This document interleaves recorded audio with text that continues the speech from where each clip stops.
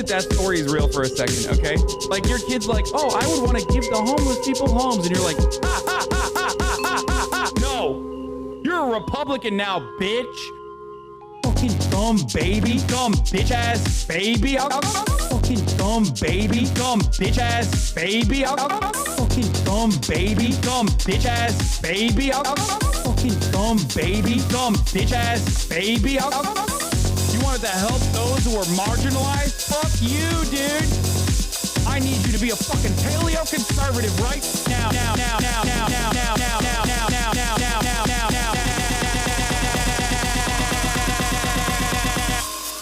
Fuck you. Oh, fucking own. Guess what I fucking own? My dumbass daughter who's 6 years old, dude. Stupid fucking baby.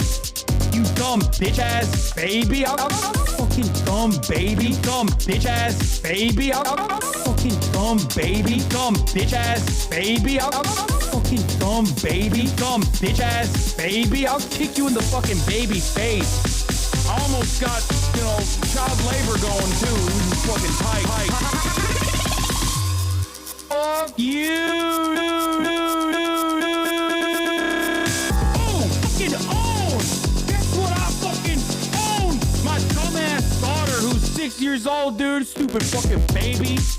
You dumb bitch ass baby. Fucking dumb baby. Dumb bitch ass baby. Fucking dumb baby. Dumb bitch ass baby. Fucking dumb baby. Dumb bitch ass baby. I'll kick you in the fucking baby face.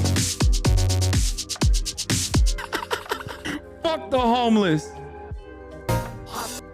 What's going on, everybody? I hope everyone's having a fantastic evening, fantastic afternoon, fantastic pre-noon, no matter where you are in the world. I'm Donald Trump, and this is the Trump Show. Trump 2024, Trump 2020, Trump 2028. You already know what it is, folks. That's right, folks. We're alive, and believe it, it is a spooky season today. This is the spookiest of all spooky seasons. Believe me when I say this, folks. Perhaps the spookiest of all time. This is the part of the broadcast where I tell you about my personal news. In between the time period where that radical Marxist, communist, socialist, fascist, Antifa, anti-Christian, anti-capitalist, anti-American HasanAbi biker pressed the stop streaming button and pressed the start streaming button. That's right, believe it. He does press those buttons.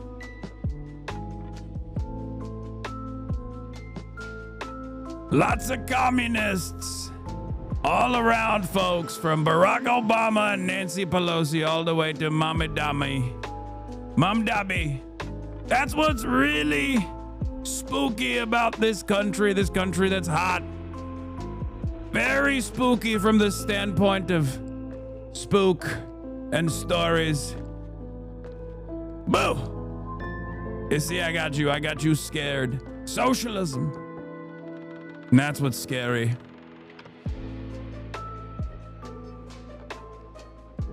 From the standpoint of water, from the standpoint of stories, and from the standpoint of heat, this is the hottest country. And now it's become one of the spookiest. That's right. Zohran Mamdani. I got you again. I know. Don't be afraid. I got you. But the AI-backed Palantir data centers will save us, folks. We are alive. We'll do it. And we're alive. But let me tell you, HasanAbi biker, what he's done since the time period where he pressed the stop streaming button and start streaming button. So help him. So help him God. I don't know what I'm saying. All right, anyway. What's up, folks? It's spooky season. And I'm not a white lady that really gets invested in stuff like this, but you know, shouts out to my team that spends a good deal of time trying to make this stuff more fun for you, to the best of their ability, of course. But yes, that is a Trumpkin. That is literally a Trumpkin. That's a Trump pumpkin. And that's what they were working on. That's what they were working on. Doors open. Doors open. Okay, whatever. But that's what they were. Check out Peculiar Pumpkin Portraits. Show them love for their work. Yeah.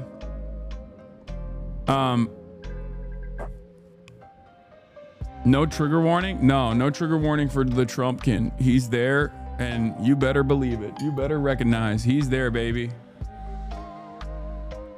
Anyway, they may have done too good of a job. I know, it's so crazy. It doesn't even look like a pumpkin, honestly.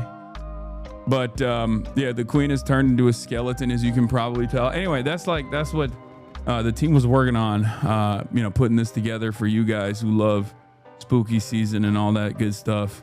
And I instead was going to sleep last night. I was watching the Spy Family movie, and then I passed out, and then I woke up. I played some basketball, and that's it. That's pretty much it. Kaya had a fun time at the park as always.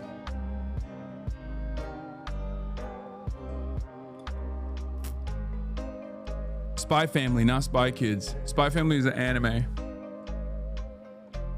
of a master spy in like the Cold War period in Germany.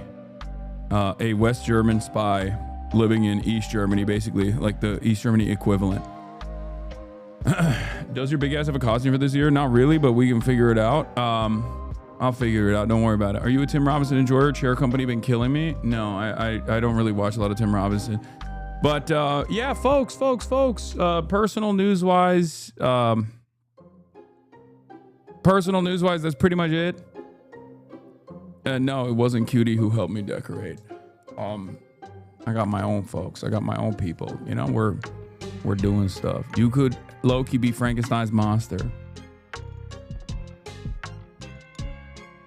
Yo, Forger makes me go, I love the kind of woman who will actually just kill me. But yeah, that's where we're at.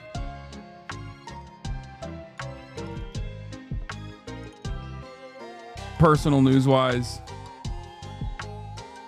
Stavi and John Marco talked about you. I think I saw a clip on Twitter. It was pretty cool.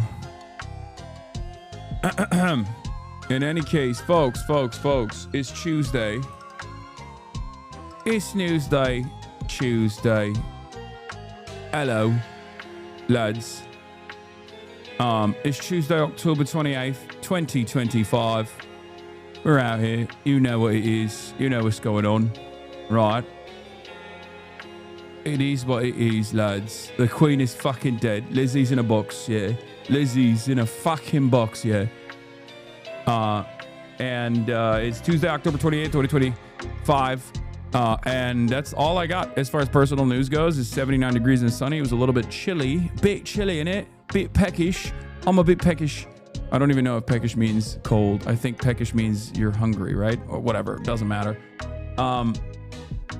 But can you talk about Jamaica? Yes, I will be. It's on the title. Obviously, we're going to be talking about all of that. Yes, there's a hurricane that is about to make nippy. It's a bit nippy. Yeah, I'm a bit nippy. It's a bit cold. It's a bit nippy, in it. West and East is opposite in Spy Family. They have marks in their paper currency.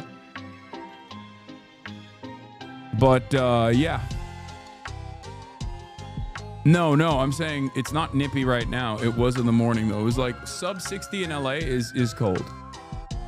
It's officially brick.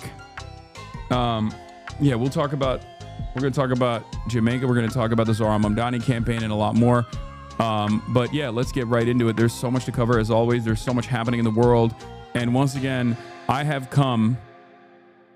Once again, I have found myself saying the oldest thing that I repeat over and over again after a long and extended period of doing news-only content.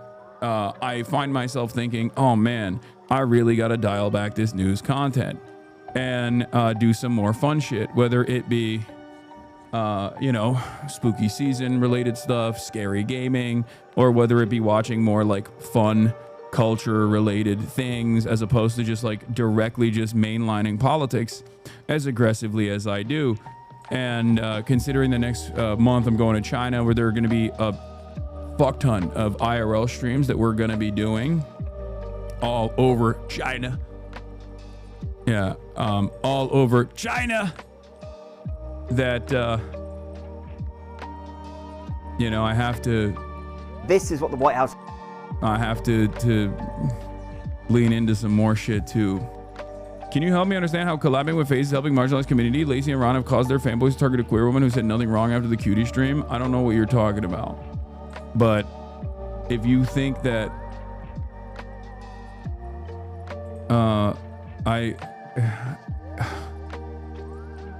I'm just getting stun locked so early on. That has nothing to do with Hasan. I mean, I guess it does kind of have something to do with me because I collab with them as well from time to time, but I don't think there's an issue with that at all. And I think it's a good thing. It's not a bad thing. I think it's a very good thing, as a matter of fact. It's a really, really good thing because there are right-wing forces who are much more receptive and much more open-minded and totally on board and much more quote-unquote forgiving. And then there's like this broad leftist movement on the internet that isn't.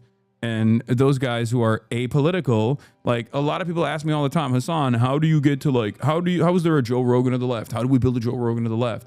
And like, obviously it's not a podcastable problem, right? It's not like a podcast solution to a problem, but a big part of the reason why there are so many like Joe Rogan style apolitical content creators who find themselves at the precipice of like right-wing stuff is because they just already have right-wing values, like some right-wing values. And we don't have any tendency to, we on the left are very bad at just like trying to meld not only those people, but like their fan bases firmly and committed into a left-wing movement at all, whether it be the Democratic Party in general or anything, like any sort of leftist values, because we just like are somewhat off-putting. And if your job is to, hi man, can you talk about the genocide happening in Sudan financed by the UAE? Yes, I will cover it a little bit further today as well. But yesterday we did some deeper dives. Dude, just don't speak on it. If you don't know what she said, her take, just don't. No, I don't care about what Cutie said or what her take is. I'm just reiterating what my position is in general. Because someone was talking about like collabing with FaZe or whatever. I think it's just, I've been thinking about it quite a bit. I've been thinking about it quite a fucking bit. And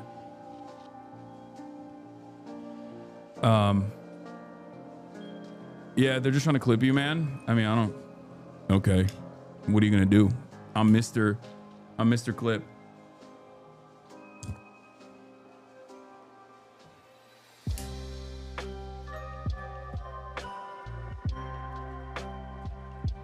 Have you seen Begonia? No. Begonia. No drama. Please stop reading people in chat who are baiting you to talk about this. Anyway, there's a lot going on. We're gonna there's a lot going on, and we're gonna talk about all of that and more. People just don't understand what Cutie was saying. That's partially on her, but she was just misinterpreted a lot to have a meaning she never meant. I know. These people care more about who Cootie does streams with than Misgive, lol. Yeah, the problem. The other thing that I always see is people constantly being like, oh, this is Hasan's fan base that is like attacking Cutie Cinderella. And I find that so funny because they just literally, I think a lot of people unironically think that I'm the Pope of the left or something. Like I'm the Pope of liberalism. I'm the Pope of the left. They've been brain broken into thinking that there is no like difference in opinion on the left at all. And they don't realize that, like, I have spent probably the better part of the last decade of my advocacy also trying to rein in some of the less tolerant approach to intolerance on the left in an effort to try to build bridges and change people's minds. And I think I've done a fairly decent job of being able to do that, which is part of the reason why this community is growing. Now, are there fucking growing pains where there are instances where people from marginalized backgrounds feel like they're under attack in this community, as opposed to the rest of the internet? Obviously, this is a much safer space, but like that still happens, and there's growing pains, and you work through it, right? And you take accountability, as I did. But having said that, it's still important to just not treat every single person. It's important to not treat every single person as like a immediate villain or some shit. Yeah, good, changing people's minds, now promoting imperialism. What is that? What do you mean? It's a marathon, not a sprint when it comes to helping people change. Yes. Cutie, apologize. Check her VOD if you want more info. Anybody else continue to bring it up is just trying to continue stirring the pot. Phase fucks with the song. We fuck with Phase. That's all we need to cover. Yeah, I mean, I've been a Phaser upper back when Phase was even more problematic than it is now. It's just ironic because now it's like become less problematic in general. But yeah, if this is your main gripe, I do not deal with racist, homophobic assholes, etc. I do not allow them in my houses, and I know that I would toss them out and their ass. She literally said that Palestine was Hasan's Taylor Swift.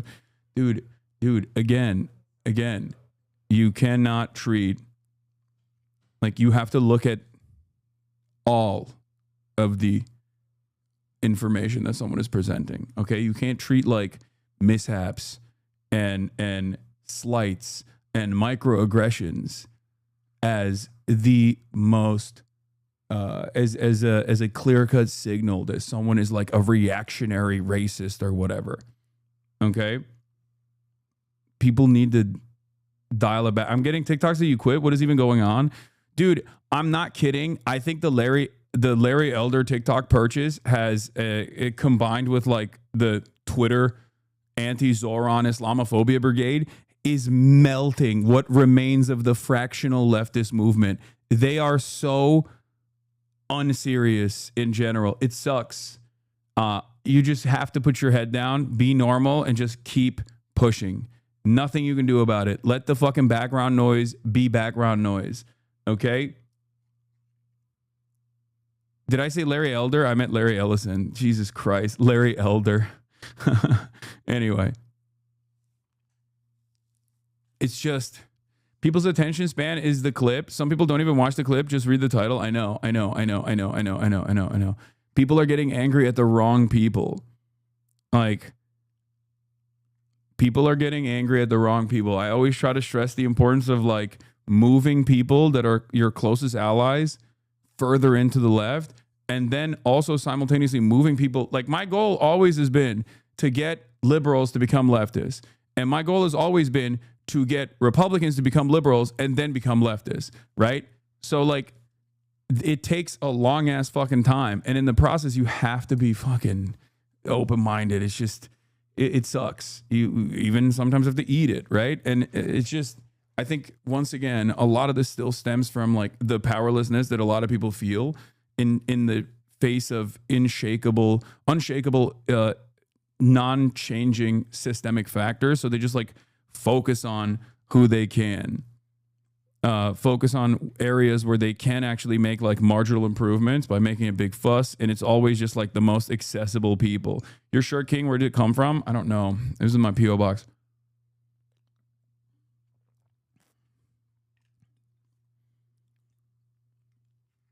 In any case, you spelled hurricane wrong in your title, King. I know. I couldn't. I don't think I had enough letters remaining.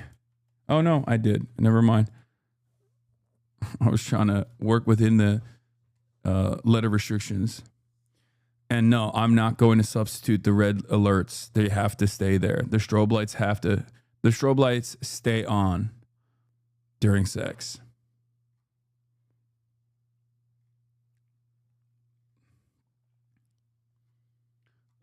Where was I? Oh, let's blast it. I think you're viewed as a safe space for these groups to watch. They just want to see the change more active and not just, I'm gonna hang out with these guys and hopefully they change over time passively. What? Okay, well, it's ironic because like people are already, when they come to this community, they're already taking advantage of that. Like, there's a reason why this is like a very sizable, very large community that is a much safer space online than anywhere else. And the reason for that is because I have done this. Like, this is my method and it's worked. There are wonderful allies all around you that didn't used to feel the way that they do now. And so I'm just going to keep doing that as opposed to the same exact criticism that I've heard a million times over from people. And if you don't like it, then I understand. Maybe it's not for you. You know, having said that, you just like, all I ask for is charitability, not the idea that like everything I'm doing is for some sort of fake, cynical purpose, but instead there is a broader vision here, you know? That's how shit works in the real world. You slowly expose people to new ideas and eventually they come to the center. Yeah. Anyway. Where was I? I mean, I think like I always use Jason as a great example of this. Like, he is such a, like, these guys have every opportunity to be like fucking far right shitheads and they're not, you know? They would make probably the same amount of money, if not more. Timing me out for saying Radlibs are stupid is crazy work at mods. Okay, calm down. Stop complaining about getting timed out. I need that shirt now. Jason is also someone who's learned a lot from you. Yeah, exactly. Like, there's no, like, there are failures throughout my career. I've had very high profile failures. Chat calling Jason a right-wing shithead is insane. No one is calling Jason in this community a right-wing shithead. What are you talking about? We literally have we have an emote dedicated to Jason. The fuck do you mean? No one is saying that or doing that. As a matter of fact, these are people I collab with and I will continue to collaborate with, and ain't nobody can tell me otherwise. And if anyone has an issue about that, they can suck me from the back, okay? That's always been my take. And I have always demonstrated patience, and that has led to some very high-profile fuck-ups and failures. Aiden Ross is one of the best examples of that, right? Like, I tried so fucking hard with Aiden. I tried my very best to make sure that he did not, like, become a right-wing shithead, but the money was too good, and the feelings were too, you know, he just felt too hot about eating Andrew Tate's ass. Like, he just wanted to do that. It's always a certain group of people that exaggerate the accusations lobbied against people they relate to. Hasan is racist, Cuties fascist. Somehow none of the actual criticism, but made extreme so it can be discredited immediately. Yeah, I think I'm gonna be honest. With you. It's just, the clip culture makes it so fucking hard. It just makes it so hard to have like a normal conversation.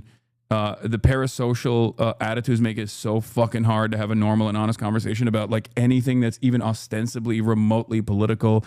I still do it regardless, but like, you see it from the outside. You see how much I get fucking, you see how much dick I have to eat nonstop.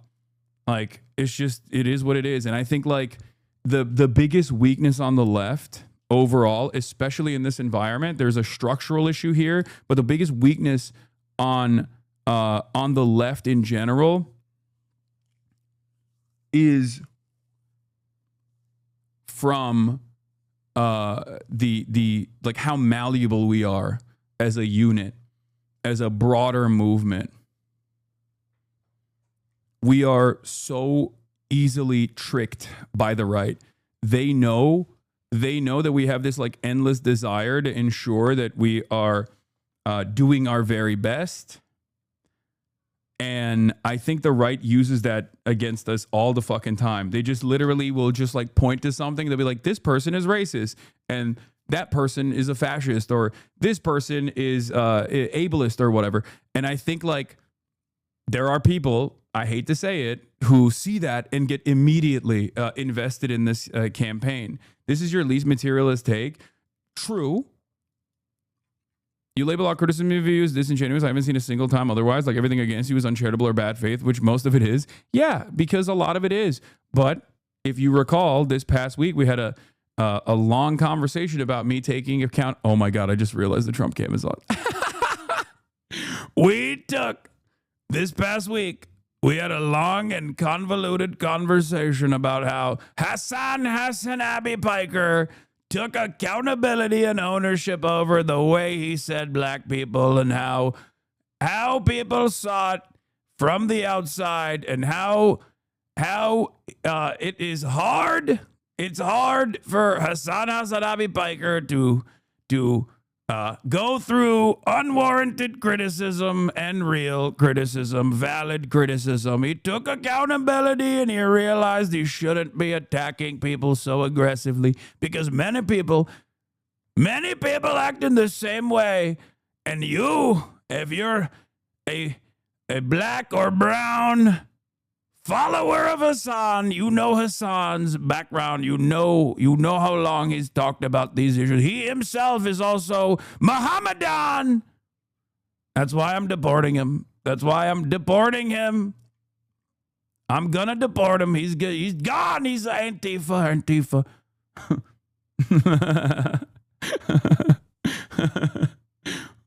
But.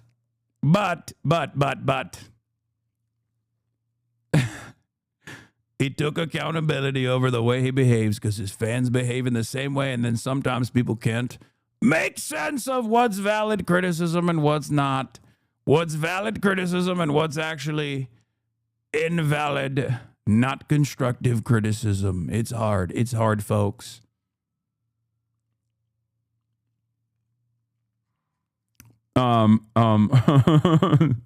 This is the dumbest I've ever behaved. I apologize. It was so stupid.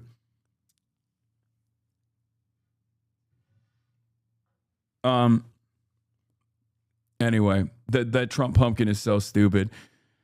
Okay, let's blast out. Hurricane in Jamaica, Cuomo catching up to Zohran, snap cuts incoming November 1st, DNC PAC repeats old takes, Trump in Asia, more boat murder, spooky season. Get in now.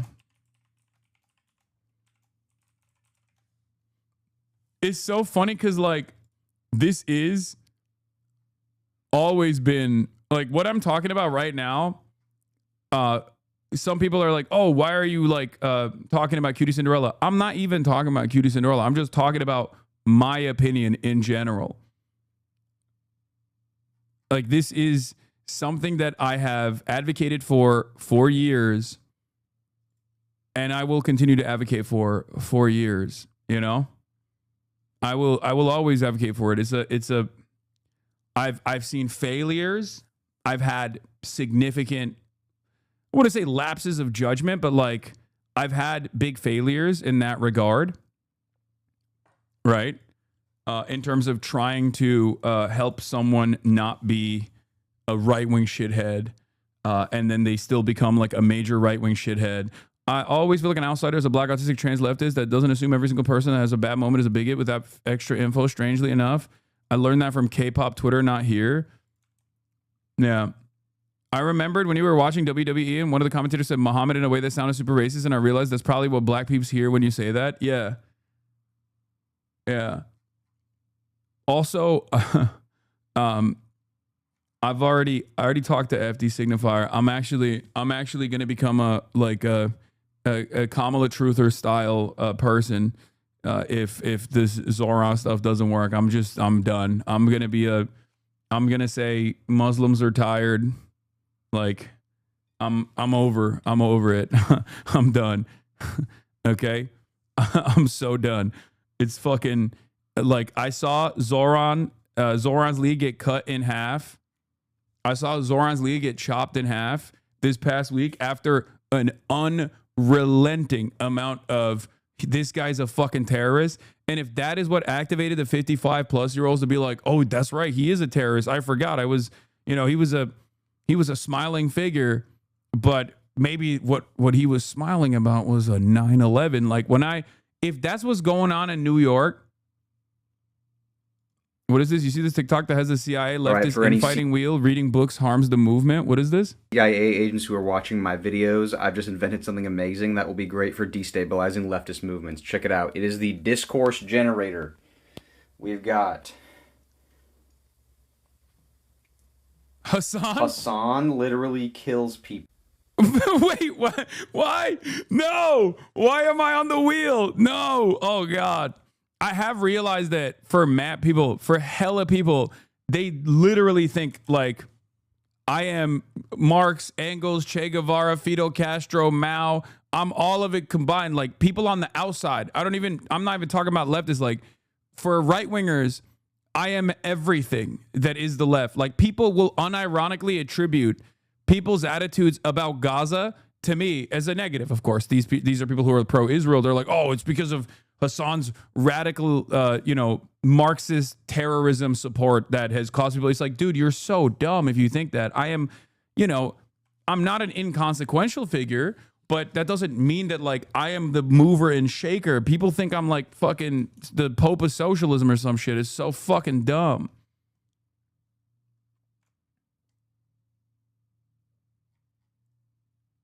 It's also the end of the month. Time to jump on the fuck Hasan train and make rent. Do you see Stavros flame you on Gianmarco's pod? Yeah, we'll talk about that in a second. We'll start there. There is a reason why Joe Rogan can be Joe Rogan, and there will never be a Joe Rogan to the left. There are structural hurdles, okay? Like an actual socialist version of Joe Rogan is never going to exist. There are obviously structural hurdles placed against like those who advocate for the interests of the people over the interests of profits, right? There's a fuck ton of money that will always be spent to destroy people like that. That's number one. Number two, the left broadly is very, very fucking very used to just like cooking everybody. They hate the left more than anybody else. When you're on the left, liberals hate you. The right hates you. The far right wants to kill you, right? But then you also have other leftists who have like marginal delineations in their ideological framework from you that make it the largest, most consequential difference of all time. So it's not easy. It's not great, but we don't do it. We don't do it for the motion. I don't do it. So the groups that I talk about, the marginalized groups that I talk about love me and say, oh, Hasan, thank you so much. You are the king of all black folk. Like, thank you for being the white guy that defends black people. Like, that's not the reason why I do it. I do it because it's right. Okay. I see something that's wrong and I call it out. It is what it is. Reading books harms the movement. Starbucks is actually based. Protesting literally kills people. Reading books is cultural appropriation. So anyway, hit me up. You know where to send the... This is fire. What a banger, dude. What a banger. You mean to tell me you're not spicy white T'Challa? Yeah. True arbiter of see something, say something law. I mean, straight up. Did you see Slushy Noobs? Did you dirty Lamount? No, I did not see it. But the Hamza beef is back on, dude. I'm coming after that motherfucker. No, I don't care, dude. I mean, it's a meme. It is what it is. I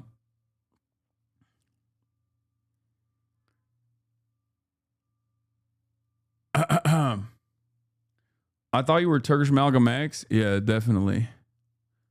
I'm all of it. That's why I think you getting an official autism diagnosis will help act as a shield for so many superficial criticism from a lot of easily manipulated libs and leftists. Wait, what? Why? You can't. It doesn't work that way, man. People don't interpret things that way. They're not going to see that and be like, oh, he's autistic, so it's fine. Like, no. Brother, one of the things that people I've seen people do against me now is like, oh, he doesn't listen to music. He's a psychopath because he doesn't listen to music. It's like, damn, brother, what are we doing at this point? Like, I don't know if it's because I'm autistic that I don't listen to music or not, but like, can a boy have some preferences?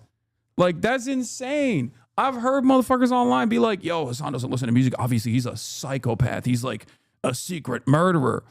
It's like, it's crazy, man. It's crazy. It's crazy.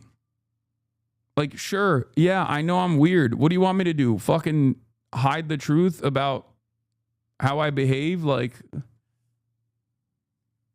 anyway, let's just keep it pushing. There's definitely something missing if you don't like music. I like music. Okay? I like music. I just don't listen to a lot of music because I don't have any fucking time to listen to music. I spend most of my time, every waking moment, listening to the news. Even when I'm, I guess I listen to some music when I'm working out. But, well, you don't want to hit the all leftists are autistic and all criticism is ableist line. Wait, what? I'm not doing that. I don't even do the fucking Islamophobia shit, even after eating it over and over again for like the past 2 years. Like, only in the last couple of weeks where I've been like, hey guys, notice how this is happening to not just me, but another much more popular Muslim socialist candidate who's been able to build this like broad working class coalition.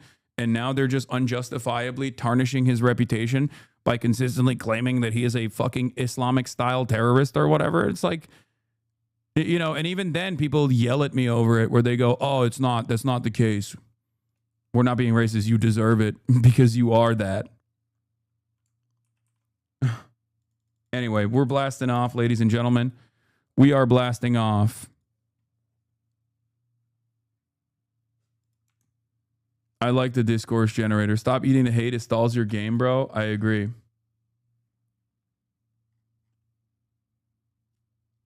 Do you think the cabinet will continue to hide Trump's deterioration? Yes. Every American president. Every American president has done that. Like, every American president that has experienced significant deterioration of their mental faculties has been successfully hidden from the public. I mean, Ronald Reagan is a great example of this. Like, he straight up had Alzheimer's in his by the end of his second term. Donald Trump is going through it right now with his like fucking. I mean, you can kind of see it. Obviously, Joe Biden is a very famous example of this as well. Joe Biden was not even hidden from the public eye, which I guess we can kind of talk about with the Karine Jean-Pierre, Isaac Chodener stuff that came out. Makes this even more interesting because like she is a fedayeen for Joe Brandon.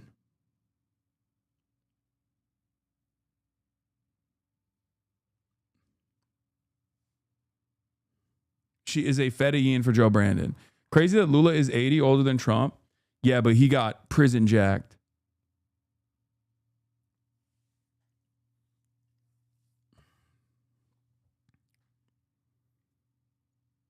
So are we not going to talk about the escalation in Gaza?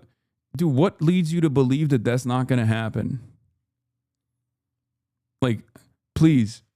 What is this?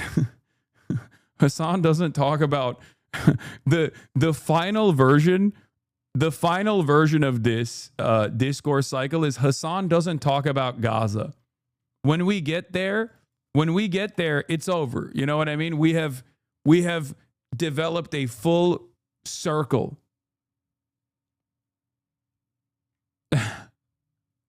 I can't believe you completely gave up on politics. Yeah, I did.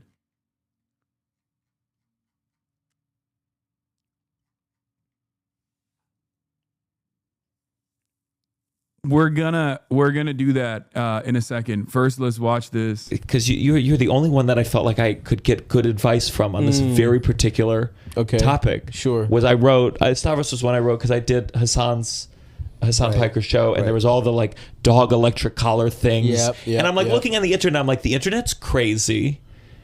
But is this a thing? Should I be worried? And you had to understand Twitch, you had to understand Hasan, you had to understand the internet, you had to understand comedy. Oh, yeah. And I was like, there's so few people that I know. Yeah. And I just met Stavros 3 weeks ago. And it's like, well, here's it. But it was funny in that I'm taking in all these things from the internet, people saying Hasan Piker abuses his dog. Yeah, well, and then the second I walked in there into his home and like the dog comes up and runs to me, I'm like, this is crazy. No, there's no way. I mean, this is insane. You know, that's funny because I didn't even think about the context because of you not really knowing that world. But like, when in doubt, it's just guys mad at Hasan.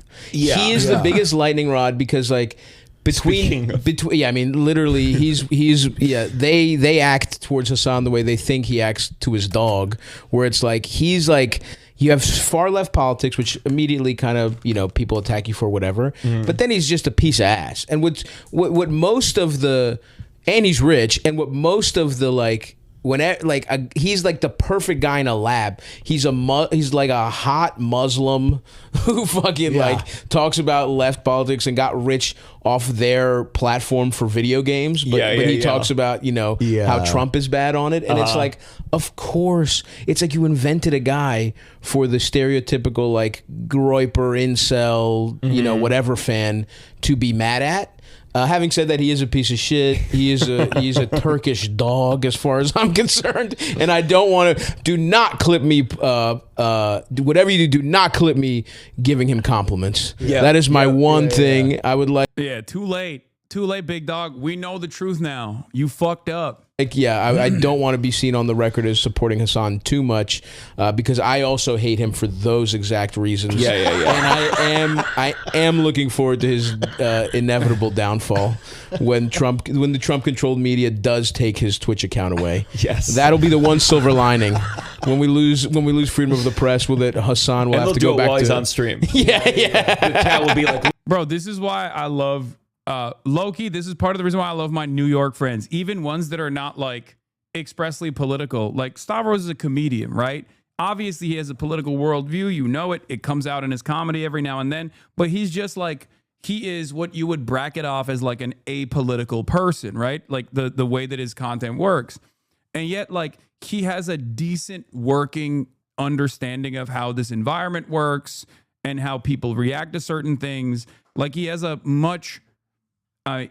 maybe it's from like years and years of doing this, because like you can't be a fucking successful comic by just simply unfolding on the scene. Like Stavros for years did small rooms and had to test out his material in front of real fucking crowds.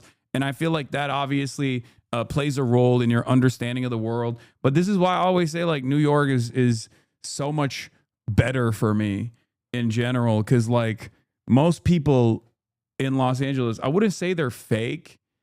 That's the easiest thing to say. Oh, they're fake. Like, no, it's not. They're just scared, okay? They don't know enough about politics. They don't want to understand it.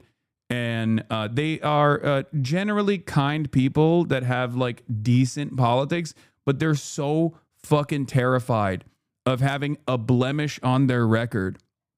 And I think right-wingers use that against people like myself by trying to make me as toxic as possible in the eyes of all of these like apolitical content creators by just like harassing them endlessly and doing the same shit that they do to me to other people to punish them until they just come out and become like anti-Hasan writers. It's nutty. This LA shit is bullshit. Y'all don't even have real weather. When you're in New York, you get the real shit. Okay, calm down. New Yorkers, even if they're not political, have an elite bullshit meter. That's the difference. They also just literally don't give a fuck what people outside of New York think. Yeah. Why are they afraid about the blemish? What do you mean? If your entire output is designed around being a person that everybody likes and you can get along with every single person, then you never touch politics. You think it's a fucking... Do you think it's an accident? Do you think all of these content creators in LA are oblivious to ICE raids that are going on, to Donald Trump, to all this shit? You think they just like live in ivory towers where they're completely oblivious? No, they're not. They know what the fuck's going on. But also, in the words of Michael Jordan, Republicans buy sneakers too, okay? That's it. Streaming for the most part is a popularity contest. And that's precisely the reason why a lot of people who don't want to fucking... don't want to come out and be seen as like offensive or be seen as like a nuisance will be extra careful. But that's low key part of the reason why I do have some respect. Like I do hold a special place in my heart for the FaZe boys, partially because I'm a dude bro myself, as you guys know. And also because like they do this shit all the fucking time. Look. If you're not standing with fucking FaZe, nigga, because we deadass go out our way to do content. We do content with ourselves. We do content with. And it's also ironic because like FaZe, even in their worst moments, like even in the old FaZe, right, when people would say like, oh, they're misogynistic, they're fucking terrible or whatever, FaZe has always been one of the most diverse orgs out there. Like, and I mean capital D diverse, like liberal Democratic Party style diverse. Okay, they always have been. One of the OGs of FaZe is FaZe Apex. He is straight up Palestinian. He was my connection to Norm Finkelstein. I've talked about this before. Okay, it's just you have to remember. Has there ever been a woman FaZe member? Oh God, don't even get me started. No, there is. So now you want to lean on Nepal? No, I'm not. But the people that yell at them are unironically the ones that also are tuned into this shit. The thing is, most of them are straight. They're straight guys. Okay, that's it. But overall, they are. I would say, a lot more open about like even fucking saying adapt, not Apex. You think FaZe adapt is the reason why FaZe adapt is not Palestinian, brother. What are you talking about? He's white. He's white. He is fundraising for Gaza. FaZe Apex is Palestinian. Hasan is Iranian. Anyway, whatever. The point I was making is that like they do stand on some of this stuff, and I respect it. It's good. At a time when a lot of other people don't, you know? Other people, we show love to everybody. Not one community will ever feel left out, ever, bro. We show love to every single community. Free Palestine, fuck cancer, fuck ICE, nigga. Fuck, it's the same shit we've been saying this shit the entire time, bro. We don't have to sit here and openly be on some, yo, we love these people, we love these people. We have never shown no hate to any group, ever. Ever. It's all love. So anybody coming out their mouth, nigga, go get your mans that city. So performative. Well, okay. Dude, listen. They're not. They don't have to do this at all. They don't have to say fuck ICE, free Palestine at all. They have been raising mad money for cancer and cancer charities, and Adept is obviously raising money for Gaza. They do also have, you know, a lot of fucking problematic jokes and shit like that they engage with. And that's precisely the reason why a lot of people from the outside look at that and go, oh, these guys are fucking awful. And that's it. That's it. But it's just, they say fuck ICE, but they voted for Trump. Wait, what? No, I don't think I don't know where you got that from. I think you're thinking of like possibly maybe Lacey, but they did not. I think most of them probably didn't vote. You're sexually assaulting people, nigga. Fuck you talking about, nigga? And talk about it, nigga. Fuck you talking about? Fuck. Oh my God. If you're not. People always pearl clutch when they hear cuss words or they hear fuck and think these aren't good boys at all. No, it's not that. No, it's not that. Their audience is very young. Okay. Their audience is very young. It's all like, I'm talking 12-year-old boys. Okay. I'd rather have the 12-year-old boys watch like these guys and Jason and all of them than watch fucking Aiden Ross and Asmongold. Okay. If we're looking at it specifically from this like incredibly narrow male role model attitude. Okay. They got like the 12 to 25-year-old audience locked down. And for that audience, like they are, first of all, they don't give a fuck. Okay. They do not even remotely care about like being problematic. As a matter of fact, it's like probably much easier for them to do like jokes of that sort or whatever. But the bar is in hell is my point. The bar is in fucking hell. And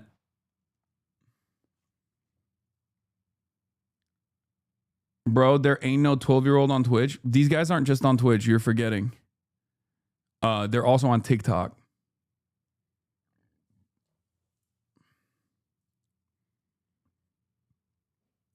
Hasan, I saw you at the rally. Was so nervous. Sorry for interrupting your food purchase and thanks for the merch compliment. But I watch you every day. It's much needed relief considering I work in New York real estate and I'm surrounded by all the grossest behavior you can imagine. You keep me positive, well informed, and feeling up for the fight every day. Thank you. You got it. Keep up the good fight.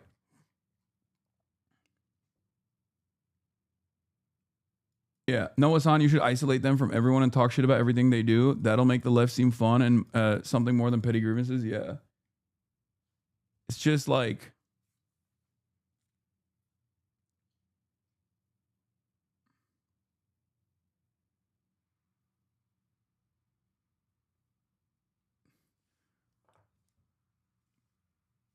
what you can't say about Adapt is that he's faked the trick shot. I would never say that. He's never done that. You can say anything you want about him, but you can't say that. Okay? This is the salt strat. I know. Don't even get me started. I don't want to even get into that. But yes, it is a little bit like salting. Petty grievances, yet his homophobic jokes. Please be for fucking real, y'all. PMO.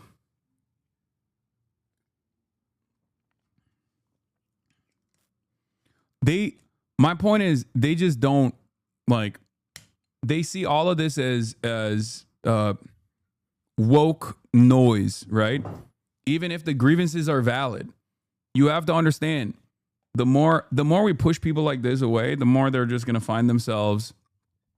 In the grand scheme of things, the more we push people like that away, the more they see this as like, oh, the liberals are so fucking annoying and you know, maybe we're right wing. And then 10 years down the line, we turn around and we go, what happened? Why is the internet so right wing? Like it's more than that, right? It's obviously structural hurdles. It's obviously reflective of the material conditions. It's obviously all of that stuff as well.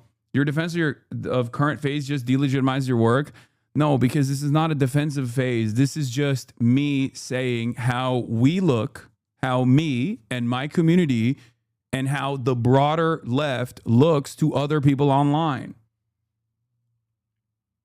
We look like we're fucking constantly attacking everybody at a time when there is like much larger, much more consequential issues out there. SJW's fucked up politics online for the last 10 years. It's not just that. It's that this is something that I've talked about so much.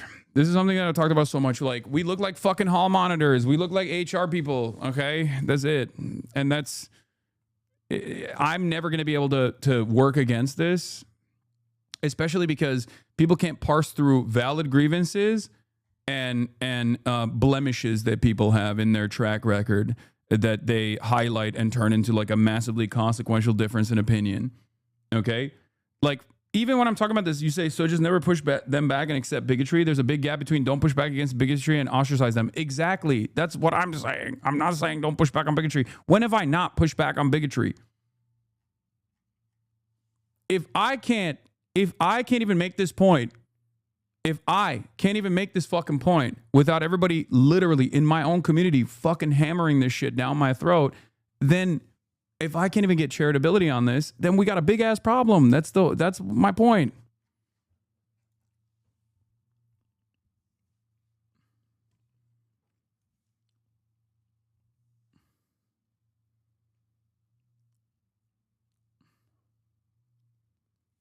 It's because you aren't making a good point. Is your point that we should seek to explain to people why they shouldn't be offensive? Or what is the argument?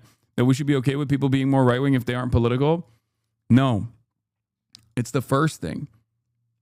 Like, the way I do this in my real normie experiences, if I see someone around me say something bigoted, right? And this happens all the time because normies in the real world have a lot of fucking right-wing attitudes on social issues. Right-wing culture is very dominant in the minds of normies, right? And there are obviously a lot of systemic factors at play here. You have tens of millions, if not hundreds of millions of dollars being poured into think tanks and advocacy groups on the right to set up the most appropriate anti-trans narratives that they can find. They go back to the drawing board when they fail, like with the trans bathroom bill in North Carolina. They go back to the drawing board and they find a new way to just like hammer in the point that like trans people need to be forcibly excised from society. Like this is a endless battle, an endless struggle, right? It is very, very difficult to combat. So when you see it in the real world, like you have to offer pushback. I'm not saying that you shouldn't. That's ridiculous. Okay. But the way that you do it in the real world is always going to be different than the way you do it online, because online, it just turns into noise. It turns into noise. It turns into passionate advocacy in general. And then if anyone even turns around and says, hey, we should be, we should, of course, not allow bigotry of any sort to exist, but there are probably better, more appropriate targets to unload into out there. Even when someone makes that argument, people go, what do you mean? You just love bigotry. You just want to be fucking friends with all your bigoted friends. You're bigot yourself. You're fucking fascist, blah, blah, blah, all this shit. And we're too annoying about it sometimes. I see what you're saying. It just pushes people for exactly. Because the average person doesn't have, the average person has not put a lot of thought into this. The average person, the normie, unless they have like one close associate who is trans or one close associate who is from a marginalized background that has actually communicated their real world experiences to them, the average fucking person, and no, not the average white person, stop with that shit either. It's more often than not white people, white men specifically, but it's not always white men specifically. This is how fucking Kamala Harris and the Democratic Party lost the entirety of the Hispanic vote, okay? Stop. This is what I try to describe to people where I'm like, it's not just white people. White people majority, sure, but like it's not just white people. You're fucking failing to see it. Okay?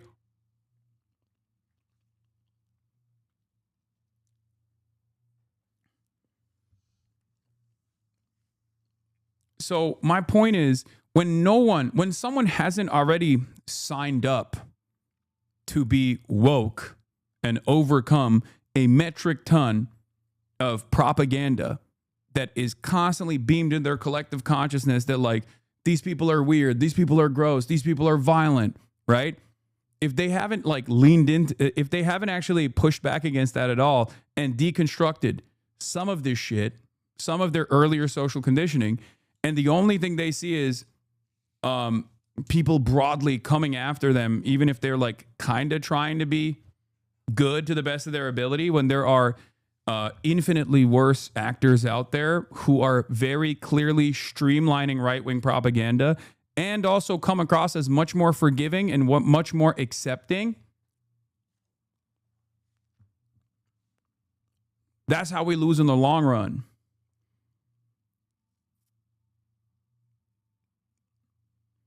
That's how we lose in the long run. This doesn't mean that you don't fucking, you don't say, hey, time out, stop the hate. Okay? You should do that. I do it all the fucking time, and you should too. If you see something cringe, you go, hey, that's a little bit cringe, big dog. Where'd you learn that? Time out. Stop the hate. Okay? Straight up. But you have to do it in a way where it's like you don't come across like a fucking hall monitor, because it sucks, but we're not very good online. The online spaces are not very good and not very disciplined in the way that they push back on this stuff. A lot of people don't know a big chunk of PR is kind of pro-Trump. There's a lot of self-hate. Hell, my great-grandma was like, dating white is correct and see whiteness as the best. It's not just white people. Yeah, there is that too. I mean, white supremacy is such an ever-present concept that, yes, it is baked into the collective consciousness of non-white people as well.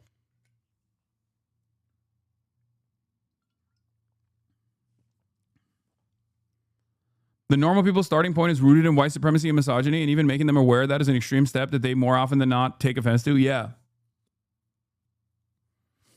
Yeah. As a former normie, your strategy works. Yeah, I mean, clearly.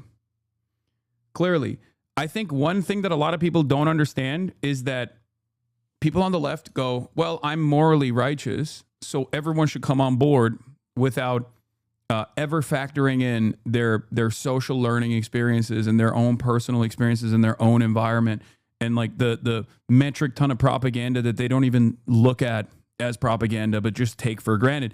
They don't realize that like a lot of people's starting position is fucking incredibly reactionary, because we live in a reactionary culture. We live in a reactionary world. We live in a reactionary country, right? So you always have to factor that in when you are having conversations with people, you know? You trap more, what is the term? You trap more flies with honey than vinegar.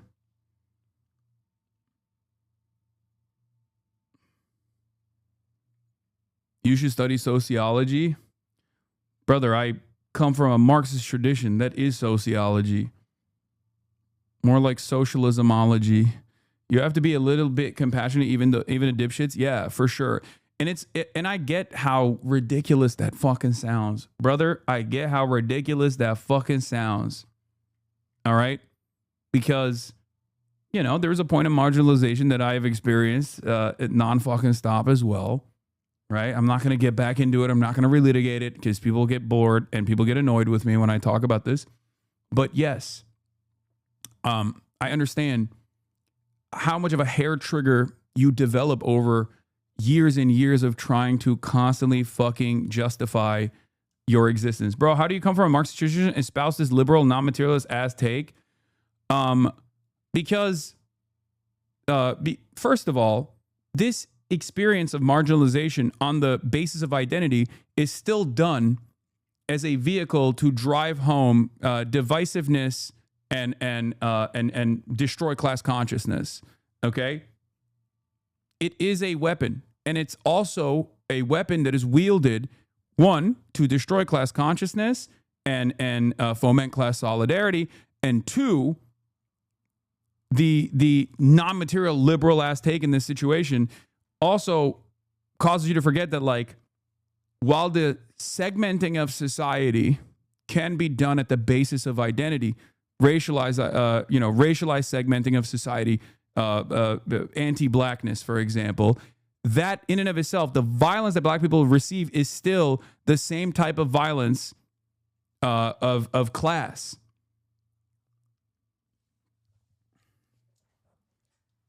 This is not like, I get called a class reductionist all the time, but I think I have a more unique take on this.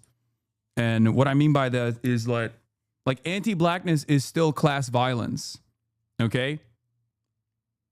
White supremacy is still class violence. It always is class violence. It's both class violence because it's divisive and it causes those in the working class to behave like lumpen proles, okay? And also on top of that, the violence that black people receive from the superstructure, the violence that black people receive from systematic factors is still the very same, if not worsened, version of class violence. Like redlining. Redlining was directed at black people, but the outcome for black people was still being on the receiving end of class violence. It was racialized, but it was still class violence.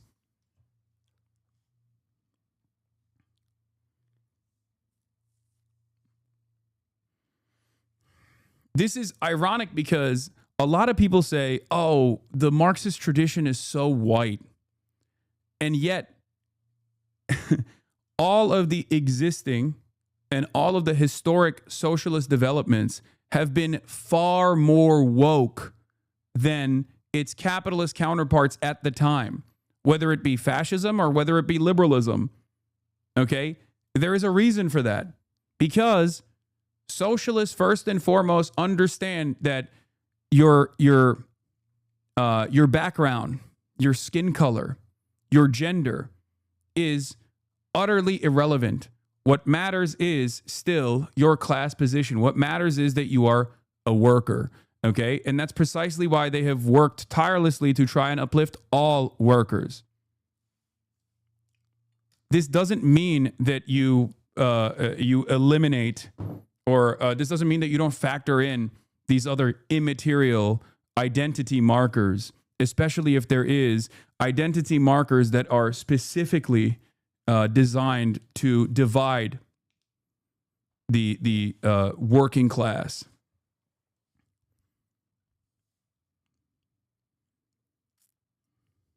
Anyway.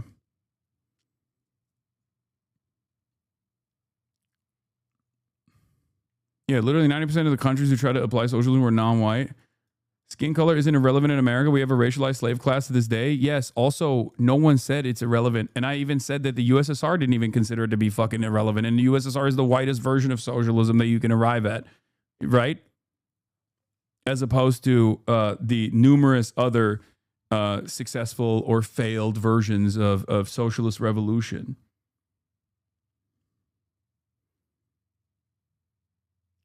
James Baldwin spoke and wrote about this very beautifully.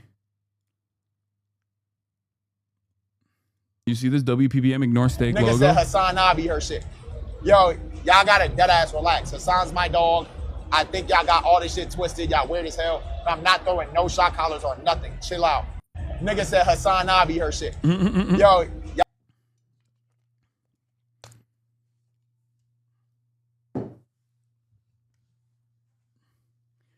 Load the Cowboy Bebop shirt, my fellow millennial. All right, let's finish. Look behind you. Look behind you. Look behind you. It was more just like the thing of where I had my. Okay, but what about people like in this in your orbit who are literally making fun of Palestinians getting genocided, yet no one in the streamosphere is calling them out? What is this? What it fan? The fuck? What the fuck did fan do? Dude, see, this is what I mean. We're like, now we're fucking 8 steps deep into discourse. Like, I don't give a shit. Okay. Yeah, I'm not surprised. Okay, can I just finish this clip? It's how video. I'm not getting involved in this beyond what I've talked about already. Okay. Paints a narrative.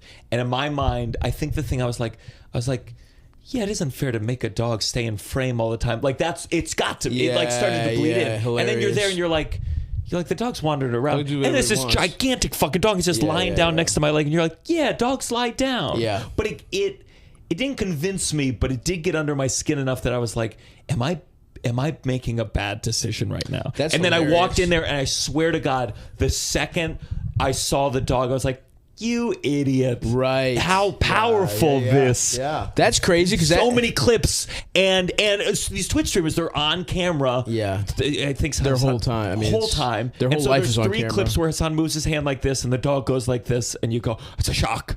Yeah. And it's more just to really accept, oh yeah, I can be manipulated. Yeah, that's fascinating because I didn't even consider that as part of the advice because I guess I really try and not think of any of that as reality, even though it is, right? Like, you can't help that, like, public opinion and the internet, like, just does affect your life. Yeah. But I try really hard. I feel like you've had to deal with it. Yeah, I mean, in a way that I'm maybe as every new notch is like new. Like, I remember when the one mean comment would. Oh, right. And then it's like, all right, this tweet. I don't watch any of these drama streamer people, but their drama is always covered on every lifter stream, so it's hard not to pay attention. I know.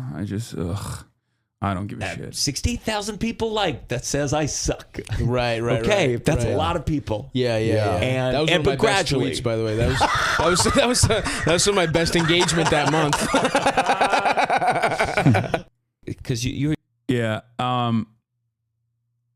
What is this? Sorry to interrupt, but Israel just started airstriking Gaza again. Every framework for the ceasefire is now gone. I know. I'm gonna get into that. Hold on.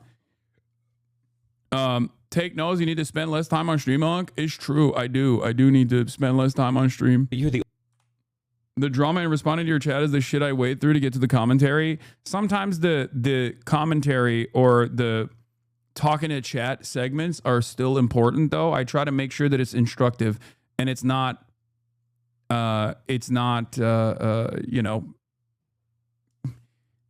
you can't let drama consume the commentary, and I think a lot of people lean into that. I try to make a point and then move on and get to the fucking news, you know?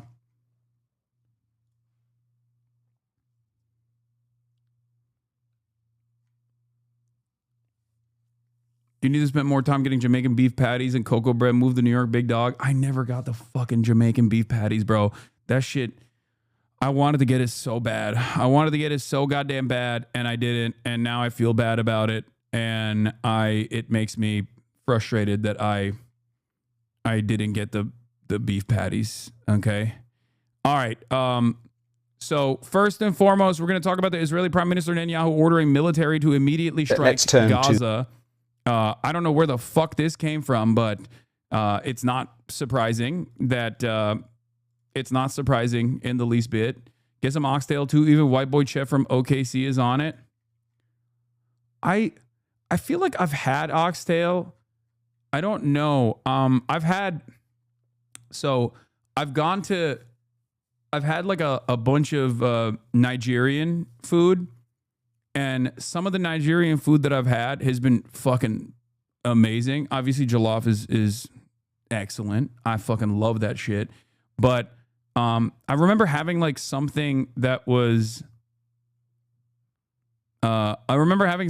like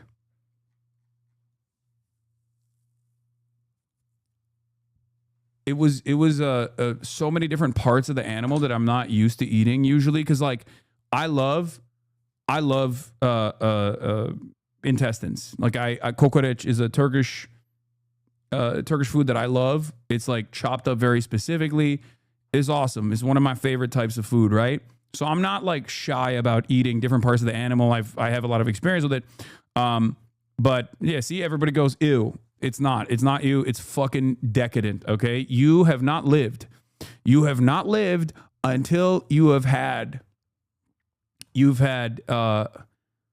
different parts of the fucking animal like that, okay?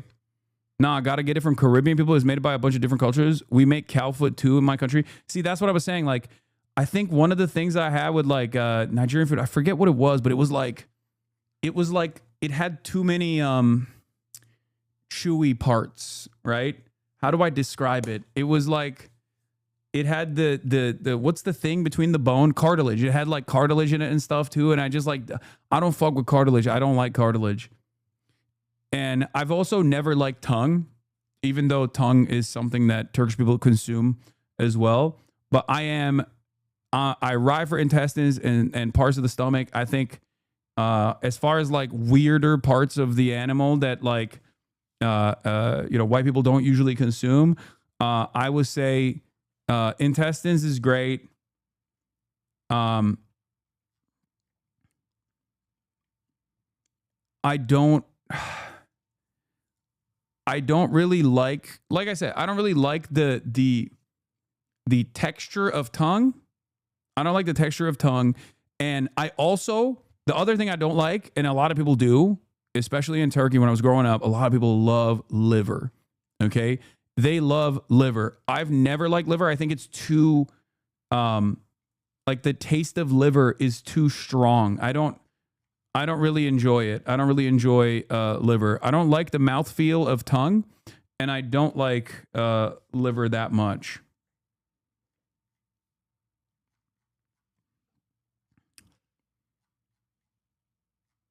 Have you ever had a chicken heart? Yes, chicken hearts are excellent. Chicken hearts are really interesting because chicken hearts are also like super high in protein from what I understand. Yeah, stomach lining, tripe, I've had that, yes. Foie gras, I love. You are crazy, liver, tongue, and testicules are mad good. I don't know if I ever had testicles. But yeah, I've tried different parts of animals. Like as long as it's not seafood, I'll try it. I'll try it once. Yeah, no, duck liver is amazing. Obviously pate and foie gras. Like I do fuck with that. Stew pork and some jerk chicken slabs too. I give you Rex, but they are in Brooklyn. Foie gras is truly heinous. I like it. Anyway. All right. Let's talk about Gaza. What are we doing? Why are we talking about foods? different cultures and different types of foods that people consume and not consume. It's time to talk about Gaza. The Middle East, big developments there in the last hour.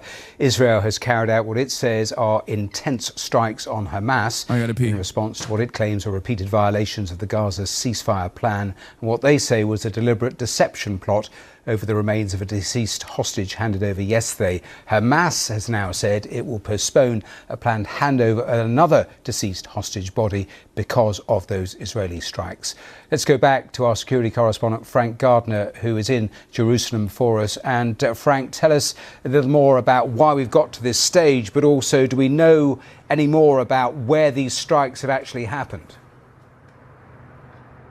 No, this has happened very recently, really in the last few minutes, Matthew. So there's been two lots of response from the Israelis. The first response was with artillery, and that was in response to what it says was Hamas firing on their troops east of the Yellow Line. Now, the Yellow Line is a kind of roughly north-south line that dividing the Gaza Strip into the 53% of it that is controlled by Israel and its military, and the remaining 47% where Hamas is still the prevailing military power.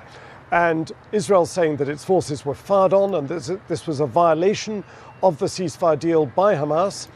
And in addition to that, we're told that there were airstrikes that were launched, were ordered by Prime Minister Benjamin Netanyahu after intense consultations with the Americans in response to what it says was a deliberate deception plot by Hamas. Last night, Hamas was due to hand over another hostage, the remains of another dead hostage. Forensic tests, Israel says, proved that it was actually nothing, wasn't a new hostage. This was somebody who had already been recovered, their body been recovered 2 years ago. In addition to that, an IDF drone secretly filmed Hamas, and we've seen the footage. It does look pretty damning for Hamas. It does appear to show Hamas operatives taking the remains in a shroud out of a building, putting them into a shallow dug grave, covering it up with soil, and then handing it over to Red Cross International Committee, the Red Cross officials, which Israel said was a deception. Now, Hamas has not immediately commented on that. They have postponed the next handover that was due to take place this evening. They've also, very importantly, said, look, don't blame us for the delays in handing over these hostages, these dead hostages. Israel is obstructing the excavation work and making it very difficult for them to do it. Israel says, for its part, that they don't trust Hamas. They think it. Yeah, no, it's definitely Hamas that's breaking the ceasefire. Hey, guys, it's definitely. By the way, remember when everyone was talking about how like Hamas is doing field executions, like this is unjustifiable. And then all of the human rights organizations that work in Gaza came out in unison and were like, hey, by the way, we realize that there is a lot less interceptions taking place at the point of aid distribution and delivery since Hamas has overtaken control over the parts of Gaza that Israel isn't currently occupying. Oh my God. How interesting how that works. It almost fucking feels like the Israel-backed militants in Gaza that are, drug dealers and ISIS affiliates and whatnot were directly contributing to the destabilization of the Strip by attacking aid delivery.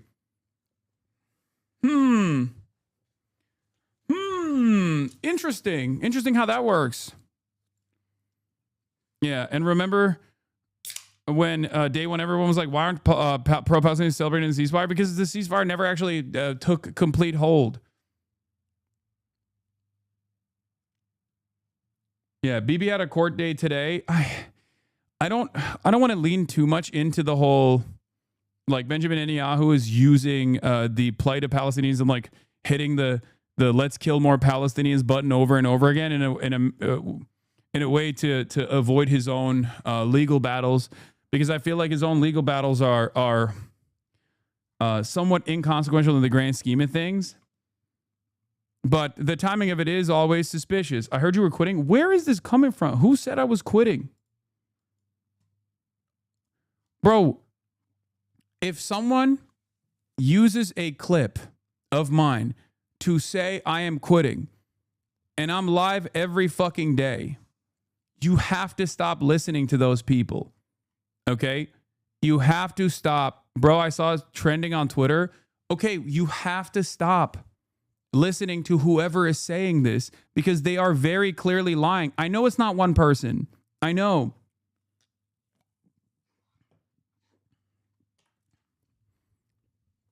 That's why I came here, my guy. No, that's what I mean. It's not just about coming here and seeing for yourself, which I do respect. Okay, thank you for doing that. But it also means that you probably shouldn't trust those people any longer.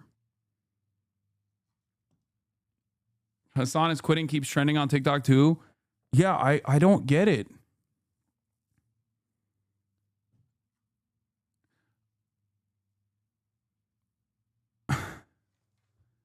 I guess at this point, it's just like, it doesn't fucking matter what I do. People just like have decided. People have decided, no, Hasan quit. He actually quit. No reason to go and check. No reason to go and check and see if that's the case or not. You know? Fuck it. Like, people just straight up live in an alternative reality at this point on the internet. And I think that's where we're at. That's just where we're at now. There's nothing you can do about it. It's deliberately dragging this process out for as long as possible to toy with the emotions of the families. And other analysts in this region have said to me, well, actually, Hamas may well be kind of playing for time here because they worry that when the International Stabilization Force comes into Gaza and Hamas is obliged to hand over its weapons, it wants to be in a stronger position as possible so it doesn't basically get overrun by some of the armed clans that exist in Gaza. Highly complicated situation.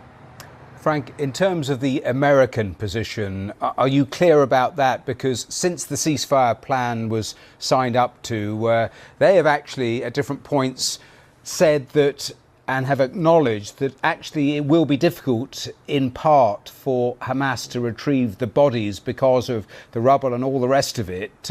So where are the Americans in where we've arrived at today? Well, up until 24 hours ago, I would say that the bulk of the US pressure has been on Israel, primarily a restraining hand. If you remember, about 10 days ago, a couple of Sundays. Once again, this framing is so crazy. Obviously, BBC is just like unlimited dick riding for Israel as always. But the framework is always so crazy because like they make it seem as though like Israel is an unstoppable force, like a hurricane or a volcano or something. And it's like, oh, well, there's a lot of restraint coming from the Trump side against Israel. And it's like, okay, well, doesn't that beg the question that Israel is the one who has been serially violating the fucking ceasefire? What are we talking about, man? What the hell? Ago, there was a big outbreak of violence. Over 40 Palestinians were killed, 2 Israeli soldiers were killed, and the ceasefire was looking pretty rocky. The Americans came in, got on the phone, had their meetings with the Israelis and said, do not resume the war in Gaza. Now, the Israelis are saying to the Americans, look, we've been patient. You've asked us to be patient. We have been, but Hamas are playing games with us. What do you expect us to do? So I think we have to assume that this response, this armed response by Israel, and we haven't been told yet we don't yet know what the casualties are on the Hamas side or indeed on the Gazan civilian side, if there have been any. But we have to assume that those airstrikes and artillery strikes would have been done in consultation with the Americans. But most importantly, the Americans do not want to see this ceasefire plan blown off course. Yes. They will have said to Israel, you can do just so much, but no further. Don't overdo it, because we want to move on to phase 2 and get Gaza back up and running. And of course, the last thing Gazans want is a resumption of the war. They've had 2 years of it. they don't want any more. Exactly on that point, finally, Frank, because we have talked before and talked about perhaps the Lebanese model that exists, which is that there is a... I tapped out of the stream and got timed out. Are we just dropping the topic about you quitting? What is this? This is the clip? Bro, this has Hasan's last statement before quitting social media forever. What?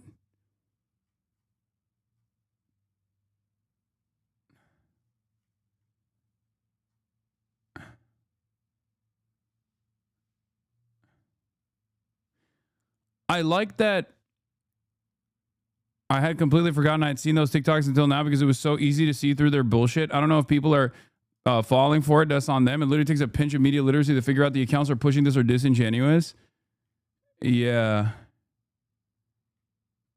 Move On has 5K likes. No one cares. I mean, seemingly a bunch of people have fucking come in here to be like, dude, what the fuck? Why are people saying you're quitting? I'm gonna be honest, dude. We are getting dumber and dumber. Like a lot of people think that they're actually smarter than mainstream media because like mainstream media narratives are like bullshit or whatever. But they are so fucking susceptible to like a random guy on the internet just talking shit to their phone camera. It's so funny. Yeah, I quit. Like, if you're getting rape tone farmed, okay, if you're getting farmed by, like, a dickhead who is roundly despised by every single person for good fucking reasons, like, you got to really reconsider. Especially because this is not even a cancellation at this point. This is just like, I hope he quits, actually. He quit. Please don't look. Please don't look over there. Please don't look over there. He quit, okay? Guys, do not tune into the HasanAbi broadcast.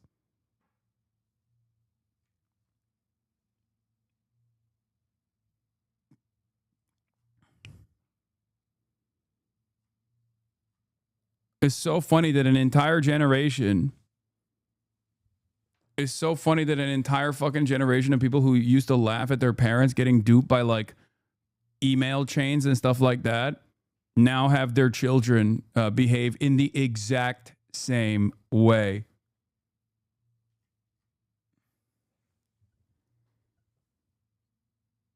It shows how desperately they want you to believe you're going away. Clearly the smear campaigns are not working. I know. All right, let's continue. Ceasefire in paper and on paper, but sporadic major strikes from Israel, and the thought about whether that would be the template that the Israelis use. Because the worry here is that this ceasefire plan has the potential to unravel with what we've seen even in the last couple of hours. There is that. So let's just kind of remind ourselves where we've got to. This is the tail end of phase 1 of the Trump 20-point peace plan. All 20 living Israeli hostages have been returned. That's a plus. Nobody can take that away. That is a major achievement, along with the release of over 1,700 Palestinian detainees that were taken from Gaza, plus around 200. Yeah, major achievement that was the Hamas framework since like October 10, 2023, by the way. Like, again, virtually all the parts of the Gaza phase 1 ceasefire plan was already what Hamas had said yes to, with the only exception of Israel not like removing its military from the entirety of the Gaza Strip.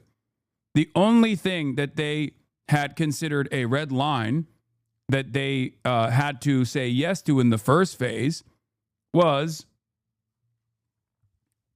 that Israel would maintain troops in like 50% of the Gaza Strip. Okay? That's the only thing that they said yes to that they hadn't said yes to prior. And obviously the scary aspect of this was that Israel was going to consistently violate the ceasefire and continue bombing and continuous genocide after getting all of the Israeli hostages, the Israeli captives.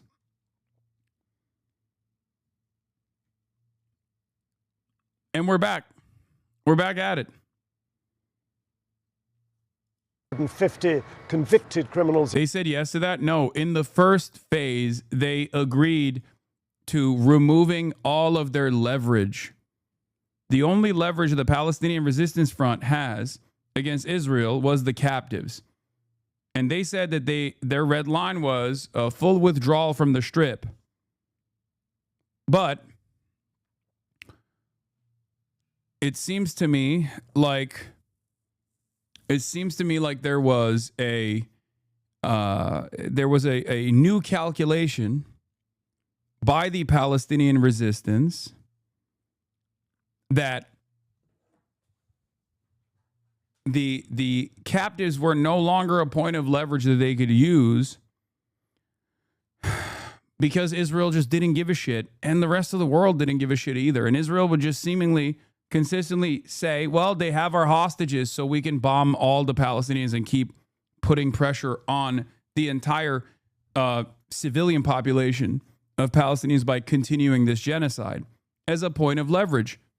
Just like aid distribution, which is a war crime, by the way, to the civilian population, a captive civilian population, was used as a point of leverage in the negotiation side for Israel.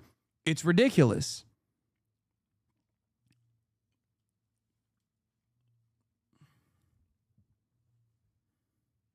In Israeli jails. That bit has happened. But what's the Hasan, not argumentative nor a trap, but calling them captives instead of hostages. Is that accurate and right? Were they not civilians? No, the last batch was the last 20, I think, were all Israeli occupational forces soldiers. And what's interesting is there was one person actually that was captured at Noah Argamani's boyfriend, who also, it later came out, was also I think like Israeli Secret Service or something. So every single remaining captive at that point were Israeli occupational force soldiers. As far as the Palestinian hostages goes, they are straightforward hostages. Like, for the most part, they're like doctors, regular civil society servants, things of that nature. I'm sure there's some militants that they have been able to capture in the process as well. But oftentimes they just kill the militants even before they actually apprehend them and prosecute them. There wasn't like 1,700 Palestinian militants that they captured and then released back into Gaza. They were all civilians. I'm not sure the wording matters, to be honest. Even if they're military, they served the purpose of a hostage. Is hostage carry a connotation we don't like or something? No, there's a difference between prisoners of war and hostages. That's why. There is like at least a legal gray area for prisoners of war versus hostages where there is no legal gray area. Under international law, obviously genocide is illegal, but nobody gives a shit. But considering the asymmetry that exists for the resistance, that was illegal. It was always illegal. Like, capturing civilians in the process of a military campaign is illegal. It's not, there's no question about it. Now, of course, when you look at the legality of the actions of a resistance group, you have to match that with what they are facing, right? The severity of the crisis.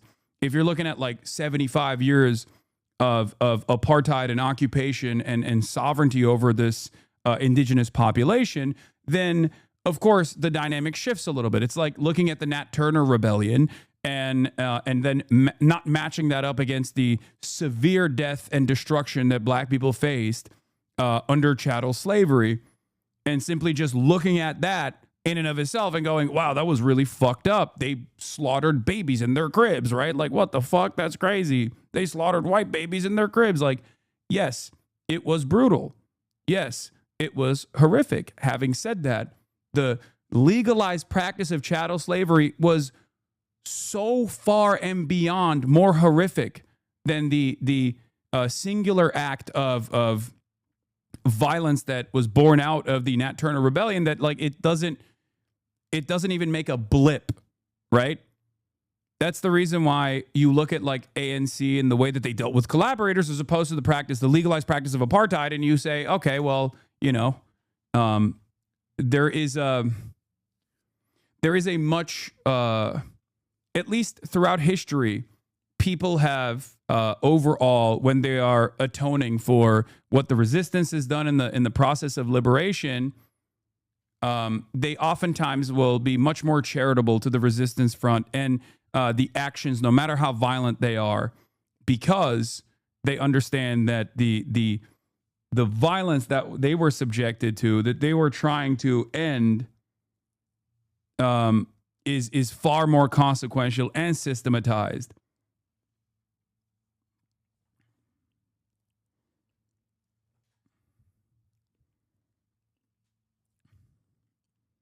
Point now is ongoing sporadic violence between Hamas and Israel.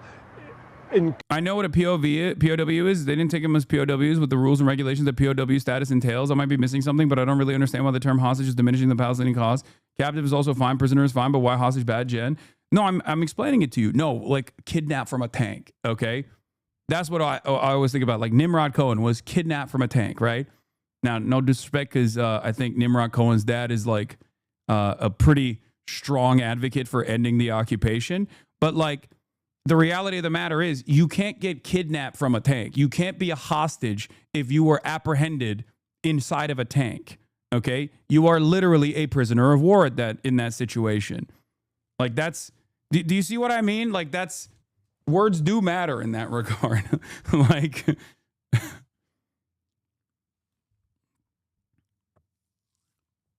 a non-combatant that is a IDF reservist or a non-combatant that is taken in the process of when they're what's the term, hors de combat or whatever, like when they're not, there's an international designation for this under international rules where a soldier that is not in the process of doing soldier duties are still not are still not considered like enemy combatants. My point is, it just doesn't fucking matter when it comes to Israel anyway, right? Like, we are trying to make sense of all of it within the framework of international law, but let's be real. International law is not worth the paper that is written on when it comes to whatever the fuck Israel wants to do. Inside Gaza Strip, and this yellow line that has got the two sides very close to each other, plus the fact that Hamas has yet to hand over the remaining remains of dead hostages, and this deep suspicion on the Israeli side that Hamas's excuses are not genuine. They do not believe, the Israelis simply don't believe that Hamas is doing its best to find them and hand them over. They say they've got evidence that Hamas knows exactly where all the bodies are buried. It's simply toying with people's emotions. Hamas is saying, cut us some slack. Gaza Strip is rubble. Much of it is reduced to, some of these bodies are buried under tons of rubble. It's going to take a while. We need excavation equipment, which the Egyptians have sent, and don't obstruct us. We need time to find them. So it depends which side you want to believe. Frank Gardner, live for us there in Jerusalem. Thanks for bringing us right up to date. Thank you. Before we get to the New York City mayoral race, like that's the latest updates from Israel, which is unfortunately the type of update that we're very familiar with, where one side ceases and Israel fires. This is exactly what happened in Lebanon as well. This is exactly what happens all over the place because Israel gets to operate within the confines of American protection. And that is the reason why it is more important than ever to basically stress the Trump administration and the American side to forcibly put the restraints on Israel, because they're violating Trump's big, beautiful deal and potentially violating Trump's big, beautiful Gulf deals that might come along in the aftermath of this ceasefire. So it's imperfect. It sucks. Like, who gives a shit about the narcissistic man-child? But What is this? It's interesting how Hasan uses the word resistance. I absolutely agree with what Israel has done as genocide and terrorism, but isn't calling what I perceive as Hamas something relatively positive as resistance? Aren't they a terrorist just like Israel government and Zionists? No. They are a part of a national resistance front. Because October 7 is not the pivotal turning point of this, of the plight of the Palestinians. They are objectively a national resistance front. They are a part of the national resistance front.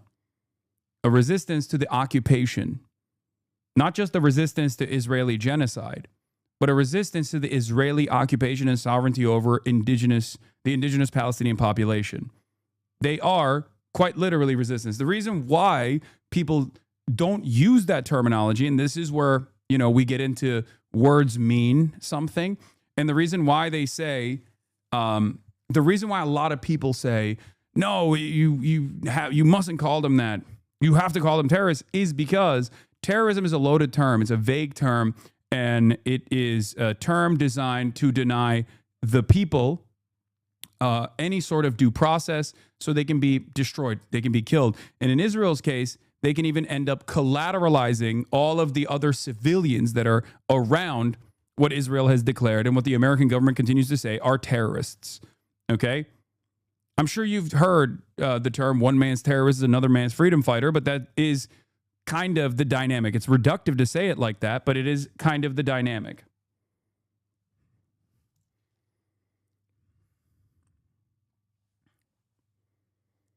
And I think you can see this dynamic actually play itself out right now in Latin America. Okay? America is currently using that vague definition of terrorism that they've slapped on to every single person that is sailing on a boat off of their own coastlines to illegally and extrajudicially murder random people on boats and then say they're narco-terrorists. That is perhaps one of the greatest examples of how silly this entire process is. They call them narco-terrorists. And when you call someone a terrorist, when the American government or the Israeli government or one of the allied nations calls a group of people terrorists, more often than not, they're not white, by the way, then they can get away with doing whatever the fuck they want.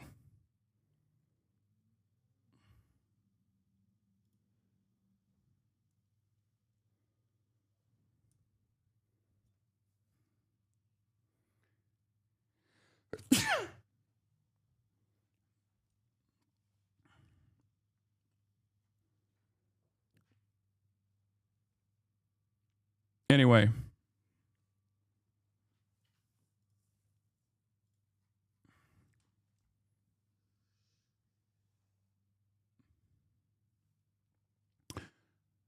It seems like the U.S., in the U.S. anyway, resistance carries a positive connotation and evokes ideas of fighting against oppression, while terrorism carries a connotation of nonsensical and unlimited violence. Maybe militant is a neutral version, but I don't know if it has any connotation. Yes, but it is perfectly valid to both call Hezbollah and Hamas and the Popular Front for the Liberation of Palestine, the Democratic Front for the Liberation of Palestine, and even Palestinian Islamic Jihad, regardless of their own personal ideologies, regardless of how they think Palestinian society should be run, to be the militant front for national resistance. For Hezbollah, it is a Shia paramilitary group that was designed specifically to fight back against Israeli incursion inside of Lebanese borders and to also protect the Shia population against sectarian violence that was taking place, oftentimes directed by Western leadership and specifically by Israel, right? And as far as Hamas goes, as far as all of these groups go, if you look at the actual history of the term terrorist ever, the term terrorist being utilized, the first time that it was ever found as a legal definition was actually in response to, I believe, the PLO. So, ironically enough, we started calling Palestinian resistance groups terrorists all the way back decades prior to the term becoming much more broadly accepted in the aftermath of the war on terror after 9/11.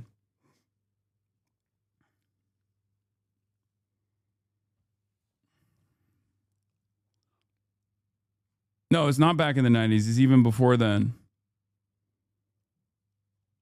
Actually, the DFLP hasn't been designated a terror org for multiple decades. Yes, because they've been successfully dismantled. That's the reason. They are incredibly marginal.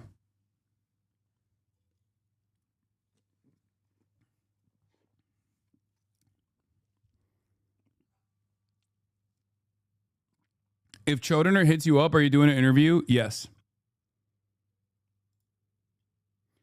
John Brown was both a militant and a terrorist in the context of the state at the time, but was still just, despite the label. The words don't really matter. News is always propaganda, for example, despite the negative associations with the word. Yes, exactly.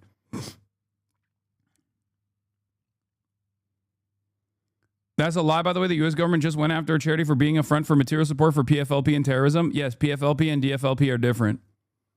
PFLP has a little bit more motion than DFLP. And they just don't really exist at all. At least PFLP has like maybe 100 people, but the Democratic Front is virtually non-existent as far as I understand. Even though the limited amount of people that are a part of the Democratic Front for the Liberation of Palestine, which by the way, PFLP and DFLP are both different Marxist tendencies. They're socialist formations. They used to have a lot more. They used to have a lot more membership. They used to have a lot more. Yeah, DFLP split from PFLP back in the day. But regardless, one of them is I think Maoist. I think DFLP might be Maoist. It doesn't really matter. They are super, super marginal. Okay, they are very marginal in the grand scheme of things. Like the resistance front is predominantly led by Hamas. Hamas has taken over the PLO as like the organizing factor as a part of the militant resistance front. And one of the successes that they have seen is that they've been able to combine the entirety of the resistance front. So it's mostly Hamas that has the largest number of militants, largest number of armed combatants, and followed closely by the Palestinian Islamic Jihad. Hamas, however, unlike the Palestinian Islamic Jihad, also has a civil governance component in Gaza, whereas the Palestinian Islamic Jihad is not a real party anymore. Like they have no interest in, at least in the last like couple of decades, they have not necessarily had any sort of investment in operating as a part of the political infrastructure of Palestinians. More so they are more so a militancy. They don't do a lot of politics. They just have a brigade.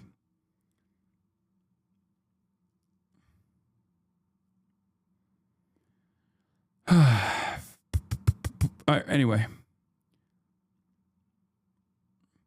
A lot of the what's interesting, at least in my experience, and maybe I'm a little bit wrong about this, but like PFLP, back when in their heyday, was actually quickly eradicated by Israel because they saw PFLP as a real threat, because they could do an international Marxist call to arms, and they could get support from other existing international Marxist organizations, and that was a major problem for the Mossad. That was a major issue for the Mossad. So, as opposed to how much motion that they previously had, the amount of motion they have now is fairly limited, because they were a part of an international Marxist movement, which is precisely the reason why, like, you had the Japanese Red Army faction that would go to Lebanon and train with the PFLP, and then would go and like hijack planes and stuff back in the day.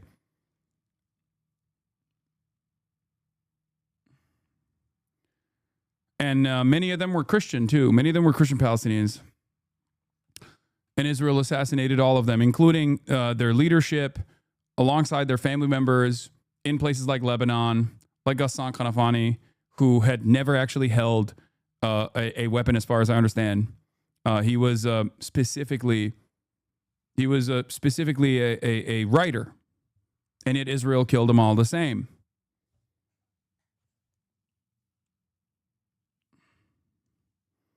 This does not mean that there weren't militants within the PFLP. Of course, there were, but Israel killed the militants and the non-militants all the same. And of course, even then, their militancy was certainly valid. They were resisting against an oppressive settler colonial apparatus that was backed by the entirety of the Western world at the time.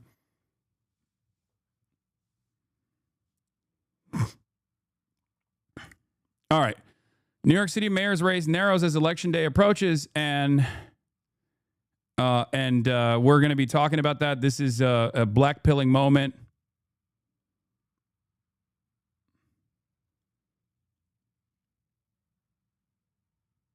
Election day, now just 1 week away. Early voting in the New York City mayor's race has seen a much stronger turnout than 4 years ago. It comes as Andrew Cuomo is now gaining ground on Zohran Mamdani in the polls. Christina Fan is live at an early voting site in Jackson Heights, Queens. Christina. Mary and Chris, good morning. It's crazy the leftists, even outside the Imperial Core, still have infighting and splitting. How is that always so difficult? What are the major disagreements that these groups have that split them? Or are they actually being sabotaged by liberals? No. As much as I would like to say it's the fucking liberals or it's the reactionaries that infiltrate these movements, and there are some instances where they do that, this has been an endless problem on the left. If you ever look to the history of successful socialist revolutions and unsuccessful revolutionary movements, reformist, revisionist movements, it just always is. It always has existed. There is a reason why every single important Marxist, socialist thinker, even during a successful revolution, has spent endless amounts of time constantly criticizing other delineations and other tendencies amongst the left. There's never been a moment where successful law, yes, I would say the USSR was the aftermath of a successful revolution. If you can design a state, then your revolution was successful. You might not agree with like how the state is managed after that, okay?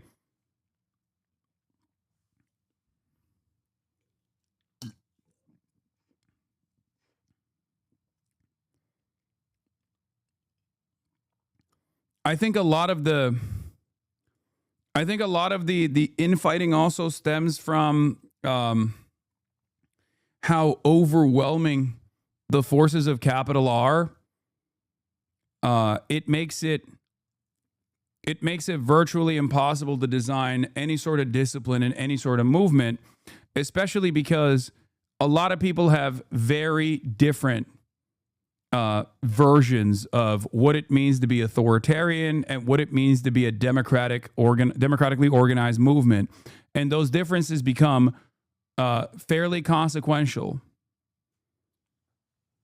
in the grand scheme of things. And no one turns around and goes, okay, we've actually achieved this success. We've actually destroyed Tsarist Russia. Now it's time for us to unify. It never works that way. It happens at every point. The American left, which is virtually non-existent, okay, is a great example of this. Even when we got no class consciousness as a country, even when we have no real robust left movement in the country, people are still fucking constantly eating each other alive, talking about how different it is. Okay? Constantly talking about how fucking... it's bullshit. Morning, more than 223,000 people have cast their ballots during the first 3 days of early voting, and there appears to be a surge of older voters. They are outnumbering younger New Yorkers who helped propel Zohran Mamdani to his dominant win over Andrew Cuomo in the Democratic primary. Zohran Mamdani all smiles as he appeared on The Daily Show with Jon Stewart Monday night, confident his legion of 90,000 volunteers will bring him to victory over the finish line, despite a new poll showing Andrew Cuomo surging. Making buses faster, free delivering universal child care. These are not just slogans. Right. These are commitments. Chatter's wrong. There are liberation groups who aren't even infighting and formed a united front. Not exactly socialist Marxists. PFLP and DFLP are the only ones who had a split along ideological lines. Hamas and PIJ were created on their own terms, not socialist, but still liberationists. Yes. Yes. I know. This is true. And ultimately, they still had a singular focus in fighting back against the Israeli occupation. So they could unite in their militancy, in their efforts of militancy, because of how oppressive Israel has been. So historically, and even in contemporary society, the only time where a dominated population, ever actually gets together and casts aside whatever differences in opinion that they have is when they're singularly focused on an emancipatory struggle, when they're singularly focused on overcoming a fascist movement or overcoming an ethno-nationalist apartheid project such as Israel, or overcoming the utter domination of Tsarist Russia. Those are the only instances where people actually successfully get together and fight back. So much so that I can point to you the endless civil war that existed between Maoists and the nationalists in China. They also dropped their infighting to do a little collab special in an effort to fight against the Japanese genocide that was taking place. They literally did that. They were like, all right, we got to do a little bit of a collab here. Okay? W collab.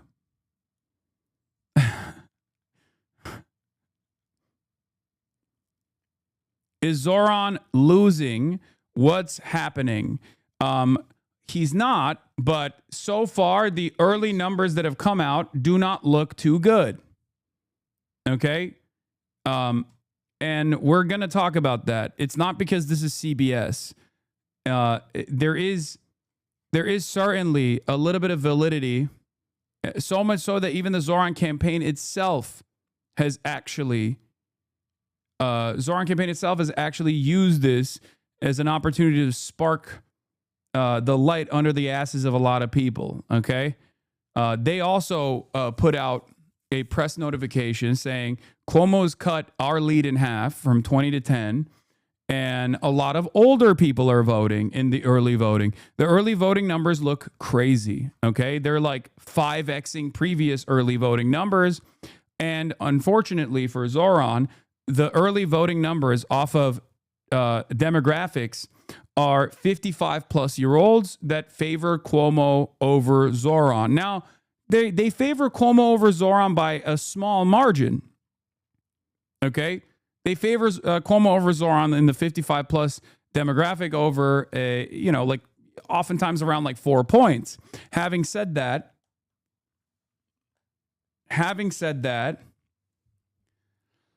it's still a cause for concern. The socialist labeling is one of the biggest uphill battles that will always work against the progressive. I don't think it's the socialist label. I think it's more so just straightforward racism. I think the mailers and the flyers and presenting Zohran as like this scary threat to New York that's going to do 9/11 10 times over if he becomes mayor is working with the boomers, with the white boomers, and not even just the white boomers, with the black boomers and brown boomers as well.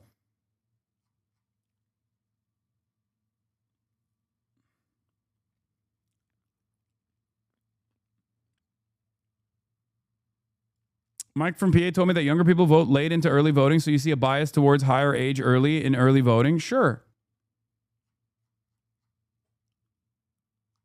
But you have to understand, like, a lot of us look to that stuff and instantly think, this is gross, right? This is gross. This is racist. This is bullshit. But what we consider to be bullshit, many older people do not. Many older people say, "Oh my God, this is terrifying." Okay? There are numerous factors in here that must be considered. I think people's tendency to be duped by the algorithm plays a role in this as well. After all, I just spent the last 30 minutes covering people who are our age coming in here to be like, "I just saw that you're quitting on TikTok. Why the fuck is that a thing?" Right? It kind of feels like people do have a tendency to be duped. For all the people that have come in here to check on their own, I'm sure there are tens of thousands of people who just made up their minds that I had actually quit.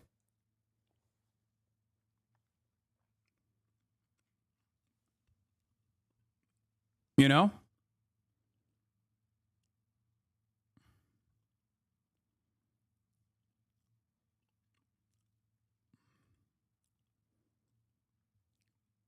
I do think what's funny about this is that a lot of Zohran's policies unironically help the old. Like when you look at rent stabilized housing, like it's people that were lucky enough to get into rent stabilized housing and stayed there for many, many years. So it's like working old folk.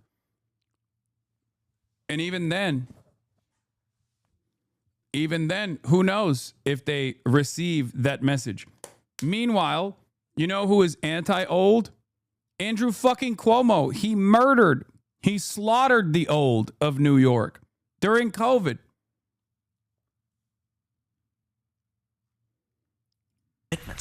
And when we deliver them here in New York City, it will be also the delivery of a politics that can actually aspire for more than what you're living through. The new Suffolk University poll has Mamdani at 44, Cuomo 34, Curtis Sliwa 11. Cuomo has been closing the gap.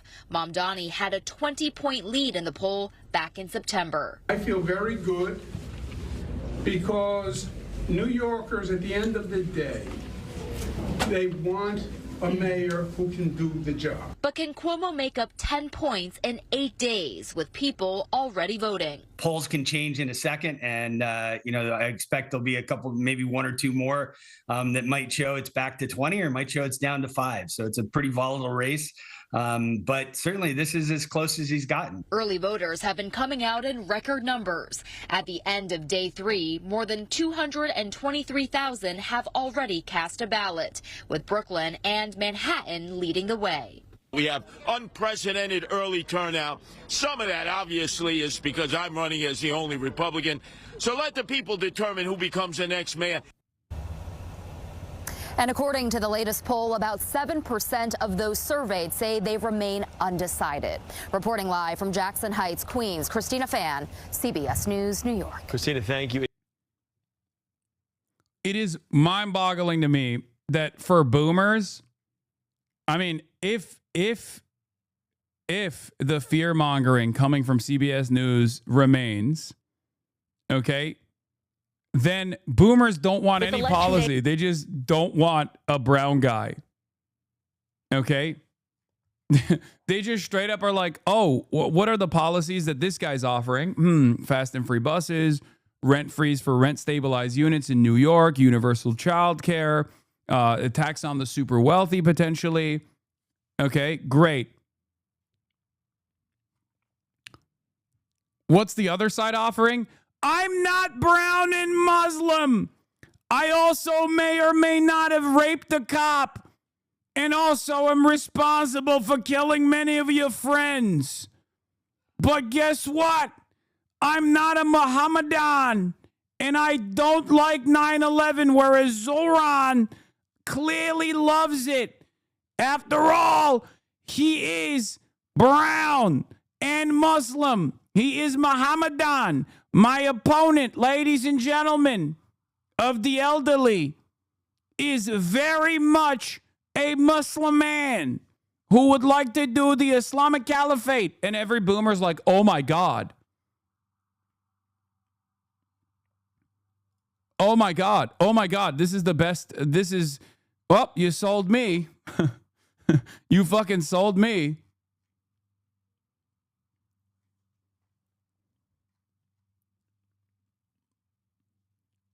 It's just crazy because, like, I don't know. It's hard not to feel discouraged. Mamdani voters overwhelmingly say they're voting for him, but a huge chunk of Cuomo voters say they're mainly voting against Mamdani. 40% of Cuomo voters are voting for Cuomo, and 40% are voting against Mamdani.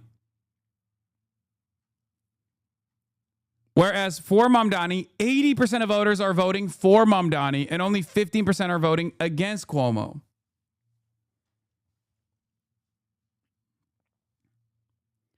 And no, it's not because they Googled Hasan Piker 9/11 chatters. I am utterly fucking irrelevant in the grand scheme of things, okay?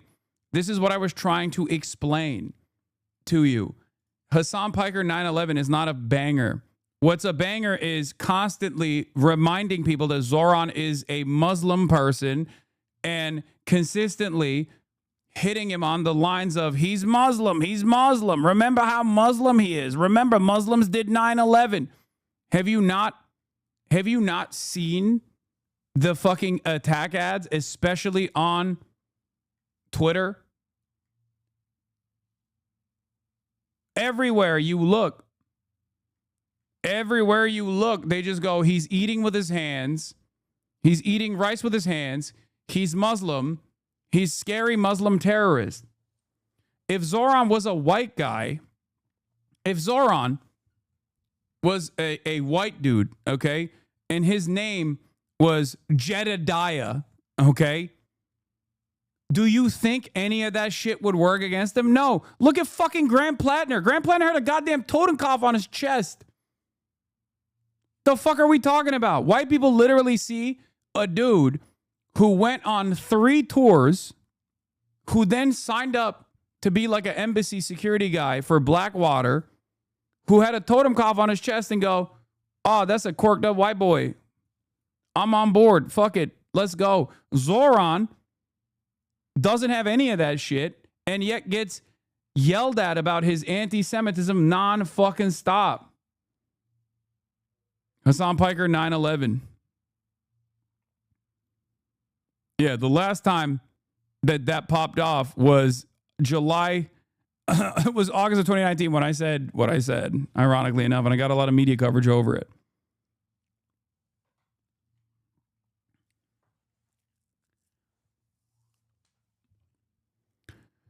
Do you think Zohran would get benefit from getting a Nazi tattoo? No, because Zohran isn't fucking white. That's my point. Zohran isn't white.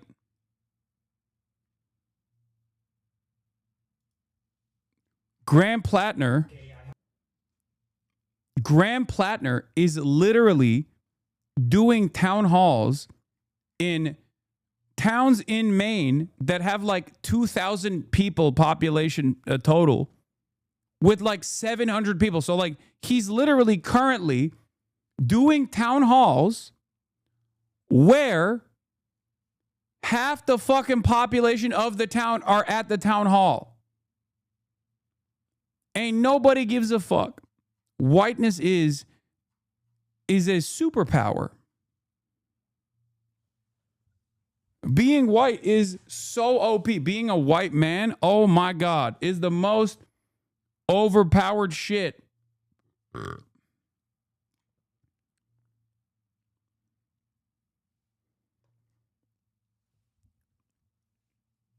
I'm making a comparison between Zohran Mamdani, who has a unblemished, unvarnished track record and has great policies, and yet people seemingly still can't overcome the fact that he's fucking brown. Okay?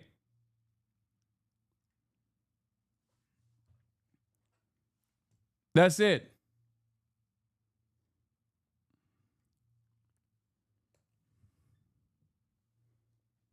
That's fucking it. have seen a bunch of people declare this to be a devastating blow for Mamdani, but October, yeah, I mean, I talked about this as well. But October polls show Cuomo only has a 4-point average lead among older voters. In Suffolk County, 55 to 64, Cuomo plus 3, 65 plus, Cuomo plus 4. For 65 plus, Cuomo's lead against Mamdani for 65 plus year old voters is a 0.1 on the AARP poll. For Fox News, 65 plus goes to Cuomo by plus 10. Okay, that's the most like devastating poll. And no, just because it's Fox News doesn't mean that they're not a reputable pollster. They are a reputable pollster.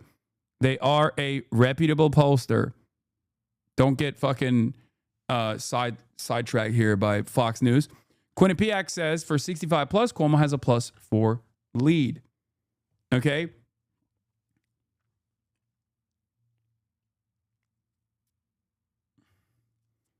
This to me is actually devastating for Cuomo. Cuomo should be cleaning up the New York olds, right? Name recognition, a tendency to overlook all of the past shit that Andrew Cuomo has done.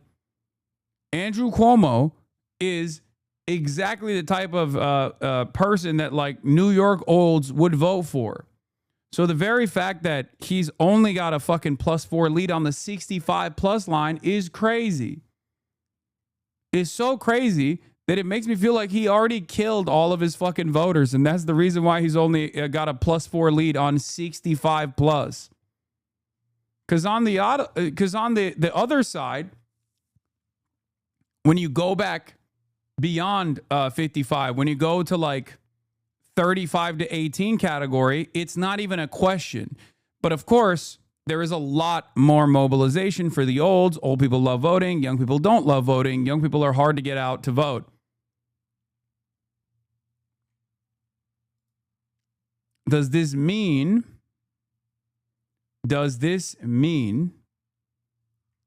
that voters will like the young voters will actually turn out in numbers necessary to overcome the olds?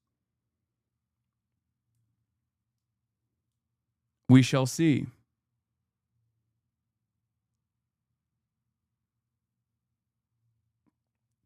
My actual issue with this is Mamdani needs a fucking mandate because without it, the sharks will smell the blood in the water. No, I mean, it's fine. It is mandate or not. Mamdani victory here is fantastic. It's phenomenal. Okay. Mike from PA said the older voters tended to vote in the first days of the early voting, while younger early voters tend to vote in the later part of the early voting periods. I trust Michael from Pennsylvania, especially when it comes to elections.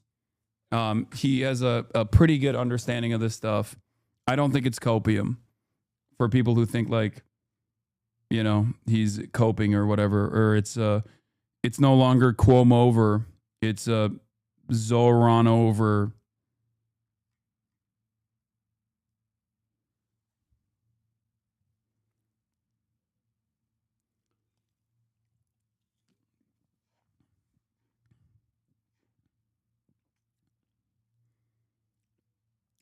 People who are saying we're cooked off the first sign of bad news have PTSD.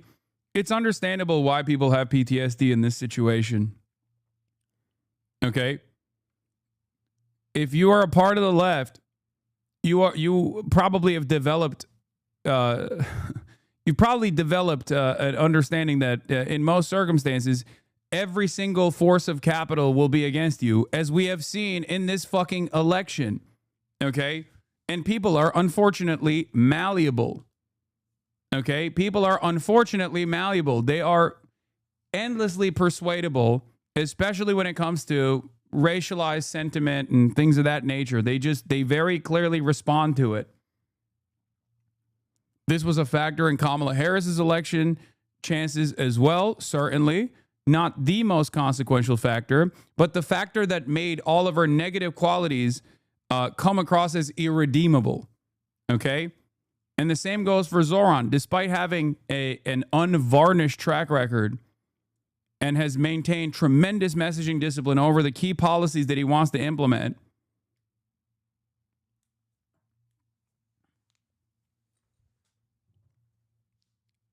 there are still plenty of people who can't get over the notion that, you know, you're going to have a Muslim mayor. Oh my God, that's terrifying. And I'm not just saying that.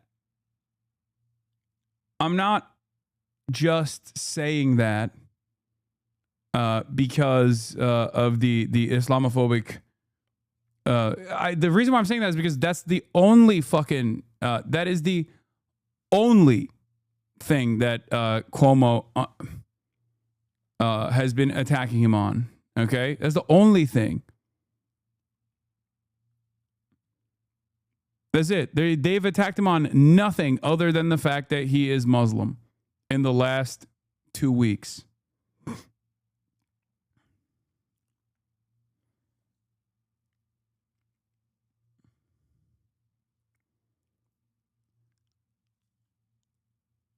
This is what's happening with boomers in New York City? Yeah. This is the classic, but here. 9/11 was bad.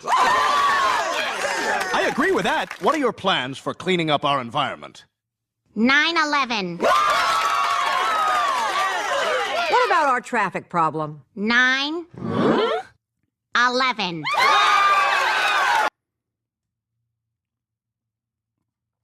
We like to think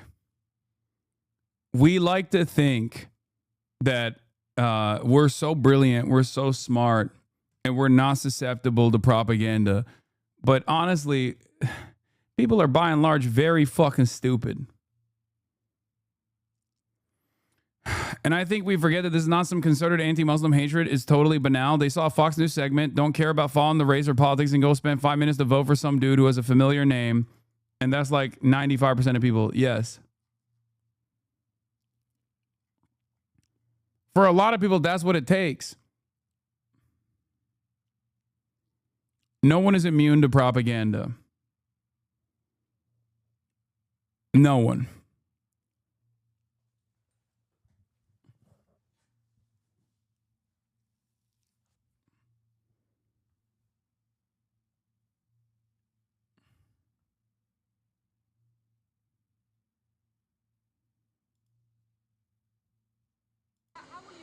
What is this? After getting busted in a lie, his aunt wasn't even in New York City during 9/11, and who doesn't wear a hijab? Zohran now says it was a distant cousin, not his aunt, who was afraid to wear a hijab in 9/11 in New York City because of 9/11. Oops, my aunt is my cousin. Leftist talking points collapse. This is what I mean. Like, this is not a real... Like, this is not a real story, but it doesn't fucking matter. And by that, I don't mean like Zohran is faking it. I'm saying like all of the anger towards this anecdote, okay, all of the anger and animosity directed towards this anecdote is because it's a real anecdote that many Muslims have experienced in the aftermath of 9/11, and these guys fucking hate that shit. They don't want to hear it at all.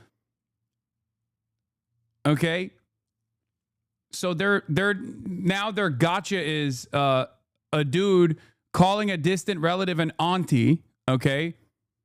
As opposed to saying, like, my dad's distant cousin. How do you explain that to people? How do you explain that to white people? I guess, like, white people don't do that. They don't, like, consider other familial relatives aunties, you know? So recently, in a recent address about Islamophobia, you referenced your aunt and some of the harassment issues. Like, think about how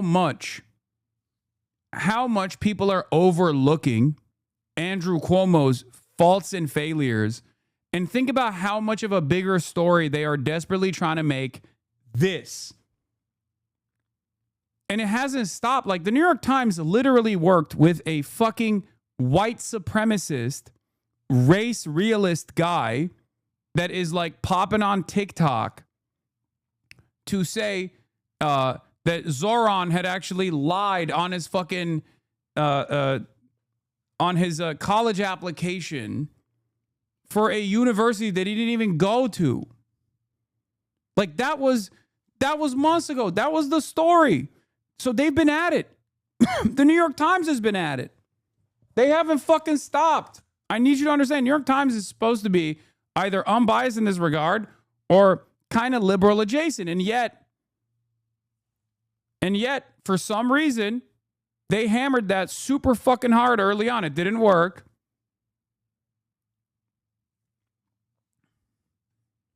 But that didn't stop them.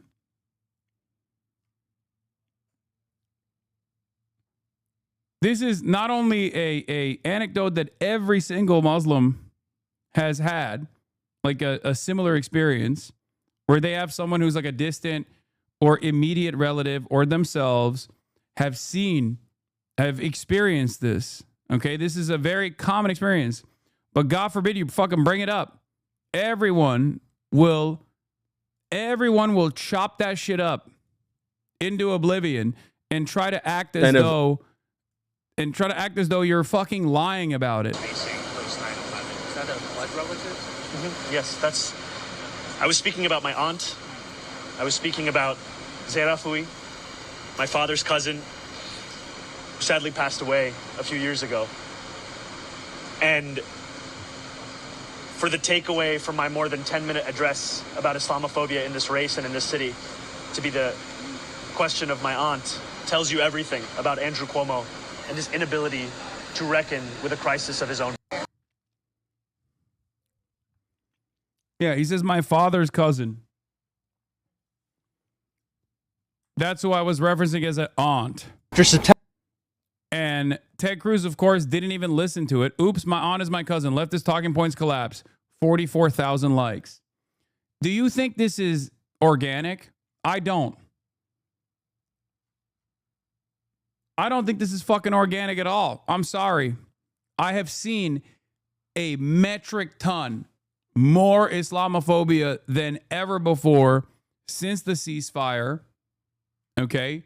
And it is being directed at Zohran aggressively. Yeah, see, breaking. It has been revealed that the aunt Zohran Mamdani shed fake tears over, claiming she stopped riding the subway after 9/11 because she didn't feel safe wearing her hijab. Neither wore a hijab nor lived in New York City at the time she lived in Tanzania.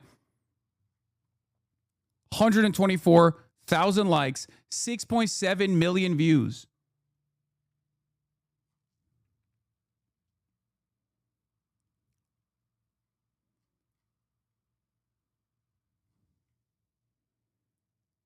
It's fucking insane, brother. How is this driving discourse?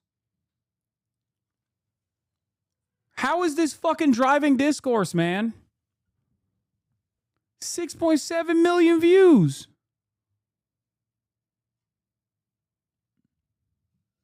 There are 100K plus likes on any given Islamophobic tweet, and I wouldn't be surprised if that's just who the demographic of Twitter is nowadays. There's two things at play here. One, the anti-Zohran bots are out. Okay? The anti-Zohran bots are out. Problem is, botting does work in terms of shaping public discourse and public attitudes. When you see something go buck wild on Twitter, even if you're a normal human being, it actually has a tendency to shape your perspective.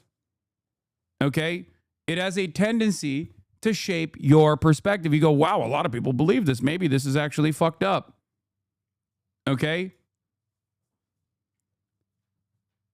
And the same goes for not just the, where are you going? Kaya, where are you going? Oh, God. Uh-oh. Hello. Place. Kaya, place.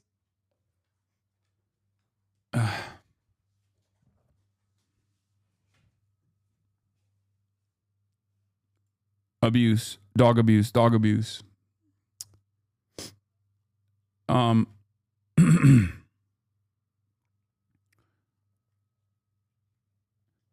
Two things I think are important to factor here is, number one, I said this already. With the City Hall Bureau Chief for New York Times, Emma G. Fitzsimmons, talking about Zohran Mamdani is pressed on La Mega Radio if he lied when he said his aunt stopped taking the subway after September 11th attacks. Mamdani said, it's not a lie. My father's cousin is my aunt. He said that was how he referred to her growing up. To which I said, this is turning into an Obama tan suit level controversy. Now, the thing is, the tan suit is stupid. In hindsight, we look back at it and we point to it as like a silly fucking a point of controversy, or the Dijon mustard controversy. Like Obama famously was yelled at for shit like that.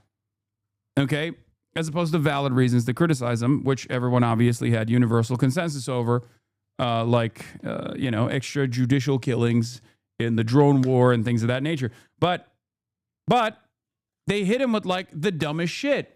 But while it was happening, that was a big point of contention. It's virtually impossible to explain to people now that was a mover, man. That was a mover and shaker. Like, people actually unironically would talk about how unpresidential it was that Obama was wearing a fucking tan suit, or how elitist and out of touch and entitled he was for demanding Dijon mustard.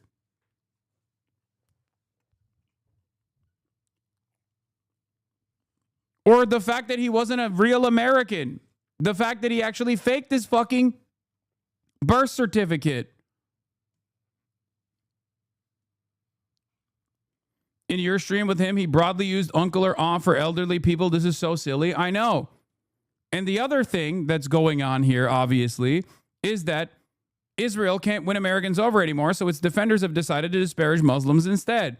And it seems to be working so far. Poll-tested messaging being used by Hasbras to make public more amenable towards Israel. 1. Fear-mongering about Muslims. 2. Jews were promised Palestine. 3. Blaming Palestinians for continuing to resist their murder and displacement. About half of all Europeans were generally misinformed about the state of Israel as a democracy offering freedom of religion, having rights for women and gays. Fear of the threat of Islamic jihadism is prevalent throughout Europe. Europeans believe that the Hamas casualty numbers are accurate and that mostly civilians were killed. They agree with the language of Israel being a genocidal apartheid country, even though it contradicts their opposition to Hamas and Iran. Top messages in Europe mostly echo what worked in the U.S., that Hamas fosters a culture of death and hate, celebrating atrocities, that the purpose of Hamas is to destroy all Jews and spread jihadism. They also question the alliance with the left, given the cultural anti-gay position of Iran and Hamas. 2 other key messages. The Jewish people need a homeland, and Hamas at this point should just give up. Most importantly, all countries showed significant shifts after the messaging, averaging over 20 points, especially once the situation in Gaza is resolved. The room for growth in all countries is very significant. This was from a leaked document, okay, that was commissioned by the Israeli Ministry of Foreign Affairs to basically restructure how Israel needs to propagandize going forward. And one of their key findings was to just say Islamic barbarism and Muslims are a fucking plague on Europe, and try to tie that back to Israel is fighting the same battles that you're fighting on the home front.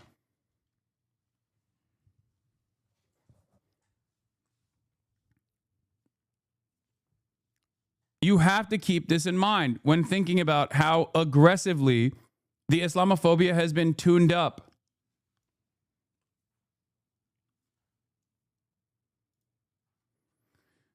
Yeah, and they're doing it. Like, they're openly doing it. Eric Doherty, just in 2 major American cities about to elect Muslim communists as mayor. Unreal. The consequences of being legally invaded. These cities are dooming themselves. 51,000 likes. And now with the purchase of TikTok, they can hammer on these messages over and over and over again until it fucking sticks. Meanwhile, messages like this, even though Ted Cruz misread, or Ted Cruz just simply read this and didn't even listen to the fucking video, okay, and is dunking on Zohran, gets 45,000 likes. Van's response, honestly, the fact that y'all don't get this auntie cousin thing just tells me that you guys are super elite, non-regular family having people. This is truly insanely ridiculous. Only 6,000 likes.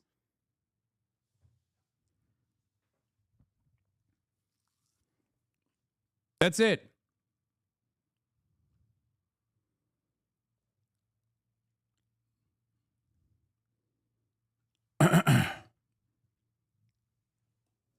Israel realizes that they cannot fucking defend Israel in the United States of America. Random moment from your stream where he broadly uses uncle. How are we going to get people out? They were actually uncles from, not just from Queens, Bronx. All the uncles got together. Oh, thank you. Yeah, no. You're a star. Yeah. It's so fucking stupid, man. And even white boys do it too nowadays, especially with like the TikTok. Especially with like TikTok making it more, you know, TikTok and AAVE flowing through TikTok in general. Unk is like a part of the common vernacular at this point. Like, I'm not actually Jason the Ween's real life uncle, but I call him my nephew. Okay? W nephew. W Unk. He's not literally my nephew. Okay? Yeah.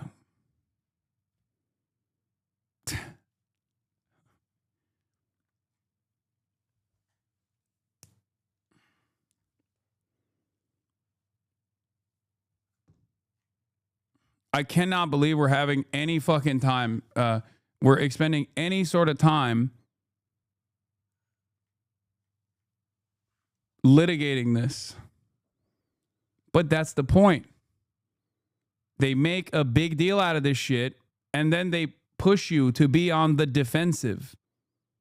And every moment that you spend defending the truth is another moment that they can chop away at the limited amount of time you have presenting a positive message.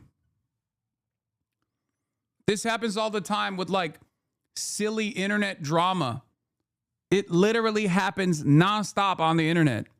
And those tactics are being utilized in the political sphere, or they were being utilized in the political sphere, and now it's being utilized in the internet drama sphere. Because like this is how Oppo works. This is how manufactured outrage works. Okay?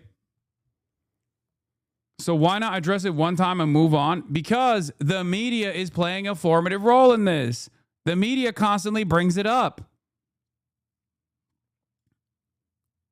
That's it. That's it.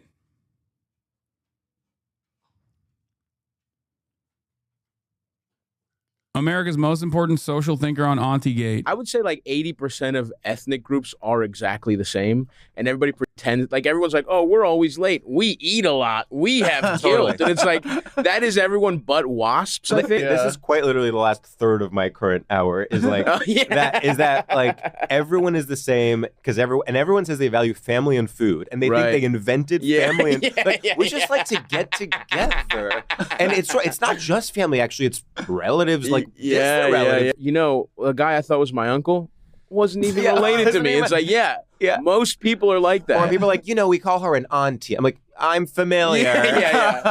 I do think that is probably just how much like WASP culture is like dominant in, but it's like they are the outlier. Can you explain what WASP means? It means white Anglo-Saxon Protestant. It is the most domineering culture in America. It is the people that designed this country. It is the people that have shaped the culture of this country.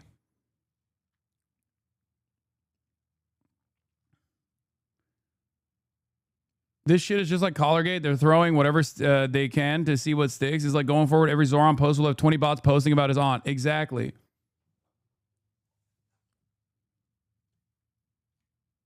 The Tish family put 1.2 mil against Mamdani. Meet the billionaire spending over six figures to stop Zohran from becoming New York's next mayor. From Michael Bloomberg to Bill Ackman. I know, we covered this already. Like, this is not irrelevant, okay? This is not irrelevant. This is a major, major issue. Billionaires see the popular mandate that a guy like Zohran has, and they want to fucking stop it no matter what.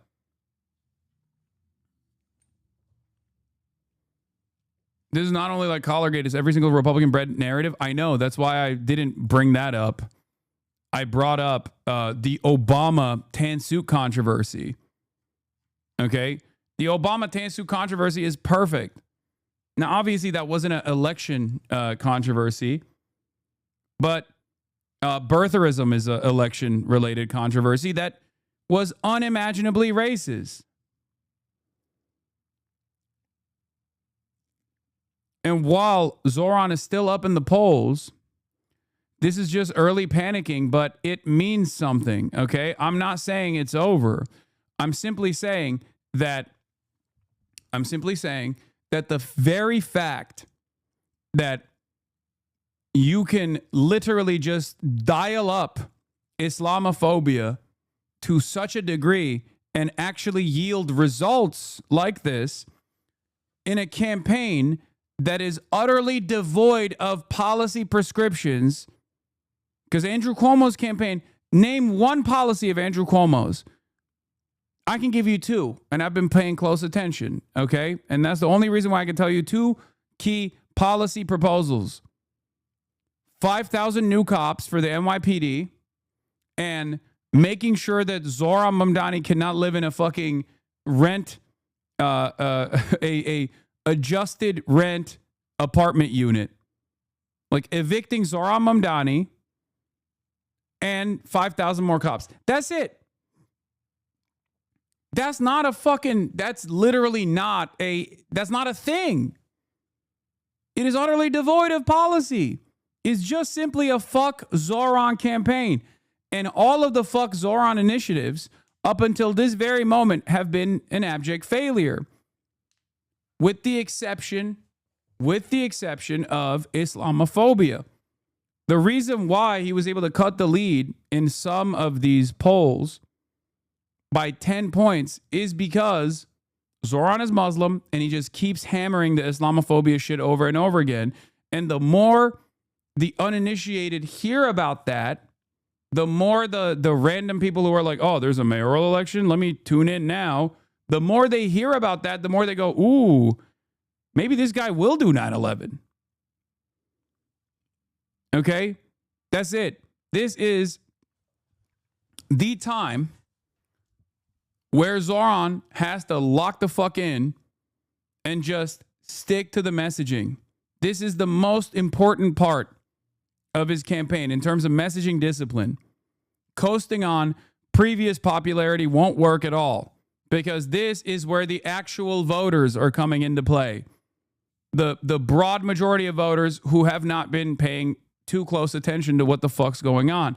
This is where, if you live in New York, you got to fucking get your parents and your grandparents to go out and vote for Zohran Mamdani. Okay? That's it.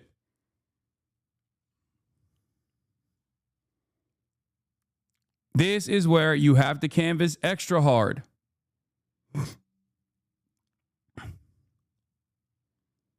It's not a time to feel like Zohran is going to coast to victory. Okay? Not at all. You have to be playing as though he's down 10 points, not up 20. Okay? New York City Democratic mayoral nominee Zohran Mamdani holds a commanding lead over former New York Governor Andrew Cuomo, who is running as an independent, according to a poll released 1 week before Election Day. The 5-day Manhattan Institute survey, which closed Sunday, shows Mamdani leading with 43% of likely voter support, followed by Cuomo's 28% and Republican nominee Curtis Sliwa's 19%. Around 8% were undecided. This is a good poll that came out for Zohran, but it doesn't matter. There are a bunch of bad polls. Like, even in the bad polls, he's still leading by 10. But the very fact that Andrew Cuomo seemingly could cut 10 points into Zohran's commanding lead after not really presenting anything new or unique beyond talking about how Zohran Mamdani is a Mohammedan terrorist is a little worrisome.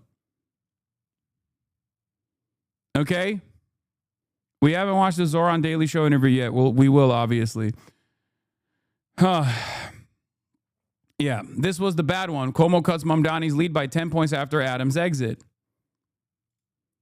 In a Suffolk University poll conducted around the same time, Mamdani's lead over Cuomo was more narrow, with 44% to Cuomo's 34%. Sliwa followed with 11%. Early voting is underway in New York City, and the ballot, which still includes candidates like incumbent Mayor Eric Adams, who have suspended their campaigns, cannot be altered. But the Manhattan Institute survey still asks voters about the hypothetical head-to-head matchups. Between just Mamdani and Cuomo, the gap narrows, but Mamdani maintains his edge, 44% to 40%. In a hypothetical matchup with Sliwa, Mamdani leads 47% to 33%. Mamdani has focused his campaign on affordability, proposing programs such as free buses, which he says would be paid for by increasing tax on the wealthiest New Yorkers and raising the corporate tax rate. He also is focused on crime prevention, saying the city has relied on police to deal with the failures of our social safety net. Despite Mamdani's commanding lead of the new poll, New York City residents are less convinced by some of his practical proposals. A majority of respondents in the poll oppose making all New York City buses fare-free. Asked to select the statement closest to their view, 58% agreed that making buses free for everyone sounds nice, but it would make things worse in practice. It would turn buses into rolling shelters for homeless people and drug addicts, invite more crime and antisocial behavior, and leave even less money to fix the slow and unreliable service. Except it hasn't happened in the pilot program. That's what's so crazy about it. Like, the solution to this fear-mongering is just simply to point to the pilot program that Zohran actually pushed. It was an immense success.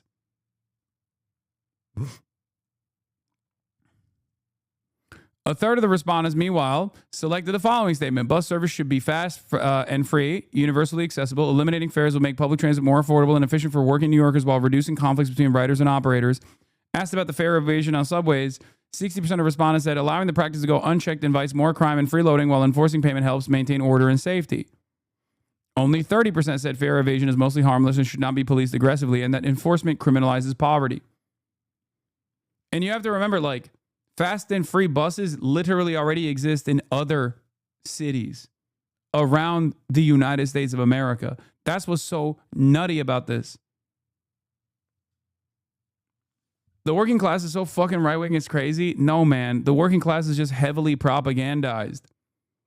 In the absence of any sort of counter-messaging from the left on issues such as this one, of course, the only thing they hear is stabbings happening on buses by crazy homeless people. And when they see homeless people on the street fucking screaming and shit, they go, oh my God, crime is out of fucking control. What is fast? Buses with racing stripes and a spoiler. Exactly.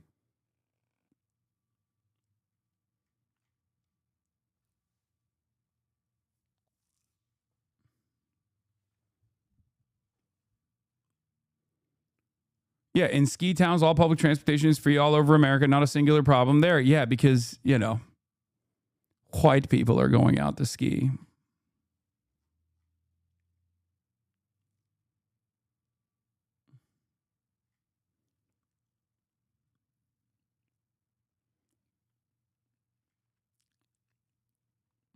Anyway, New Yorkers were more inclined to support raising the corporate tax rate on business at the state level in order to pay for new social programs. In New York City's 53% supported it, while 39% opposed it. Okay? It's easy to make someone more racist, but not more anti-capitalist. Yes, that is by design.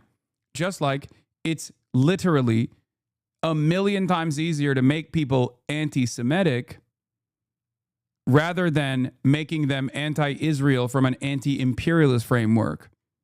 Okay? That's it. Americans are super duper tuned in to racialized messages. It's so easy to get them to be on board with the anti-Israel message by just simply being anti-Semitic. It's much easier to do that.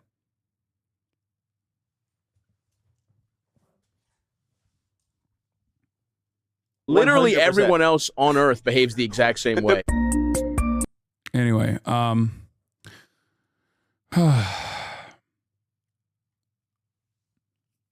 just like it's much easier to engage in Islamophobic narratives rather than try to make people pro-Israel or even pro-Jewish at this point, right?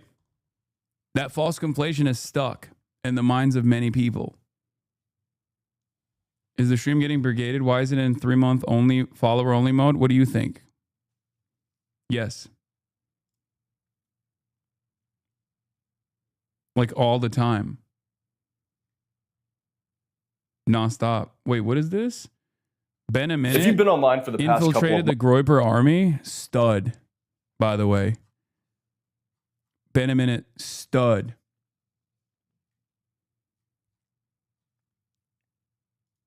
We'll look at that later. How is he going to make the buses faster? He's just going to tell the people to put the pedal to the metal. No, fast and free buses means more buses. More bus lines. That's it.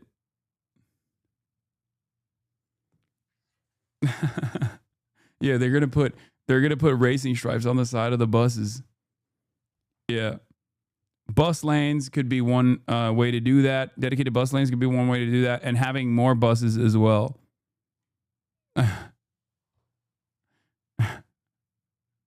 Also, when you no longer have fare to worry about at the point of entry, that also automatically makes the buses faster too. And also, obviously, the thing that we are refusing to reckon with here, which is racing stripes. Everybody knows racing stripes actually make cars faster. This was also another thing that I saw that people were like yelling about, which I think is really funny. This goes back to the classic, name one thing that Zohran has ever said that is remotely anti-Semitic.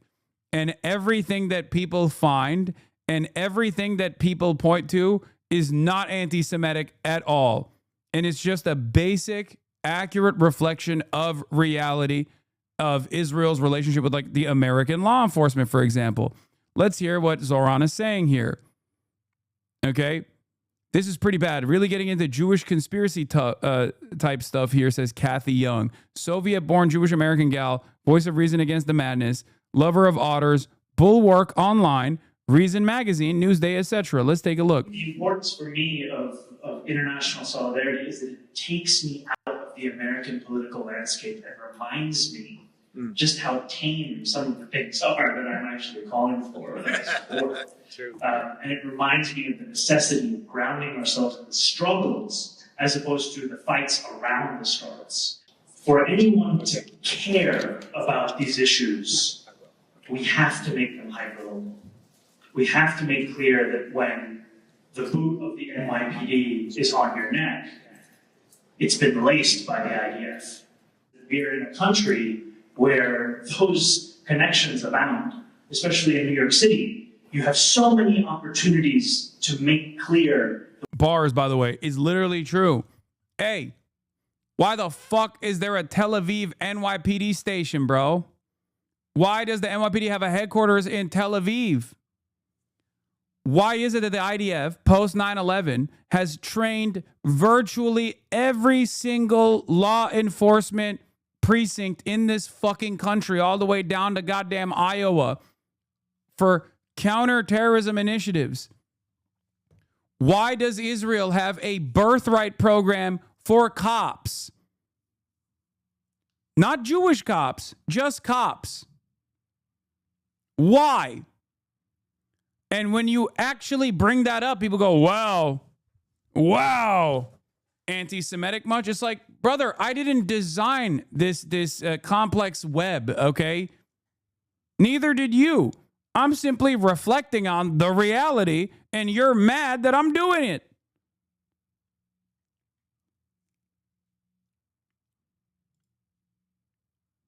Yeah. There is a word for this kind of twisted fear-mongering and conspiratorial thinking. Anti-Semitism is Jonathan Greenblatt. ADL considered scrapping its U.S. police training trips to Israel, decided not to. After defending the program at the height of 2020 anti-brutality protests, the anti-racism organization is now admitting that an internal memo questioned their ethicality.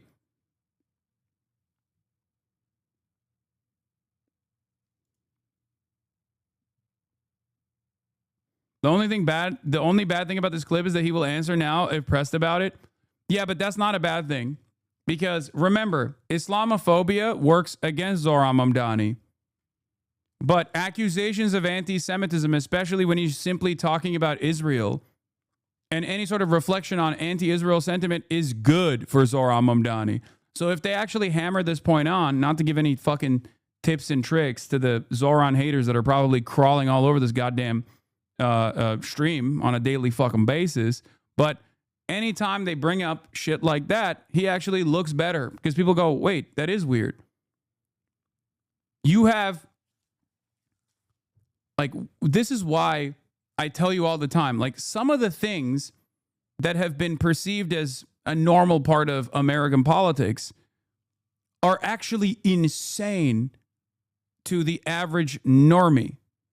When the average normie finds out that the NYPD actually works closely with the Israeli occupational forces, they go, what the fuck?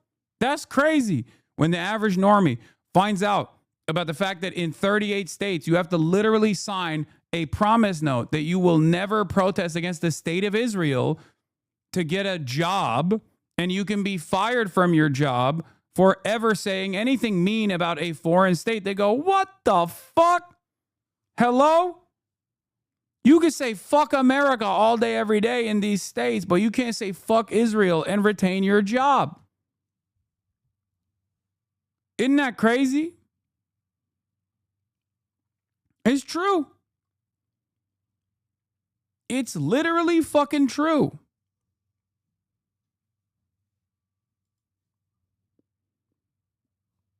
Yeah, hard to know who he hates more, the cops or the Jews. Pray for New York City.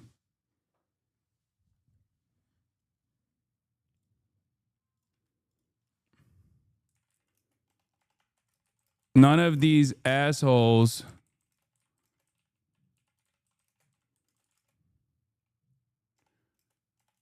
why American police departments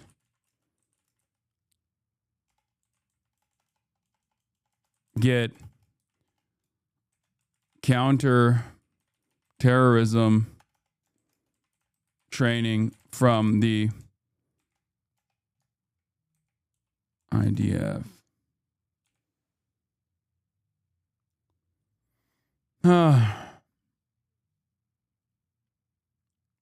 How hasn't the antibodies legislation been overturned by the courts yet? You mean anti-BDS? Yeah, here it is, bro. Here it is, brother. Look, look, look. With whom are many U.S. police departments training? With a chronic human rights violator, Israel. This is from August 25th, 2016. Amnesty International. When the U.S. Department of Justice published a report August 10th, 2016, that documented widespread constitutional violations, discriminatory enforcement, and culture of retaliation within the Baltimore Police Department, there was a rightly general reaction of outrage. But what hasn't received as much attention is where Baltimore received training on crowd control, use of force and surveillance, Israel's national police, military, and intelligence services. What? What?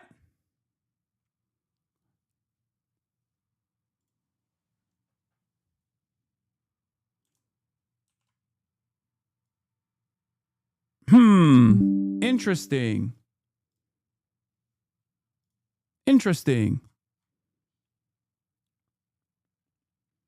This was something that I brought up during Black Lives Matter,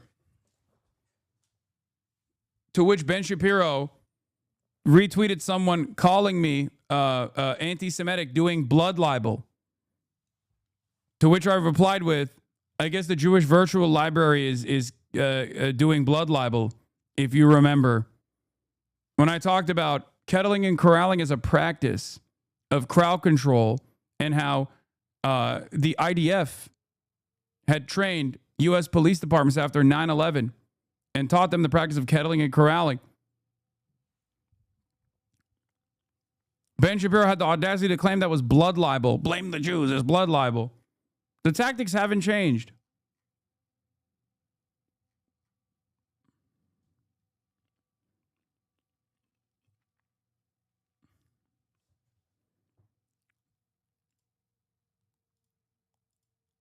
Just to remind you,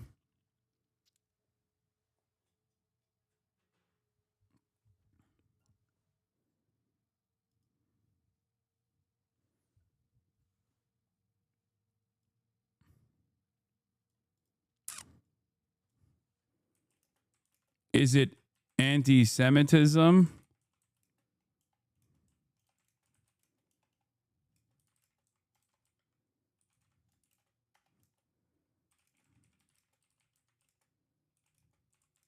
Dugat.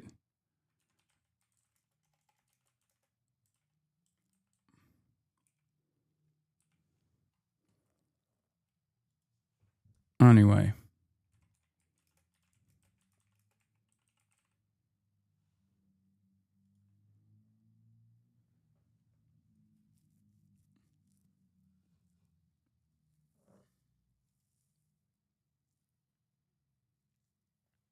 The NYPD has an office in Kfar Saba, Israel, as a part of its international liaison program, by the way, operational since 2012.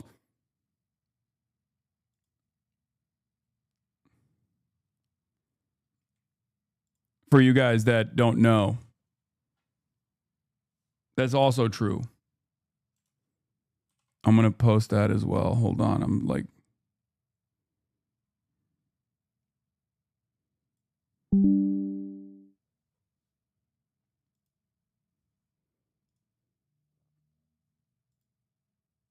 Oh my God, I didn't see your whole setup for Halloween.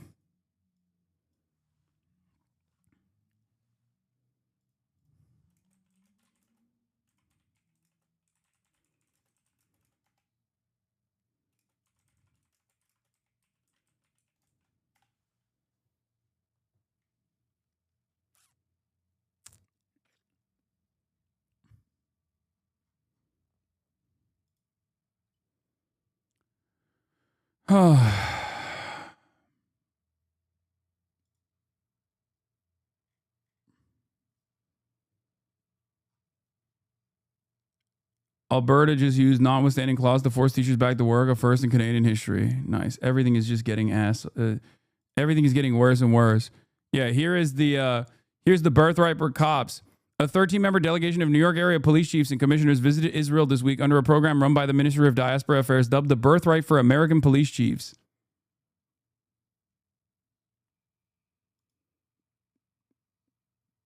ADL bragging about how many cops they send to Israel, page 23.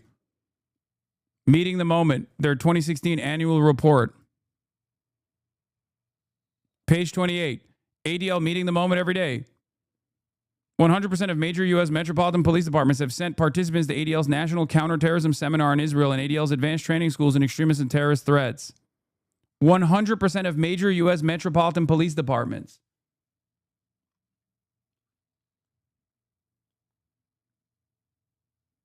Isn't that fucking nuts?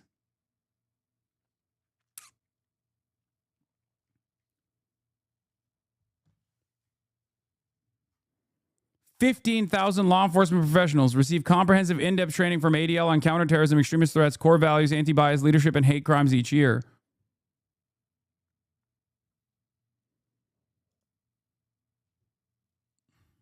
Yep. We've been saying this.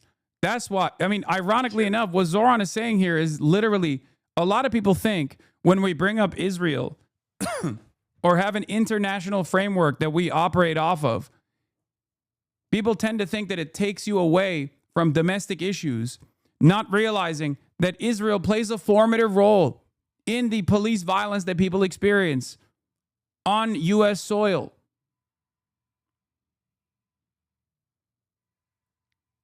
And then these guys just turn around and go, ooh, you hate Jews and you hate cops, blah, blah, blah, all this shit. It's bullshit. Israel is deeply intertwined with American domestic affairs, unlike any other country on the planet. Okay, there is no comparison. So yes, when we are criticizing Israel, we are criticizing a piece of America. I mean, I don't think so, but even if this was the opposite of his campaign rhetoric about focusing on New York City, not some global struggle. Wait, what? Even if Zohran has deprogrammed himself from this type of communist activist rhetoric on the campaign, which is good, man, but what's up? Okay. All right.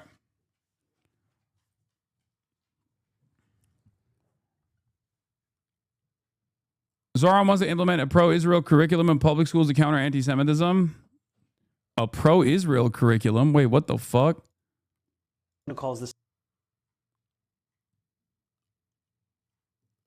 Mamdani, an anti-Zionist, is now supporting a curriculum that defines Zionism as the right to Jewish self-determination and says an important aspect of Jewish identity is a connection to Israel. What the fuck? Oh, God. He is going to get fucking clobbered regardless. Nah, there's no way. I don't believe that. I mean, this is a JD Forward reporter. It's from Forward Magazine. I'll look into it, but I highly doubt that they would do such a thing. Like, do I believe that he will spend time on anti-Semitism initiatives and things of that nature? Certainly, but here, I'll listen to what he has to say. Mamdani says as part of his counter anti-Semitism is implementing an existing curriculum in public schools system called the Hidden Voices that would celebrate the breadth and the beauty of Jewish life in our city's history.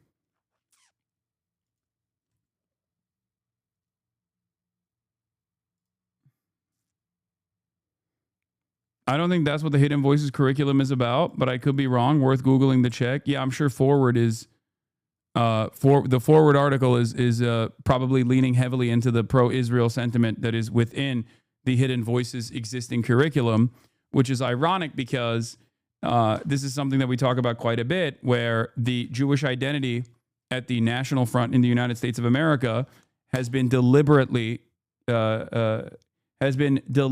turned into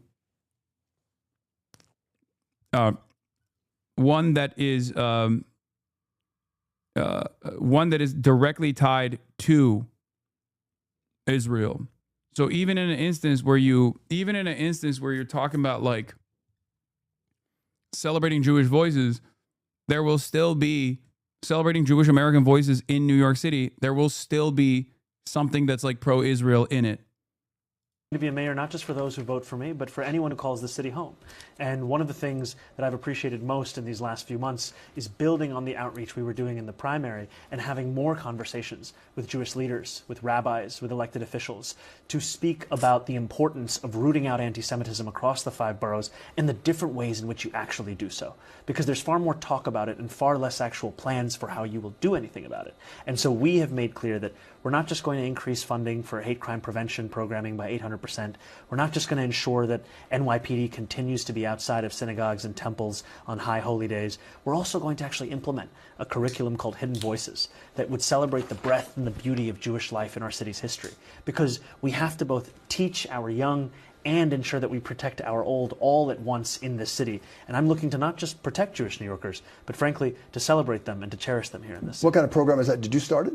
Which one? You said whatever you called it. Hidden Voices? Yeah, Hidden Voices. That's an existing curriculum Okay. that just hasn't actually been implemented. Yeah. And this is the other part of it, is that in politics, there's a tendency to treat everything that came before. Hyping up New York Jewish life isn't bad. No, JD, the Jewish Forward, or not Jewish Forward, Forward magazine, okay? JD Forward on Twitter is a Jewish lifestyle magazine that, of course, much like all of the other, like Jewish Insider and all these other like magazines, play a big role in hyping up pro-Israel sentiment. In politics, there's a tendency to treat everything that came before you as something you got to throw out. There are a lot of great ideas that are already there in city government, in this city. They just haven't had someone with the political will to actually deliver on them. So what they are saying, what Forward Magazine is saying, okay, what Forward Magazine is saying is that if the Hidden Voices curriculum at any point has anything related to Israel, then they're going to greatly overemphasize it to make it seem like Zohran is going back on his previous anti-Zionist tendencies, anti-Zionist leanings. Okay? That's it. They're doing exactly what you said earlier. Right-wing clippers exploiting leftist morality to swing the narrative. It doesn't matter if the clip doesn't match the text. Yeah. So if you look at the actual, I don't know enough about the Hidden Voices thing, right? Reviewed by Forward teaches students in kindergarten through 12th grade about Jewish Americans in the U.S. history and defines Zionism as the right of Jewish national self-determination in their ancestral homeland. So that's the thing. Like, there is I suspect that even if there's like a brief moment anywhere in the Hidden Voices text that mentions Israel at all, Forward Magazine is using that as an opportunity to say, oh yeah, it's like, you know, this is it. The curriculum isn't exclusively about Israel or Judaism. I know. Yet, at the mayoral debate last Thursday, Mamdani said he would be a mayor who actually delivers on the implementation of Hidden Voices curriculum in our school system. Mamdani reiterated that position on Sunday on ABC's Up Close with Bill Ritter, saying the curriculum would celebrate the breadth and beauty of Jewish life in the city's history. What does the curriculum say about Israel? The curriculum says an important aspect of Jewish American identity is a connection to Israel, citing a 2023 statistic from the Pew Research Center that 82% of Jewish adults in the United States said caring about Israel is an essential or important part of what being Jewish means to them. It notes that for millennia, Jews have directed their prayers towards Jerusalem and continue to do so. The curriculum points to traditions like concluding the Passover Seder with next year in Jerusalem as evidence of Jews' enduring connection to Israel. Many Jewish Americans have family and friends in Israel, again reinforcing the familiar concept of Jews around the world as am a people, the curriculum reads. At the same time, the curriculum acknowledges that Jews are not a monolith and hold a range of opinions about Israel. The Jewish figures profiled exhibit a range of attitudes about Zionism and the state of Israel, from passionate support to disengagement to harsh criticism, the curriculum says. For example, the curriculum notes that a businessman and a progressive philanthropist, Julius Rosenwald, did not support Zionism. It also says that Jewish students bring a range of feelings and opinions about Israel to the classroom. They should be allowed to develop those ideas and speak for themselves.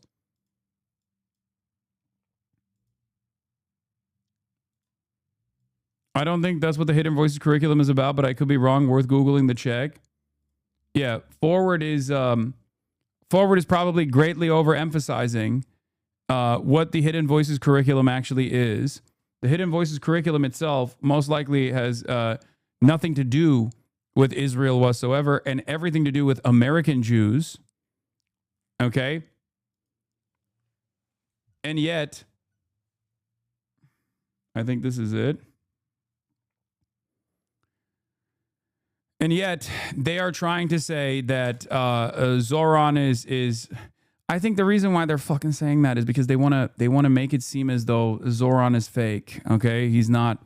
He is. They want to make it so that you, anti-Zionists, that hear this go, oh, he is betraying. He is betraying the anti-Zionist cause. Okay, that's it.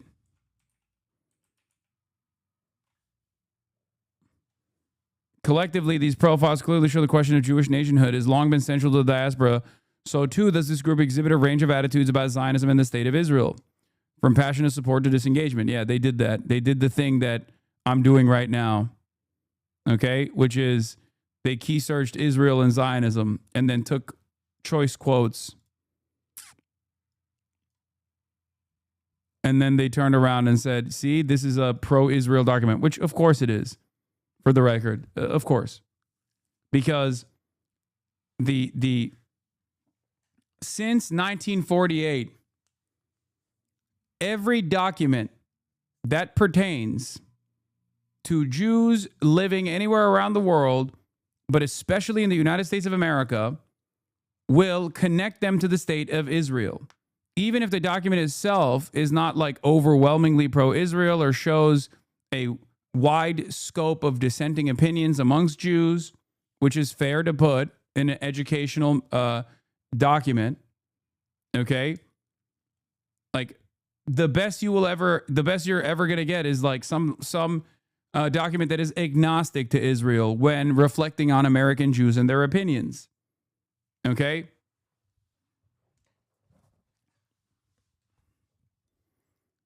This, of course, is not going to win any favors with the voters in New York that are only worried about Zohran's attitudes against Israel. It's not going to work at all.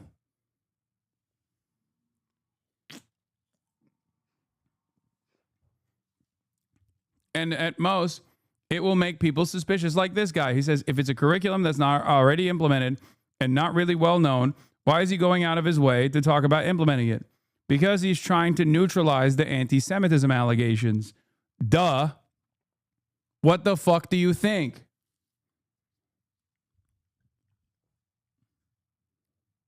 What do you think? Why do you think he's doing that?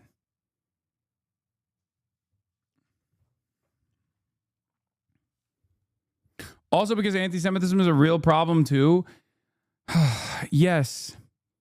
But it's not like a major point of contention if we're being fucking like when you match up anti-Semitism in New York City versus what is going on in the race, even the way that people are talking about anti-Semitism and weaponizing anti-Semitism in a way that is Islamophobic versus the open, transparent Islamophobia that you've seen in this race from people who are participating in it, from Andrew Cuomo all the way to fucking Curtis Lewa. I feel like there's a major asymmetry here, don't you think? That's it.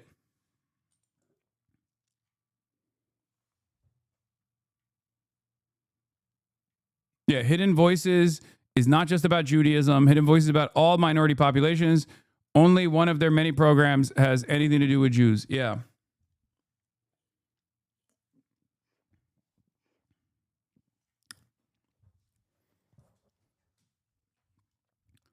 The mistake in this situation is when you use this as a, I mean, I don't think this will be a major point of contention for anybody really, but the mistake here is that then people will turn around and say, well, you don't believe Israel has a right to exist as a Jewish ethno-state, but the document that you're presenting clearly defines Zionism as a Jewish homeland. And I guess he can still turn around and say, yeah, you can have it as a Jewish homeland as long as you also have equal rights and equal representation for non-Jews. No, it's not a one-like tweet. It's a reporter from Forward magazine promoting their article that no one read, okay?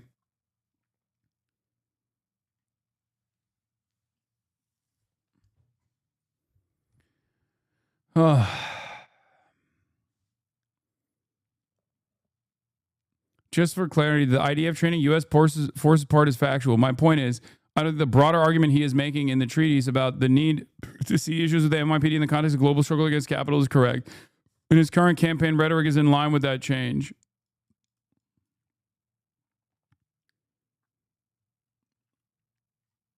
He's still trying to justify it, Tim Miller, while simultaneously acknowledging that what he is saying is completely correct.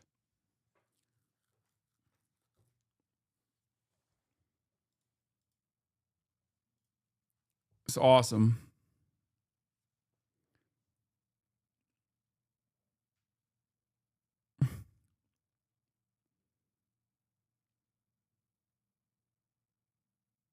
My coworker's asking if we can listen to something other than Hasan stream at work just for a day. No. The answer is no. Open. Wait. What the hell? Open presents.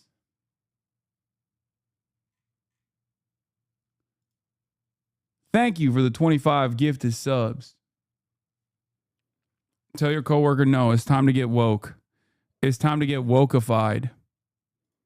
All right, let's continue. Now just a week away, Andrew Cuomo is now gaining some ground on frontrunner Zohran Mamdani, according to one new poll. And early voting numbers are on the rise compared to 4 years ago, with older voters outnumbering younger voters so far. Christina Fan has the latest. Zohran Mamdani refusing to grow complacent, campaigning on a radio station Tuesday morning while still leading his competitors by double digits. We never trust the polls. We go out there and earn every vote ourselves. That's what we got to do the next 7 days so we can be the next mayor of New York City. The most recent poll by Suffolk University Boston does show Cuomo closing in, cutting Mamdani's 20-point lead by half. The Democratic Socialist is at 44, Cuomo 34, Curtis Sliwa 11. I encourage a continued turnout. The people will choose it. Not the billionaires, not the insiders, not the influencers who have been wrong every step of the way. More than 223,000 New Yorkers have cast their ballots in the first 3 days of early voting. An analysis shows a dramatic age shift. Voters over 50 far outnumber younger ones, who helped propel Mamdani to his dominant win over Cuomo in the Democratic primary. There's anger in this city. There's frustration in this city. It's all percolating, and you can feel it out there. Political analysts say the person with the most influence in the final days of this race is Curtis Sliwa, who refuses to back out. When his supporters were asked who their second choice is for mayor, 36% said Cuomo, 2% Mamdani. Reporting from Jackson Heights and Queens, Christina Fan, CBS News, New York. Be sure to stay with CBS News New York for the latest heading up to Election Day. For more information on early voting, including polling hours and locations, you can head to our website, CBS New York. At this point, would it be too hypocritical for Sliwa to drop out? I don't think he will. I hope he doesn't. Anyway, analysis of what a new poll shows in the New York City mayoral race. In one poll, older voters so far, a lot of qualifiers that make a statement like Cuomo's surging. It's still worrisome. It's worrisome, and the Zohran campaign is using it as a way to get people to lock in and not feel comfortable about their victory. Okay. All right, we are 1 week away from Election Day. The race for mayor entering its final stretch. And Election Day approaching quickly next Tuesday. Next Tuesday. All right, early voting getting underway over the weekend. And some of the early numbers could spell a change in the wind for our candidates, depending. Good day's Robert Moses is here now with the very latest. Robert, what's going on? Dan and Tashani, at this exact moment, 1 week from today, we will be talking about how polls have just opened here in the city in the most consequential election the city has seen in recent memory. It's a race the whole country is watching. Last night, Zohran Mamdani appeared on The Daily Show. Are you going back to New York City for Election Day? I was planning on it, but I have so much fucking travel that I don't know if I can swing it. Because, like, right after I have to be in D.C., and then right after I have to fly to China. So it's the difference between, like, being away for 20 days versus being away for, like, 30 plus days. Who cares about DC? I'm doing HURICANE.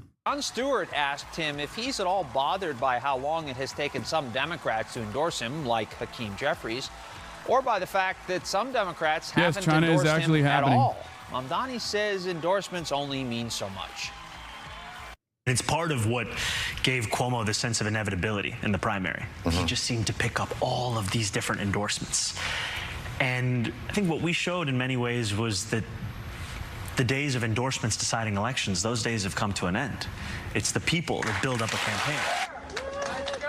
Earlier, Mamdani addressed the controversy that has embroiled his campaign over the last few days. On Friday, as he talked about post-9/11 Islamophobia, he mentioned an aunt who stopped taking the subway because she did not feel safe in her hijab. Well, after that comment, critics determined that Mamdani's one direct biological aunt actually didn't fit the description that he gave. So yesterday, Mamdani acknowledged that, in fact, he was not speaking about his aunt. I was speaking about Zohran, my father's cousin, who sadly passed away a few years ago. For the takeaway from my more than 10-minute address about Islamophobia in this race and in this city to be the question of my aunt tells you everything about Andrew Cuomo and his inability to reckon with a crisis of his own making. Speaking of the former governor, there are a couple of encouraging signs for Cuomo. A new Suffolk University poll of likely voters shows him trailing Mamdani by 10 percentage points. This is encouraging because if you compare this survey to one that Suffolk took last month when Mayor Eric Adams was still in the race, Mamdani was up 20, so his lead has now been cut in half, according to Suffolk University. And Gothamist crunched some numbers, did some analysis of early voting data, and what Gothamist came up with is that more than half of those who voted early this weekend are 55 and older. Experts say that could be an encouraging sign for Cuomo. The choice is as stark as you think. He is inexperienced. You're right. He is divisive. You are right. He is not about bringing New Yorkers together. He's about dividing New Yorkers. Republican Curtis Sliwa remains in the mix as well, much to the chagrin of those who fear that his presence will hand City Hall to Mamdani. I feel like I'm losing my mind. Every fucking day, Zohran is like, I love Jewish New Yorkers. I'm going to do everything in my power to save Jewish New Yorkers, to protect Jewish New Yorkers. And all Cuomo has to say is Zohran is going to do 9/11 just like all of the Muslim New Yorkers that came before him. And then he's the one who's divisive.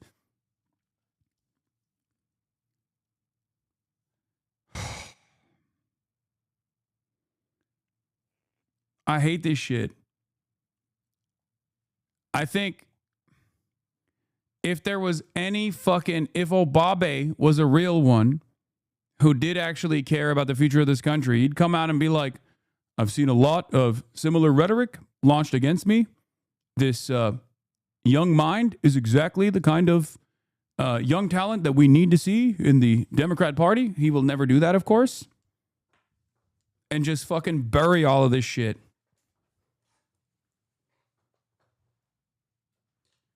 Let me be clear. Keep dreaming law. I'm just saying, if he was the real champion of democracy, or even a person who was remotely invested in the future of the Democratic Party or remotely invested in fighting against the growing wave of American fascism, he would do that.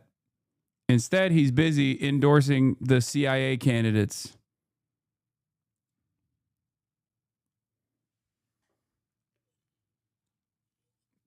Mamdani. Former Governor David Paterson teased an endorsement of Cuomo. Paterson endorsed the former governor in the primary. Then he backed Adams once Cuomo lost the primary. Now he's likely coming back to support Cuomo. All of that gives Sliwa a case of endorsement whiplash. If I were Governor David Paterson, who I know well, I would stop making an embarrassment of myself. Because this guy can't figure out from one day to the next who he's endorsing.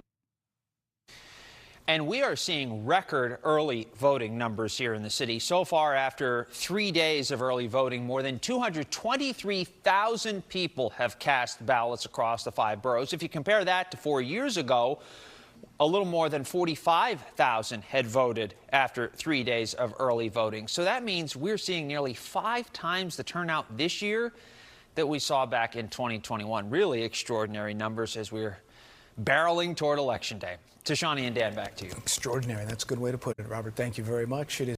Please, please, do not underestimate our opponents. They have a huge amount of money, so I urge you, forget about the polls. Go into this election assuming that you are 5 points behind. A year ago, very few people in New York knew about a 33-year-old assemblyman named Zohran Mamdani. Nobody knew who this guy was. He created an extraordinary and unprecedented grassroots movement. So what you guys are going to have to do, along with the other 80,000 volunteers, you've got to do everything that you can to bring people to the polls. Zohran is holding a New York City briefing for new media. What the fuck is this? Is there a better angle? On in the campaign and finding that about a 1-minute video was more effective than videos that we had spent weeks trying to plan out, because it was one that could get to the heart of what people actually cared about and do so in a manner that didn't feel like it was a lecture. It actually just felt like it was a reflection of what you were already thinking about, and you could have a good time while engaging in it. And I think, as you said, in the next 7 days, this is a time to win an election. You didn't get the invite, brother. I live in Los Angeles. What motivates having this press conference with all of you is to reach out to New Yorkers, not just those who are already engaging with politics, but those who are just engaging with the world around them, and for many of them through the content that you all make, and trying to make the case for a city that you can afford through every single medium we can find. I mean, I can tell you I've been running for mayor for more than a year. Some of my closest friends, the only interview they have watched me give is flagrant. and I think it's indicative of the fact that politics can't just be the way that it's always been. It has to actually look and feel more like the life around us. Thank you. Yeah, it's not, it's literally inaudible. All right, let's just continue. There's a lot to cover still beyond Zohran. Ted Cruz is with us. Senator, great to have you. This is a full takeover. I think Bill Maher is right. What are your thoughts? We're going to get to Hurricane Melissa after this. Prisons are set up in our society. I would argue that they do not work. They do not make us safer. The instinct is to just take that person, the source of that harm, the source of that issue, and then just throw them away. Put them in. Yeah, I don't understand. Like, I mean, I know what they're trying to say. They're trying to say that he believes that prisons should be abolished, but it's pretty basic. It's pretty basic stuff. He's just saying that prisons do not actually rehabilitate people and reintegrate them into society. They're just a way to like discard some of the most underserved, underprivileged people. Put them in a cage and throw away the key. And that doesn't address the reason why that harm was created in the first place. A lot of times, people who create trauma for others are those who themselves went through trauma earlier in their own lives. Right. And I bring all of this up to say that You know, again, like when we talk about policing, I don't think the system actually makes us safer. I think what it does is it just removes problems out of view.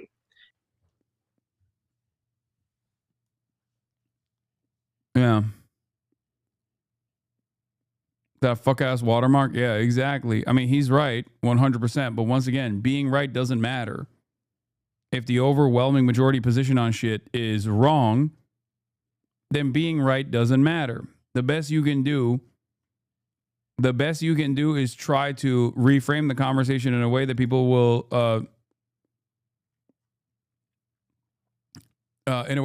be more open-minded to your position. A fundamental fact that a lot of left advocates forget, which is that just because you are correct doesn't mean other people will reflect on your words. Okay? That's why one must always remember the educational journey that they went through. For some, it's not as big as a swing as going from right to socialism. Okay? Maybe some were liberals and then they found themselves in the throes of socialist literature. But for many others, this is, once again, something that they've been aggressively propagandized against. So you have to do your very best to reframe the language in a way that is more appropriate for people to accept. That's it. Look, I think the Democrat Party has lost their minds. I got to say, I was amused listening to AOC say, we're not crazy, we're sane. It reminded me of an old friend of mine who talked about what she called bimbo eruptions, which is whenever anyone says, I am not a bimbo, what does everyone think? You're a bimbo. When Richard Nixon said, I am not a crook, all of America said, you know what? He's a crook. In this instance, when AOC stands up and says, we're not crazy, the rest of America says, you're crazy. And methinks she doth protest too much. Yeah, just like when Ted Cruz says, I'm not a racist, everybody knows you definitely are. I'm not the Zodiac killer. Everybody's like, okay, well, that's what the Zodiac killer would say. There is a little bit of a truth in what Ted Cruz is saying here. It's not wrong when you do find yourself on the defense. When you do find yourself defending ridiculous slanders and smears, people end up, I mean, you offer legitimacy to it.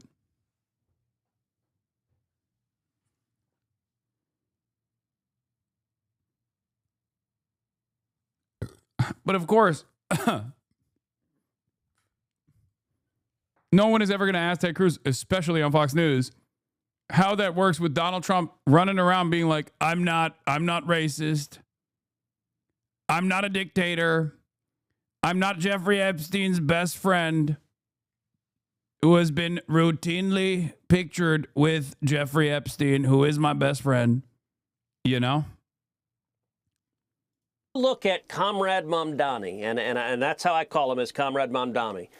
It is amazing to see New Yorkers vote for someone who is an open communist. He's not a socialist. He's a communist. He's talking about government seizing the means of production. He's talking about massive tax increases and putting the government in charge of the economy. And he is a jihadist. This is someone who went and... By the way, I mean, I fucking wish.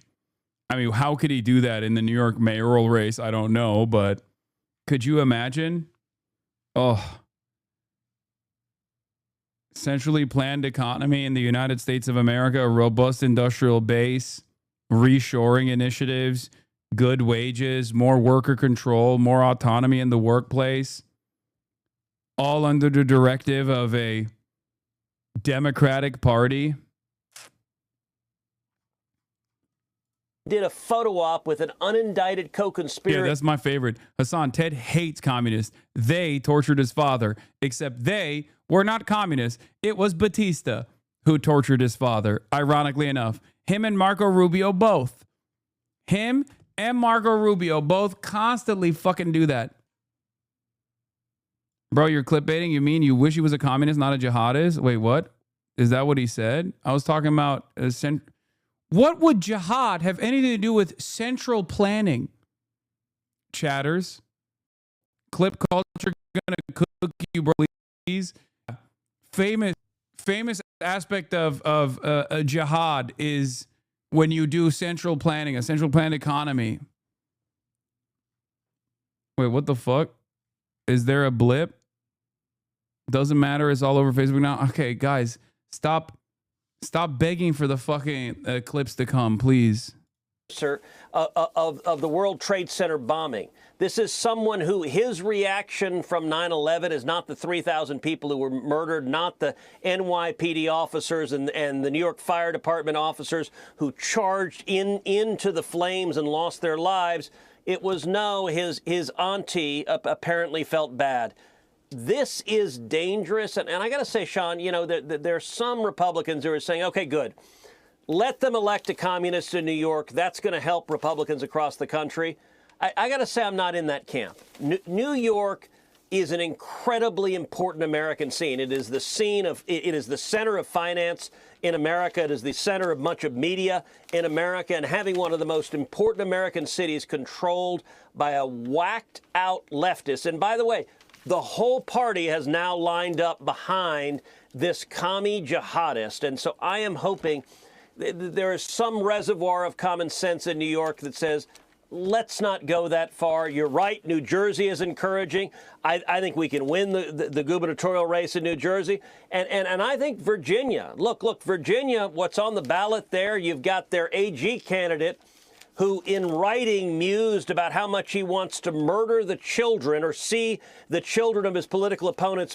Yeah, if these guys were so stoked about Zohran's electoral victory and what it means for the future of the Democratic Party, if the Democratic Party was forced to reckon with the left populist flank and run more leftist candidates, and how that would have down-ticket consequences for the National Party, a negative down-ticket consequence for the National Party, then they wouldn't be crying about Zohran this hard. They would be excited.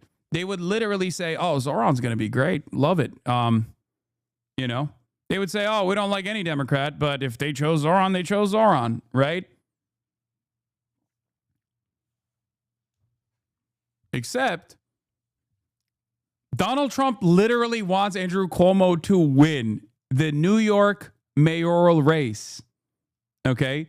Donald Trump has actively tried to throw hurdles in the direction of the New York mayoral race, claiming if Zohran wins, he's going to cut funds to New York. Like, that is insane. Obviously, if they truly weren't worried and if they were excited at the prospect of Zohran becoming a face of the Democratic Party, they wouldn't be going this crazy against them. Murdered.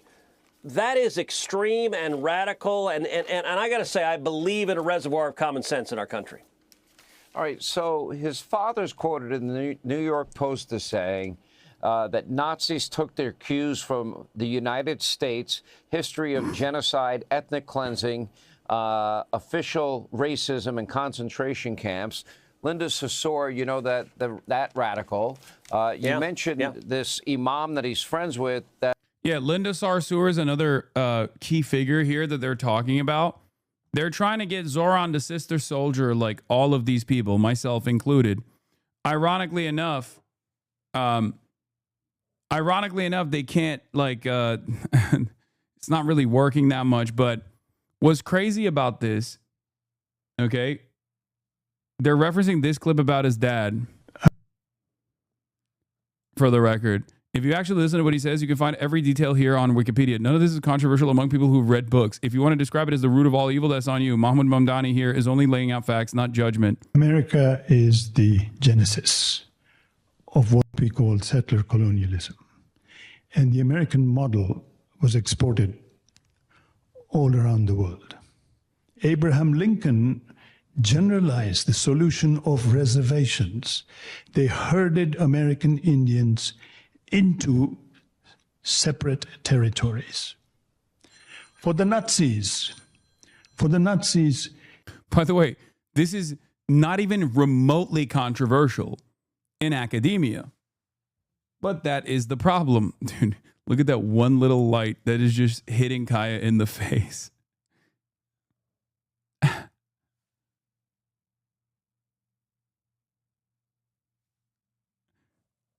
Just one little beam of light. That's so funny.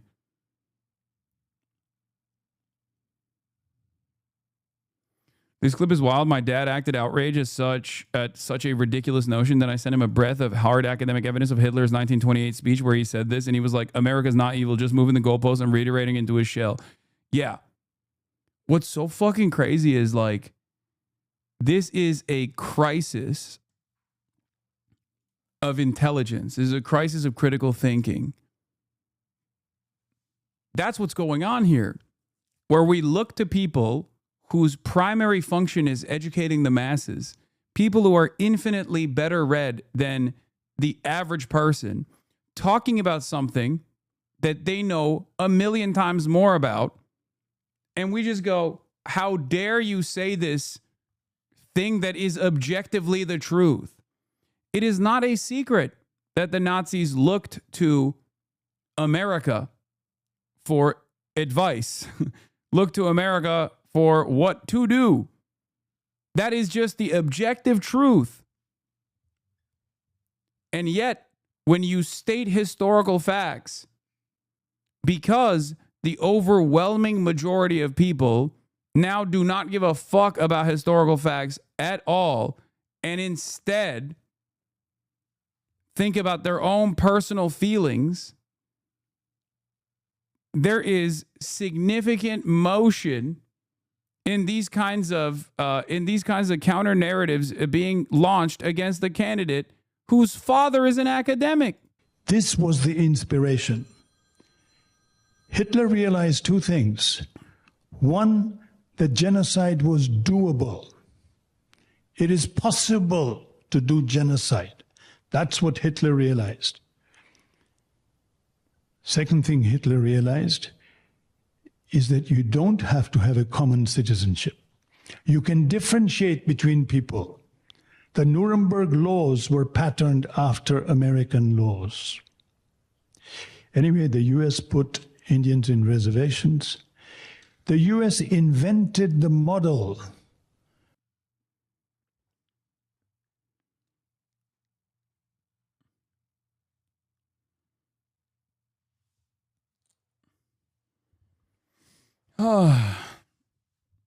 Isn't most of Americans uneducated enough to fall to this hook, line, and sinker? Yes. This is historically correct information. That's what's so crazy about it. That is what's so fucking crazy about it. Zohran Mamdani's father, America's the root of all evil and inspiration for the Nazis. First of all, you said that. He didn't say that. He said it was the genesis.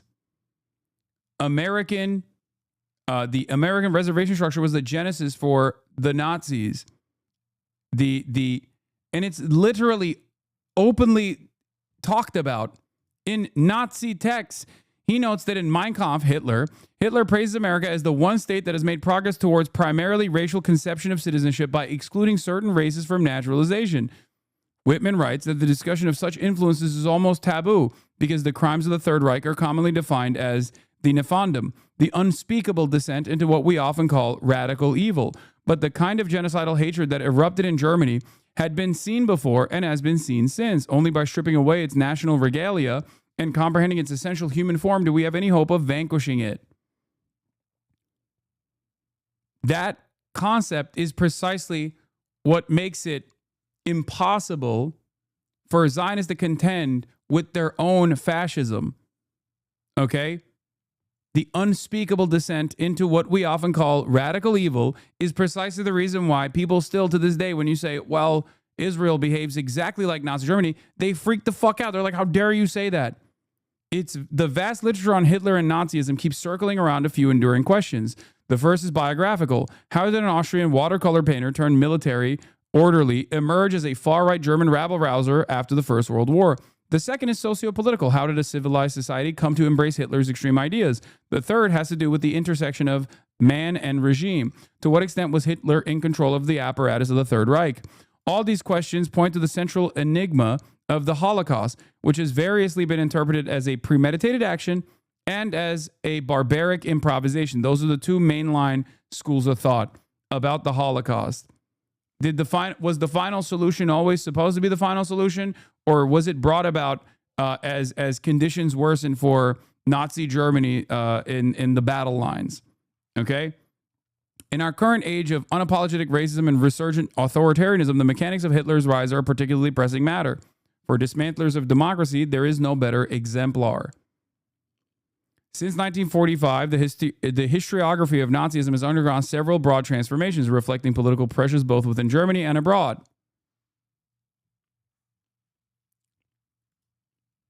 This was the other part. From boyhood on, Hitler devoured the westerns of the popular German novelist Karl May. In 1928, Hitler remarked approvingly that white settlers in America had gunned down the millions of redskins to a few 100,000. When he spoke of Lebensraum, the German drive for living space in Eastern Europe, he often had America in mind, Manifest Destiny.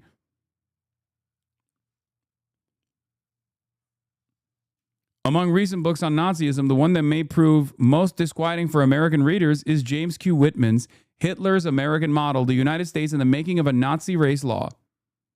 On the cover, the inevitable swastika is flanked by two red stars. Whitman methodically explores how Nazis took inspiration from American racism of the late 19th and early 20th centuries. He notes that in Mein Kampf, Hitler praises America as the one state that has made progress towards... I read this part already. So what Mahmoud, Zohran's father, is saying there is objectively correct. It's just correct. And yet, in a world where truth does not matter, in a world where truth does not matter, you can take an objectively correct statement such as this one, an accurate reflection of historical events and the roles that the American racialized structure of nationality played in Hitler's very own design in the aftermath, in a post-Nuremberg race law world for Germany. You can just say, how dare you, and then move on, and people will go along with it. It is fucking insane to me. This is why I often bring up that one Jewish professor of anti-colonial history that was suspended recently.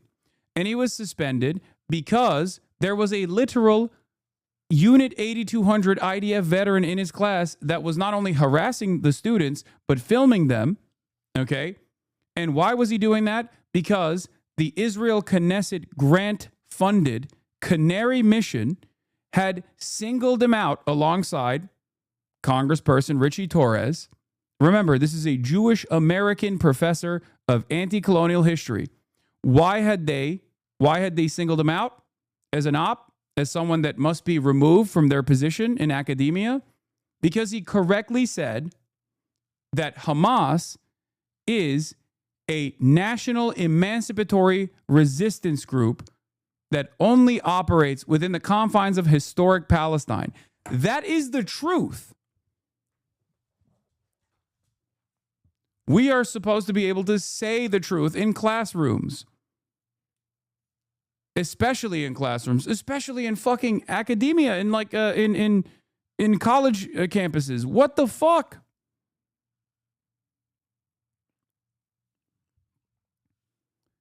It is crazy that these guys can just turn around and be like, oh, what you said is the truth, but it offends me and I don't like it. And there are plenty of people that go along with it because they've been propagandized into thinking, no, these are barbaric slaughter monsters. How dare you say that there is a logical through line to their acts of militant resistance?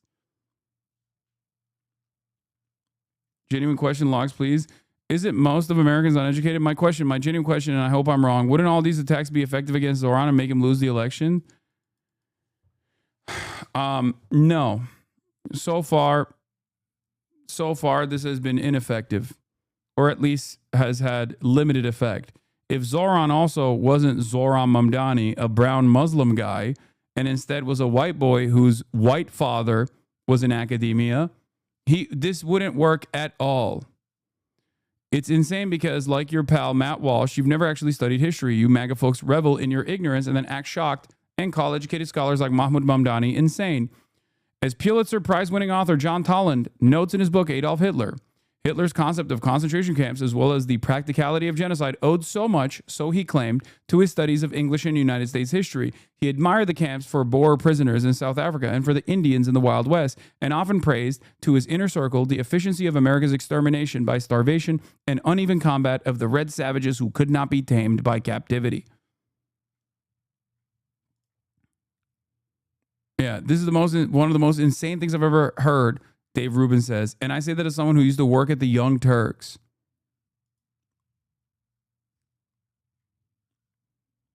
It's mind-boggling.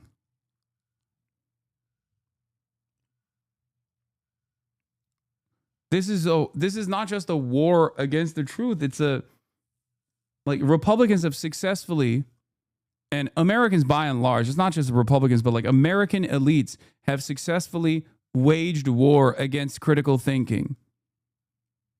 And they've won. They've won.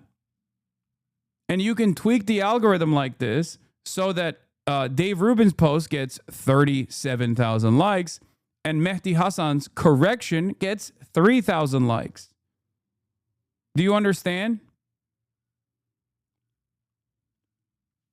How do you deal with it? How do you deal with the false narratives that Republicans lean into? How do you deal with the largest swaths of American society putting their own personal feelings and what they've like maybe half heard or half remembered from their shitty education? How do you put that against people who are invested in the truth? I don't know the answer to it, but I'm not going to stop. Abandon the site. We need to dump capitalist social media entirety. Shut up. Shut up. Shut up. Shut the fuck up. Stop. Oh my God, I'm starting to get pissed off. Yes, dude. We must close our eyes and plug our ears to where people congregate, to where people talk to one another, because people are too stupid. We must actually cut our movement in half. We must actually do everything we can to gatekeep, live in our own fucking commune. Self-isolation is not the answer to this, okay? You just have to keep fighting because you have no other option. That's it.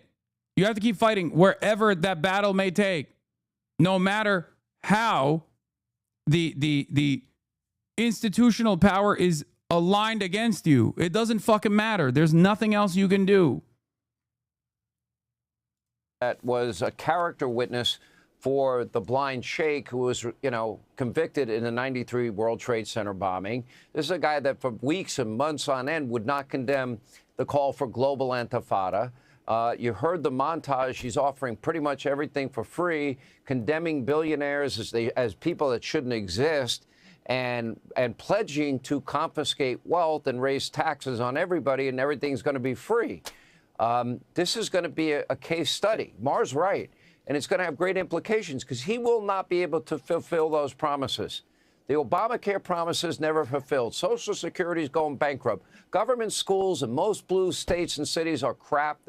They failed miserably. Defund, dismantle, no bail, reimagine has failed miserably. Open borders has failed miserably. So I would say we need a new app where the algo isn't abusive to the truth, not abandoning it, but competing against it. Brother, who? With whose money? On whose servers? Who's making this happen?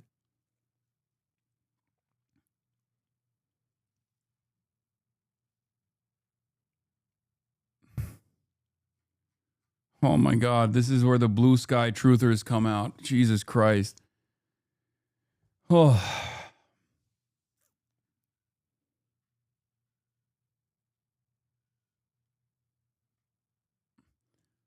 People thinking Hasan radicalizes Chat. Meanwhile, Chat trying to radicalize him. No, they can't. They can't radicalize someone who is already a radical, but has a more pragmatic approach to what must be done. This is simply a difference in opinion in tactics and methods. That's all it is.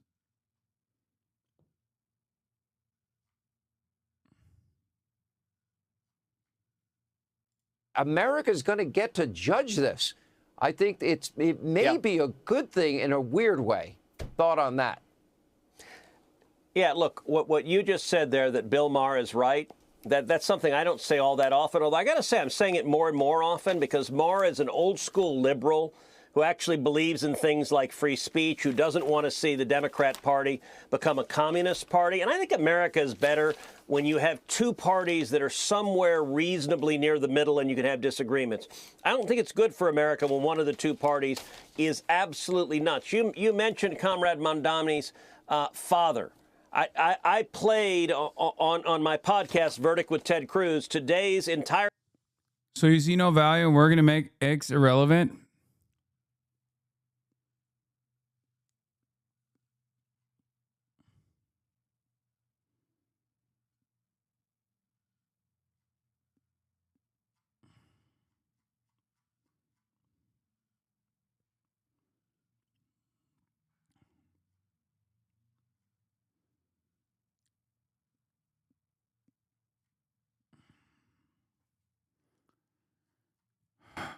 podcast is on Mamdani and laying out his radical record. His father also said that Abraham Lincoln was the model for Adolf Hitler. Now, I want you to stop and think, how much do you hate America if you say that Adolf Hitler modeled his behavior after Abraham Lincoln? That is who Comrade Mamdani suckled after. And I'm just hoping, New Yorkers, we don't want to see an enormously important city run by someone who hates America, who blames, who thinks Lincoln and Adolf Hitler are comparable. I'm just praying that there's a moment of pulling back and saying, this doesn't make any sense because the alternative is really bad for our country. You know, J.D. Vance, the vice president, slammed Mamdani for making his auntie the real victim of 9/11. Yeah. I never saw him cry over the people that died that day or their families. Brother, he was 9 years old. He was 9 years old. He was 9 years old on 9/11 in New York. If your attitude is that everyone in New York suffered on 9/11, then Zohran is a part of everyone. The problem is, when these guys cynically say everyone suffered on 9/11, they don't mean everyone suffered on a 9/11. They don't think that Muslims are a part of the in-group, okay? Even a 9-year-old Muslim boy.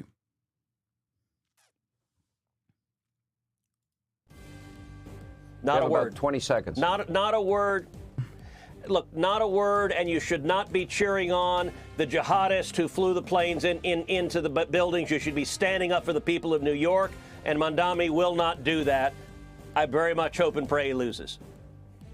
Okay, Senator, appreciate it. Don't understand it. Why wouldn't you want him to win so that you can say the entire Democratic Party is like this? By the way, Ted Cruz, I know one person who was cheering on 9/11. Or at least jorking his fucking penis on 9/11. And that man is Ted Cruz. That's what Ted Cruz was doing on 9/11. You know, many years after the fact. But if you remember, he accidentally publicly liked porn on 9/11 a couple years ago. Yeah, so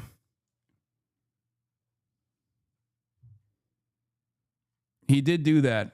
That's how he was choosing to honor the memory of the fallen.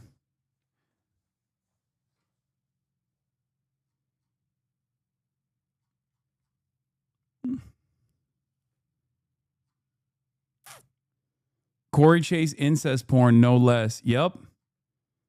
He was fucking horny on Maine, dude. Yep. Ted Cruz Twitter account likes pornographic tweet. Married Texas senator who once defended a ban on sex toys asked to explain how his account came to like the graphic post.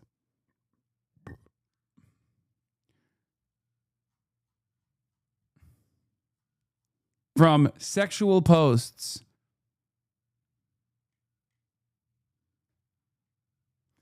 Be careful showing this. I mean, it's censored. Obviously, it's on The Guardian, dude.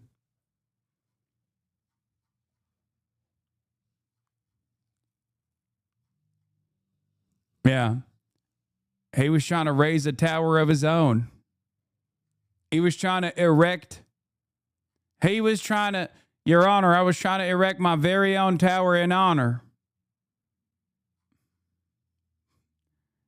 A little bit of porn-a-rooney on 9/11. Gets me going. Someone posted a screenshot of when Hasan changed his Twitter name to it too. Oh, yeah.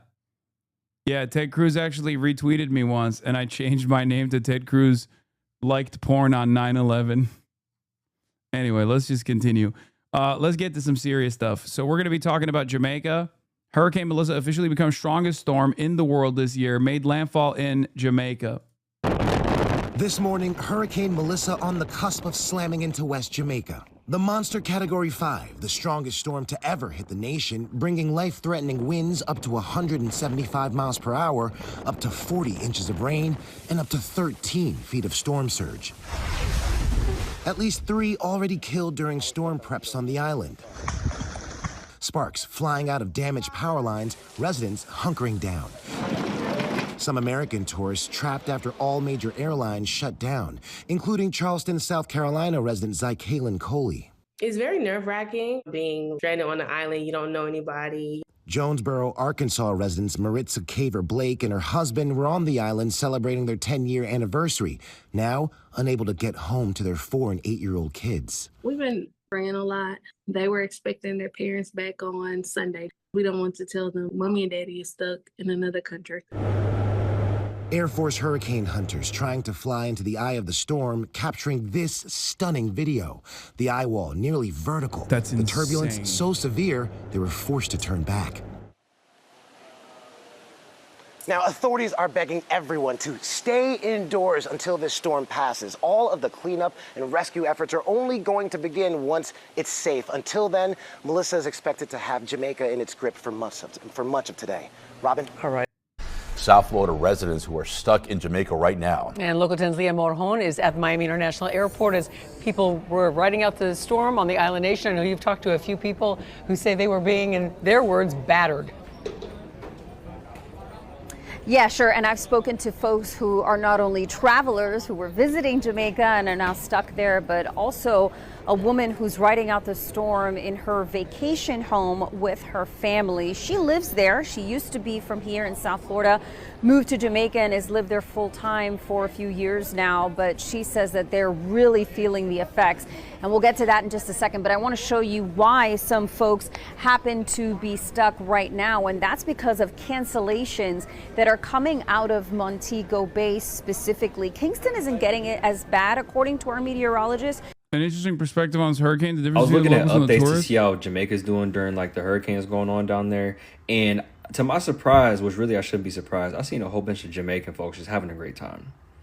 It's a dude like right on the shore getting blasted by ocean water, talking about some bomba clot, and he's giggling his ass off. And then there's some other local folks playing. Okay, but it's still not the smart thing to do, I think. On his table while there's water up to their hips damn near. And then another shorty just shaking ass. You know what I'm saying? And I was like, that's great. And I was having a great time until I seen like American tourists. It's still dangerous for the record. There. And by the way,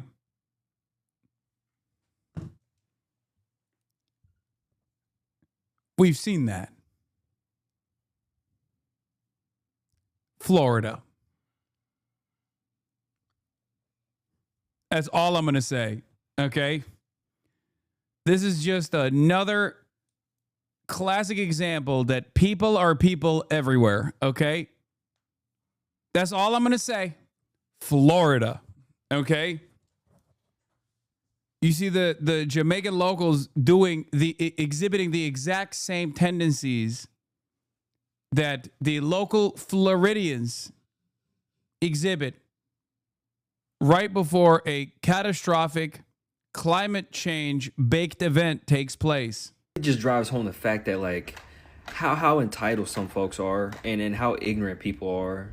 You know what I'm saying? Because it's like they're making like light of the situation, and talk about, oh, it's a category 5. You know what I mean? Yeah, it's cool when the local people do it because they live there, and that's a way for them to deal with like the fact that their islands getting flooded. You know what I mean? But like when it's these tourists that are coming in and being so disrespectful and not caring for real, it's fucking weird, bro. It really just shows that there's so many people out there that lack empathy. And will make fun of anybody in any kind of situation, which like I'm a jokey ass person, you know what I'm saying? But I know when to hold my tongue. I know when to hold my jokes back.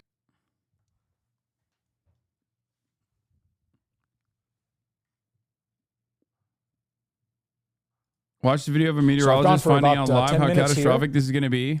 And 180 now. 180. What's the pressure?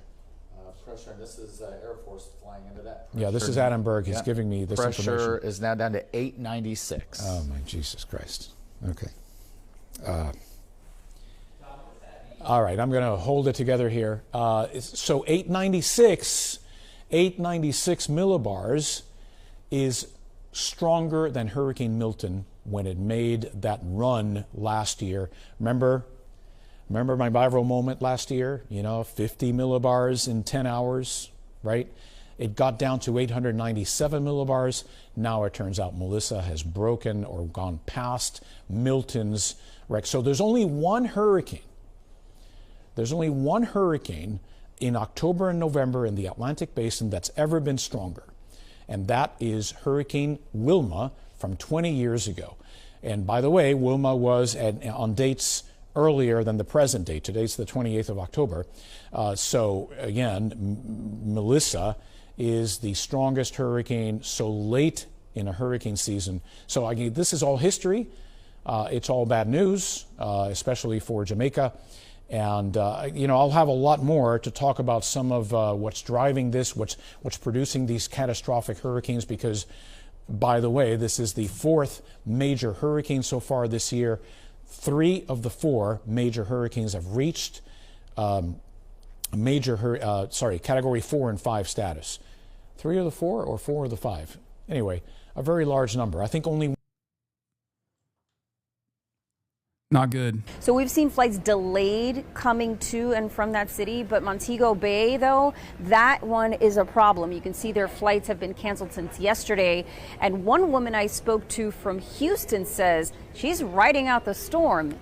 One of the biggest problems when hurricanes like this make landfall in Puerto Rico or Jamaica or other Caribbean islands, Caribbean nations, is that the infrastructure is not as robust to withstand such a powerful force of nature.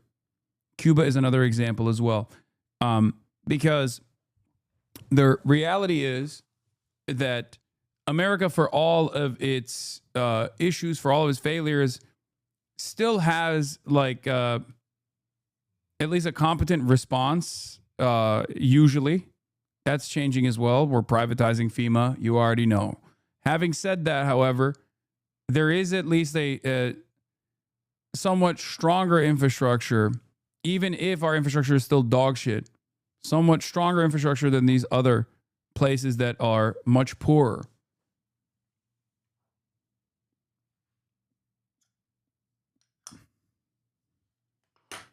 Also, when you're on an island, you don't really have a lot of places to go to other than higher elevation.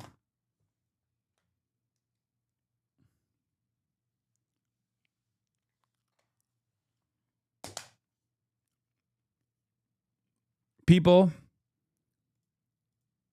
like the Jamaican population exists at the intersection of so many different forms of capitalist erosion, whether it be their government services and their infrastructure expenditure being destroyed by IMF initiatives that demand austerity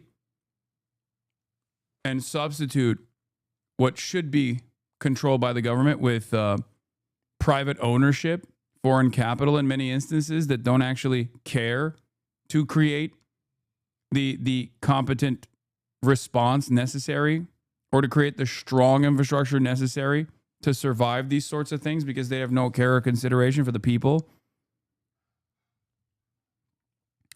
And a big part of the reason why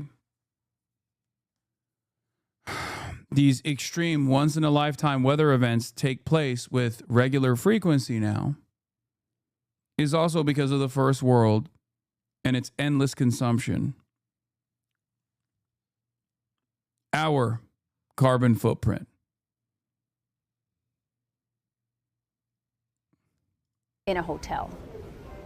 It's so disheartening because I feel like we had so much time to get out. It was supposed to be a fun girls' trip for a group of friends out of Houston. But now that flights out of Montego Bay have been canceled, they can't come home, at least not yet. It's actually getting really bad now compared to how it was earlier. Deborah Shields showing us the view from her window at the Grand Palladium Resort in Lucy, about 24 miles west of Montego Bay. Shields and her friends now experiencing Hurricane Melissa from their hotel rooms. It sounds like, you know, how people, when they tell ghost stories and they're like, whoo, it's a lot of that.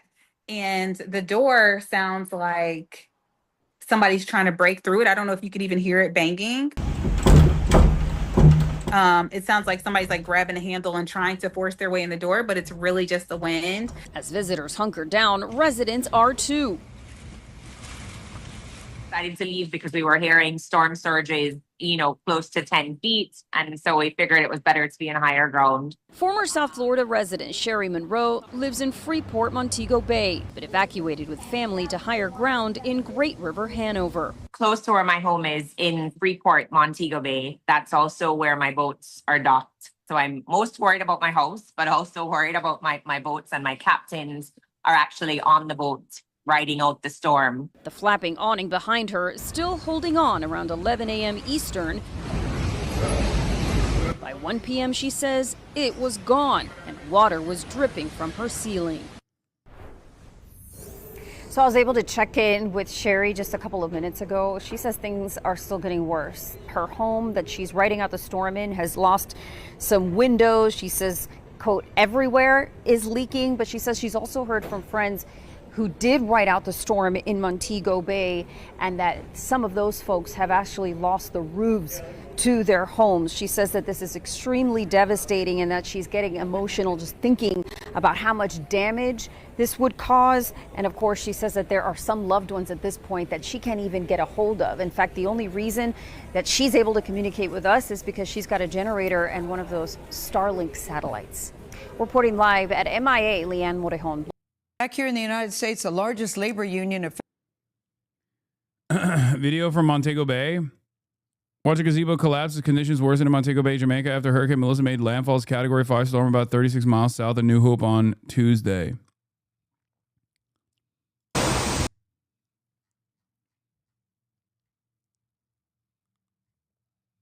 Wait, why'd you say hashtag ad? Can I give you my update, please? Okay. Go ahead, Stinky 19. It's time for the Stinky 19 weather report.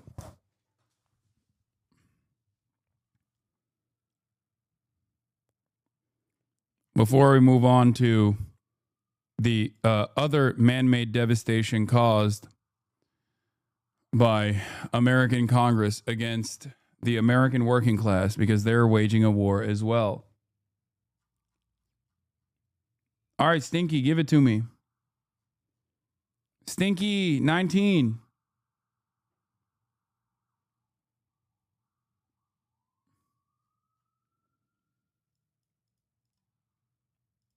Didn't know Stinky was international? I'm sorry, chat. I'm on mobile, says Stinky.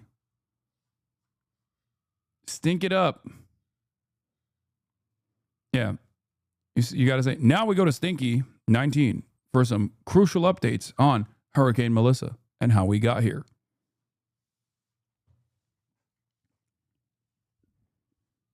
Stinky 19 is on mobile, so there is a significant delay.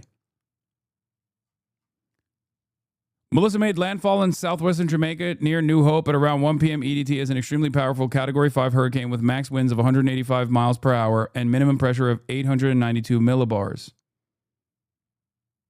Okay. This is what 185 mile per hour winds sound like.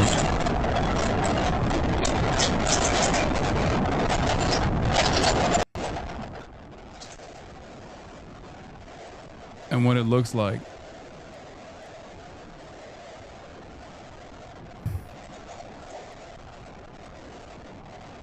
Catastrophic and life-threatening winds, flash flooding, and storm surge are occurring on the island.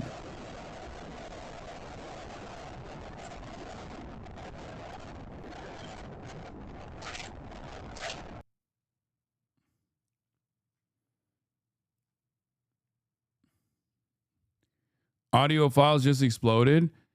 As of 6 p.m. EDT, Melissa is a Cat 4 with a maximum wind speed of 145 miles per hour with a minimum pressure of 921 millibars. It is weakened because it is now over land and no longer being fueled by water. Melissa is 10 miles east of Montego Bay, Jamaica, and is moving across the island at 8 miles per hour. 7 p.m. update incoming. We'll update when I have it. Thank you.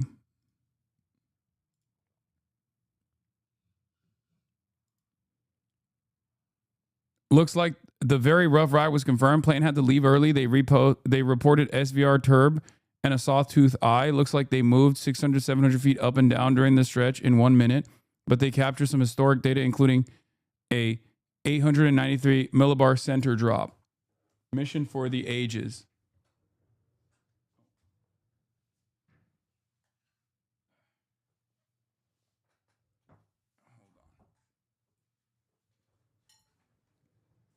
Nice.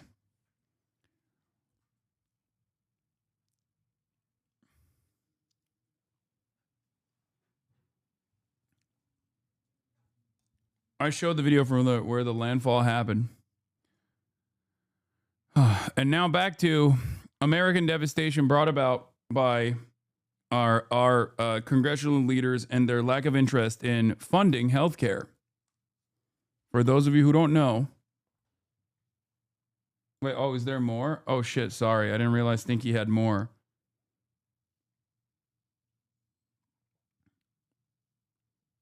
As of 10 a.m. this morning, Stinky always has more.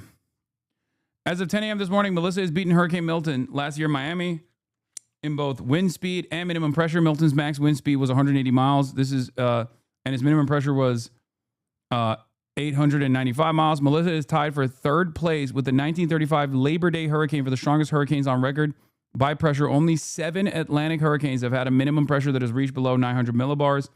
On Sunday and Monday, Melissa was stalled 100 to 140 miles off the coast of Kingston, Jamaica, moving forward at around 3 to 5 miles. This was very unusual. Hurricanes usually move at around 10 to 15. Because of the way Melissa just stalled off the coast, Jamaica has been receiving massive amounts of rain and strong winds for the past 2 days before the storm even made landfall. Yesterday, one of the Hurricane Hunter aircrafts had to leave the storm early because of the conditions within the storm. Literally the first time I've ever heard of this. These aircrafts are literally made to withstand these conditions. Yeah, repost, sorry. No, it's fine. Yeah, we just covered that. Partially because, yeah, it's man-made, brother, is what people will say, I suspect. But all right. Let's get to millions of Americans prepare to lose SNAP benefits as the shutdown continues. People are scared. Federal employees is breaking with Democrats and pushing for an immediate deal to end everybody say thank you, Stinky. This government shutdown. Thousands of federal workers will not get their scheduled paychecks this week. The shutdown now may have an even bigger impact starting this Saturday. Caitlin Huey-Burns has that part of the story. Aaron Annis is one of more than 40 million Americans who rely on federal food assistance. We're just people that just need to eat and have some security in our lives. That's what it's about. But due to the government shutdown, that help may soon run out. The USDA has declared that there will be no benefits issued beginning this Saturday, November 1st. For Annis, it's a daunting deadline. The Pennsylvania native never thought she'd need SNAP benefits, but 3 bouts of cancer and a double knee replacement left her unable to work. Having those resources, what does it mean for your life? everything. It means everything to me. What exactly do you think you're going to need to do? I'll have to ask my children to help me. And what is... That's an awful feeling. How so? For them to have to help me. Even in... It's a little tough to think about sometimes. She'll also turn to her local food pantry. Shyla Ulrich is CEO of the Central Pennsylvania Food Bank and is expecting demand to increase. People are scared. It's a moment where people don't know and understand what's about to happen, whether or not they'll get those benefits should the government open back up or when. And while lawmakers continue to point fingers, the best way for SNAP benefits to be paid on time is for the Democrats to end their shutdown. They shut the government down, then they left town, and now they're nowhere to be found. Anna says she just wants politicians to talk to each other and find a solution. This should not be a political issue. This should be a human privilege to be fed. Now, the USDA announced that it cannot legally tap into a contingency fund to help pay. Bullshit. That's bullshit. The notion that the USDA cannot legally tap into its contingency fund is a legal hurdle that the Trump administration itself put on the contingency fund. It's a fucking contingency fund. What are you talking about? That's literally why it fucking exists. States are now going to sue the federal government, by the way, to ensure that this doesn't happen. Or SNAP benefits, saying that that's reserved for natural disasters. But there is a Republican proposal here in the Senate to pay for those benefits. But Nate, it's unclear whether or when that would get a vote. Yeah, and we will stay tuned. Caitlin, thank you. This morning, day 28 of the government shutdown with no end in sight, and the U.S. now careening toward a hunger crisis. 48 states now warning if the shutdown continues by the end of the week, they'll be forced to stop distributing SNAP food assistance, a lifeline for some 42 million low-income Americans. Simone Wilkes, a single mom of 2 young boys in Michigan, telling me she's worried about what that means for her family. I'm already struggling. I'm already stretching food. Will there be some days where they will eat and you won't? Yes, it already has started. It already has started. It has been days where the kids will eat and I'll just survive off water. Food banks across the country now seeing a surge of demand. In Washington, D.C., we met unpaid federal workers standing in line at this makeshift kitchen for a free meal. You never thought you'd have to budget for food like this? No, not with what is supposed to be a secure income with the federal government. Food pantries even popping up at airports across the country to help struggling TSA agents and air traffic controllers forced to work without pay. And this morning, nearly 11. Richest country on earth, by the way. Bread lines in the richest country on earth, by the way. And unlike the bread lines in the USSR, it's not even the government that is providing this. It's just regular folks that are digging into their own wallets to help others. Okay? So remember that. Because bread lines, the way that they are presented, is a failure of the system. And yet it was the system itself trying to make sure that people kept getting food. We, in this country, have not only necessitated bread lines, but we also don't even fucking offer it by the government. We're giving away the responsibility to those who are individual donors.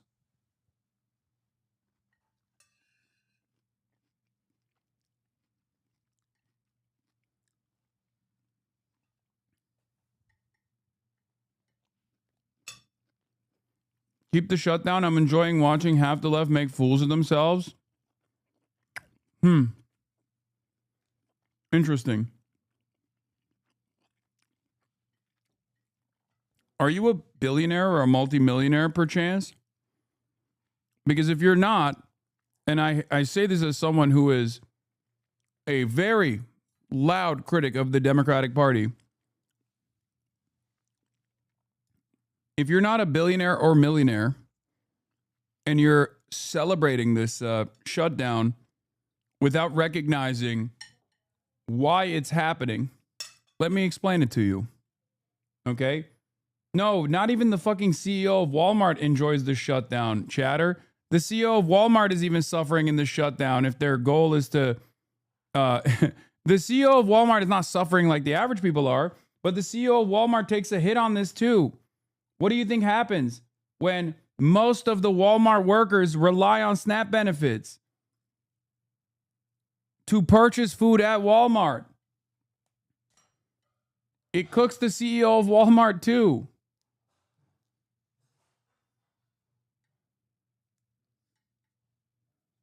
Or at least the profit margins of Walmart too.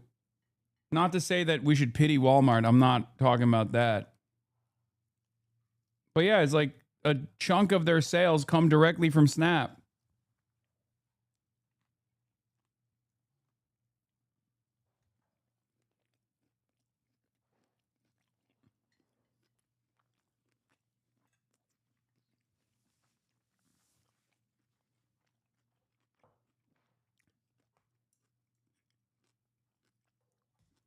But the reason why this shutdown is continuing is because Republicans do not want to offer ACA subsidies so that the states where people need additional help from the federal government to literally subsidize their already incredibly costly healthcare premiums don't get it. That's the only reason why they are refusing.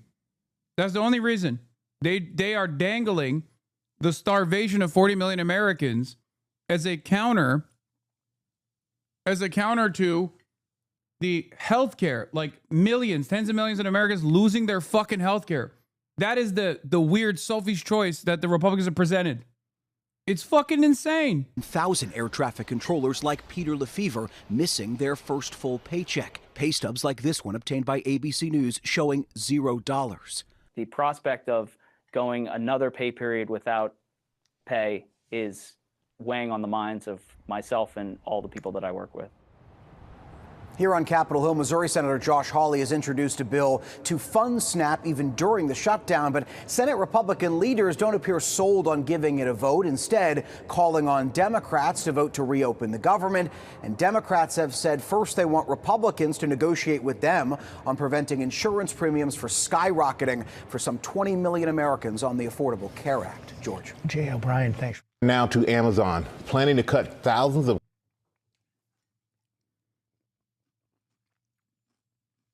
It's so insane that is what the dynamic is right now. Republicans refusing to a request. And then what say? So funny, people thinks China is good. Wait till everything you eat are made with sewage oil. Wait, what? Sewage oil? That's awesome. Are you saying that everyone in China is eating sewage oil? What's sewage oil? Like, is this like a tofu dreg style anti-China sentiment? I didn't even know that was like a thing that people say about China. Is that the new tofu dreg meta? 2012 Chud talking point. The food production is scoop oil from the sewer. Oh, cool.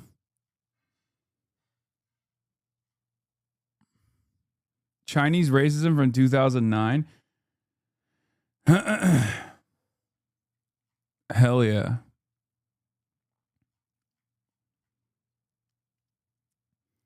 To use a really big ladle. Is that like the Indian food? The racist ass like Indian food is unclean meta? Is that what it is? But for China?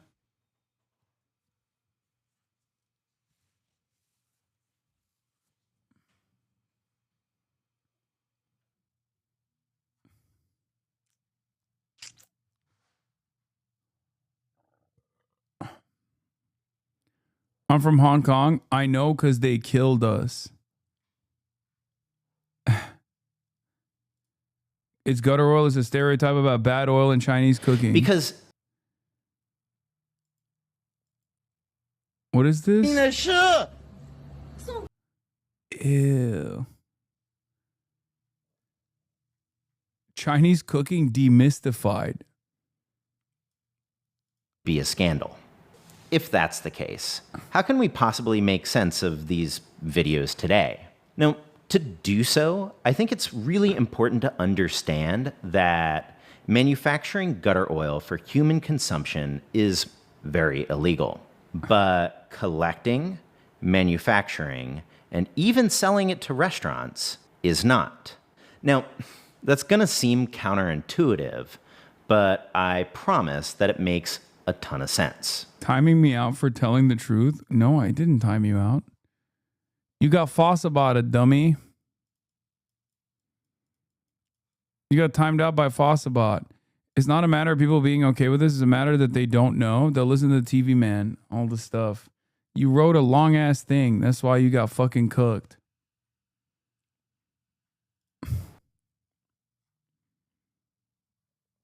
You see, restaurants have an oil problem.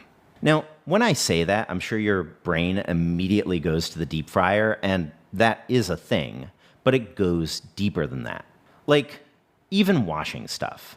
When you wash a dish at home, there's gonna be like a thin smear of oil on that plate. Read is above. Chats, he called you a terrorist? What, the you guys who love China don't understand that you're gonna eat gutter oil?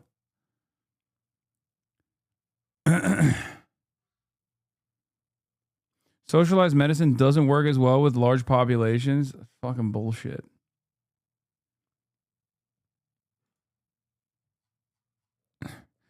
Gutter oil, hogwash oil, tainted oil, Chinese slang terms primarily used for China and Taiwan to refer to recycled oil.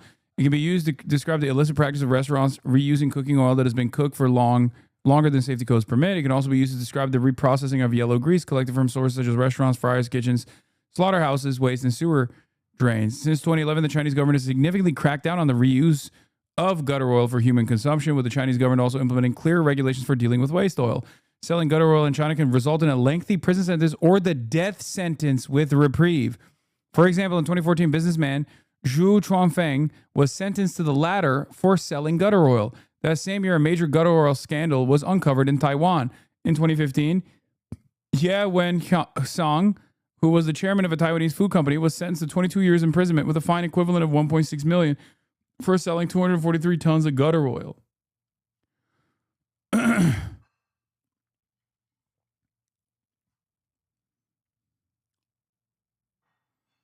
Chinese legal system. Everything in China is fake. We all know that. Try to look up how they make pickled veggies. China legal system is a joke. If you have money, no one can torch you. Yeah, unless you're fucking the founder of Alibaba or numerous other. Like, this is such a funny thing to say about China. Yeah, sure. Throughout their development, have there been hangups? Absolutely. Okay. But you are directly talking about America when you say this. This is the one thing you can't say about China. If anything, this is the exact opposite in China. Okay. You can say, oh, they only they only crack down on people who are not party loyalists, for example, right? They only crack down not on party loyalists or people who are close associates of the party leadership structure or whatever the fuck like that. Okay. But you can't say across the board that the Chinese legal system is a joke. If you have money, no one can torch you, because that is the one country on the planet. That and Vietnam, I would say, those are the two countries on the planet where they do torch you in spite of your money. If there's one country where if you have money, no one can torch you, it's the United States of America. I just feel like a lot of people don't know about China. They think they know because they won't let you know about it because you are foreigners. Okay. I don't know if you know this, but like, you know, you got 1 billion people in your population that have access to the internet and can talk to people all the time. I talk to Chinese people. I am related to Taiwanese people that live in China, in mainland China. Like, this is not like the DPRK. You can't just like keep things a secret. You know?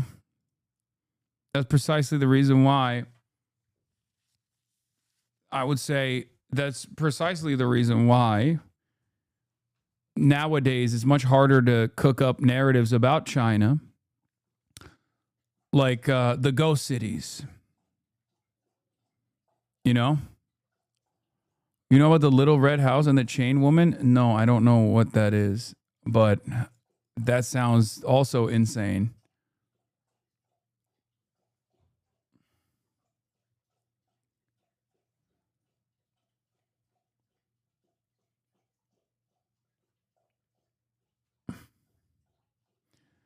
They tried to cover up. They killed a whistleblower of COVID. Okay, why is it that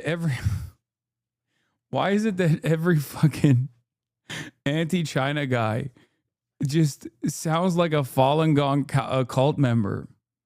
All right. That's enough of that.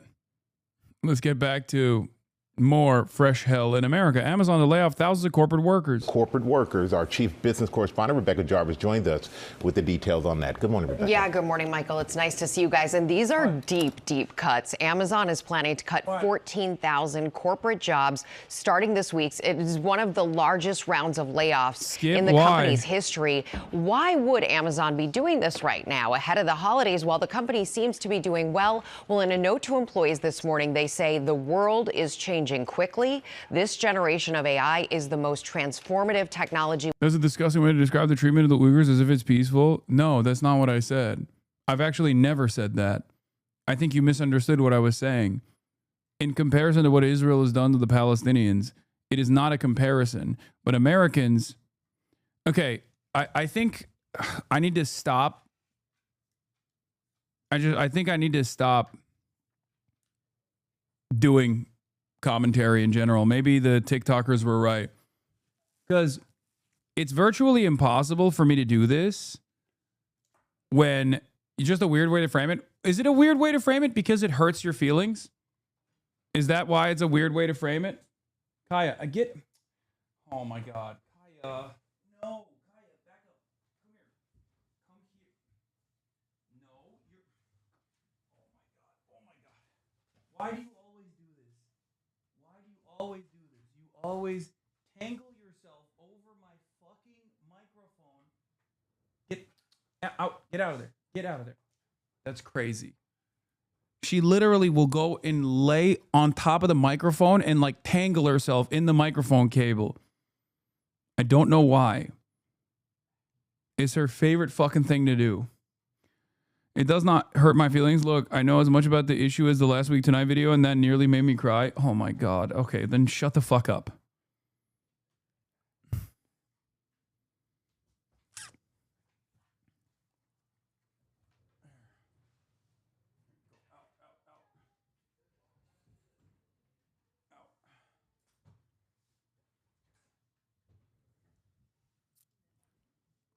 I've covered this extensively. You can go watch my other videos, okay? We have seen since the internet, and that's really echoing what CEO Andy Jassy started signaling this summer when he said generative AI could mean fewer workers. And Amazon isn't alone here, making these changes in the midst of a major AI transformation. Target announced last week that it will be eliminating about 1,800 roles. Other tech giants like Microsoft, Meta, Google, and Intel have also made cuts this year.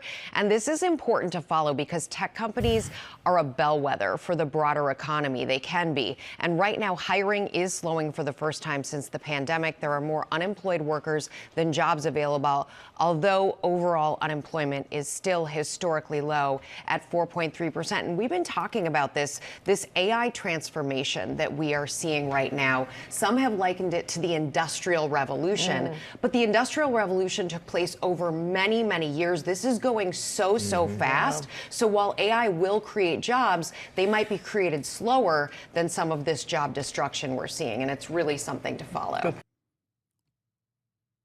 Insane. President Trump is in Japan this morning as part of a high-stakes trip to Asia. He met with that country's new prime minister, who had plenty of praise for Donald Trump, and Donald Trump, plenty of praise for her.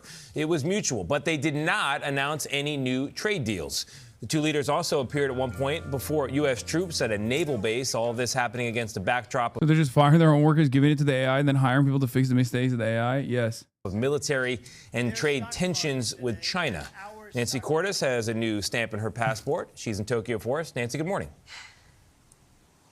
Good morning, Tony. Yeah, and a lot of what the president is doing here in Japan is designed to project strength in advance of his meeting with China's president later this week. And so he announced that Japan would be receiving a new shipment of missiles for F-35s within the week, and he touted new economic partnerships with Japan, too.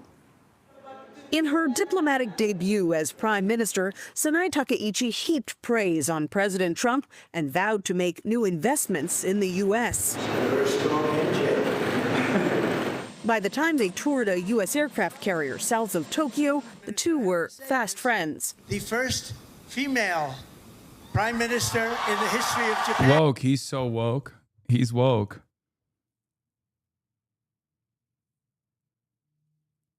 He's woke as hell.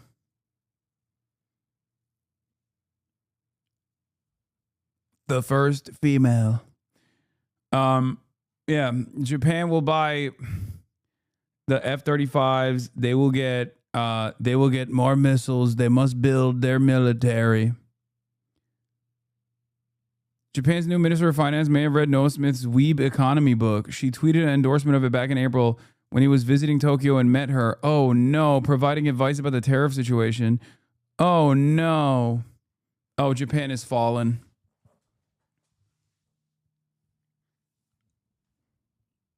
Japan has fallen.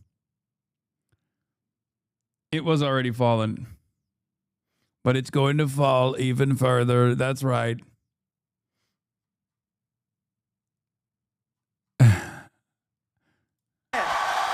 Madam Prime Minister. They signed an agreement to work together to extract critical rare earth minerals, key components in everything from cars to fighter jets. We are an ally at the strongest level. It's the third such agreement Trump has signed since China threatened to restrict access to its own rare earths. And China processes more than 90% of the world's supply. I think that. Yeah, good luck to Donald Trump. And good luck to America in gearing up their own rare earth processing facilities in a short enough timeline to, instead of just like playing ball with China and being normal about global trade, Donald Trump is like, nope, nope. We're going to go around and we're going to find new places to do this, new facilities.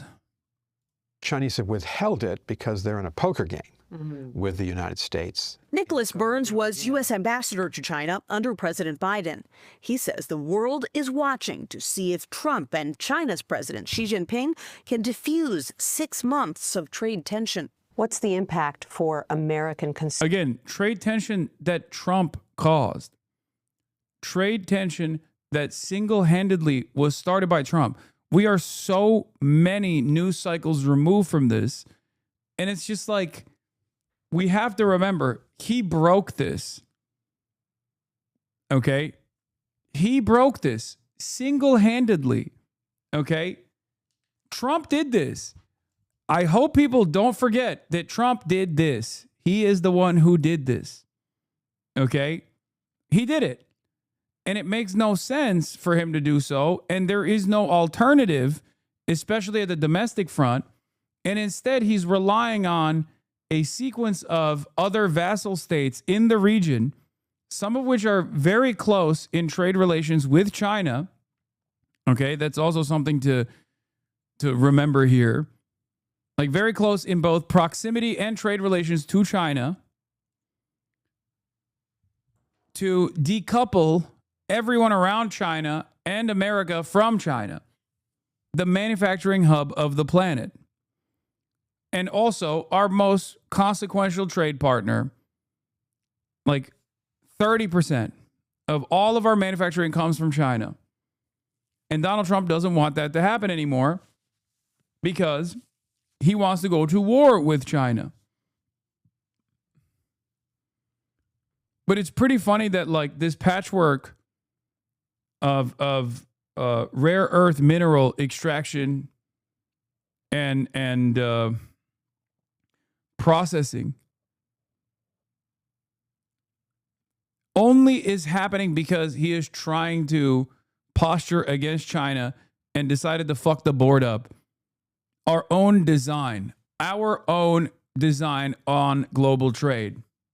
Consumers if President Trump and President Xi don't strike a trade deal? Well, continued high tariffs would really be consequential for the global economy. It would grind to a halt. If China's 30%, what are the other? Mexico and Canada. Most of the trade between China and the U.S.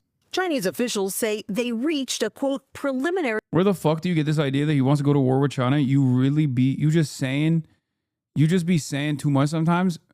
First of all, it's not just Donald Trump. This is the position. Hello? Which fucking American leader has postured towards having more amicable relations with China? Even if you were to say, no, not just trade war, man. What the fuck? No, not just trade war. You're talking about the American government that openly stated that they're spending $1 billion+ in creating networks of anti-China propaganda around the globe. No, not just trade war. The trade war comes first. If you can try and successfully decouple yourself from your over-reliance on China for manufacturing, which, again, who knows how that will work, or who knows how many years in the future that will actually be a success. But if that's what you're posturing towards, the reason why you're doing that is so that you can engage in some kind of Cold War directly with China. And it's not exactly a hidden thing. Our politicians, both on the Democratic Party side and on the Republican Party side, actively say that this is what they want to do. America presents China as the greatest adversary. The major difference between the USSR and America during the Cold War versus China and America right now is trade. The USSR did not have such a complex trade relation with the United States of America.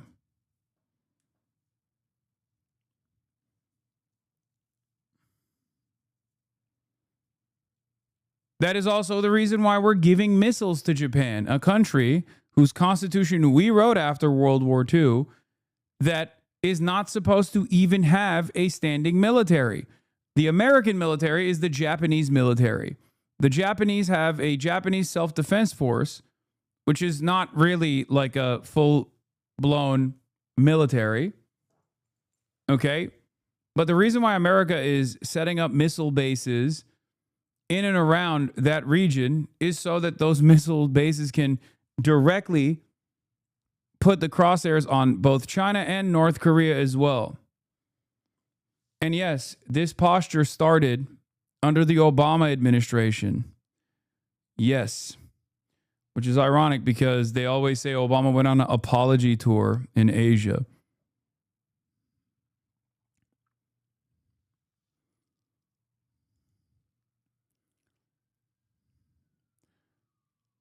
This is likely the American plan: decouple trade with China. That once the money is saved, they try to bait China into taking Taiwan, probably by declaring Taiwanese independence, and use that as an excuse to our allies to invade China or at least sanction them or go to war in the full Cold War.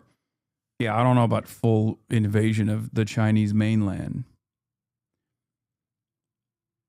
The entire point of the Vietnam War, the support of the KMT, the Korean War were all about China containment policy. Why the hell do chatters not think the U.S. wouldn't gladly fight China? Yeah. The only reason why the U.S. can't currently fight China is because China controls all the fucking rare earth minerals. That's it. And not only that, but also is responsible for 30% of all American trade. This is a terrifying prospect for future generations because they are actively trying to decouple trade from China so that it's at least a little bit easier to engage in Cold War. Maybe not hot war, but at least Cold War against China.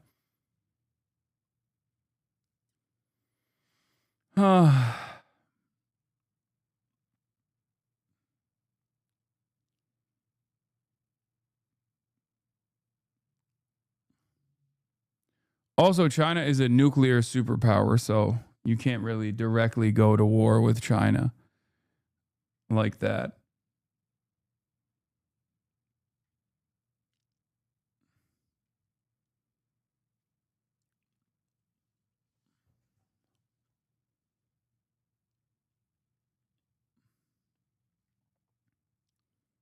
consensus, with Treasury Secretary Scott Bessent in talks over the weekend.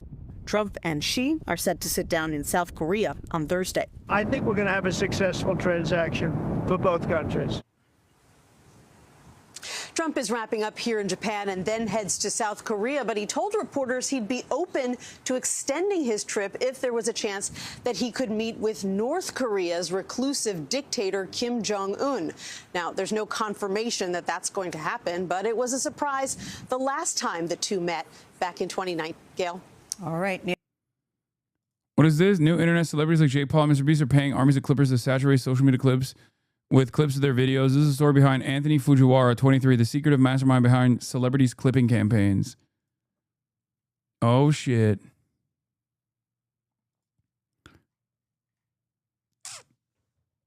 There's the clippers, especially on Twitter, the steak adjacent clippers are under a little bit of hot water right now. Gaza update, please. I gave it earlier in the morning. You can rewind if you would like to by subscribing to the HasanAbi broadcast. That's right. If you subscribe to the Piker Broadcasting service for $6 or for free with the Twitch Prime, you can actually rewind the broadcast to go and see my coverage over Israel actively violating the Gaza ceasefire deal. Anyway, you have to subscribe to Rewind. It's not my call. It's a Twitch platform decision.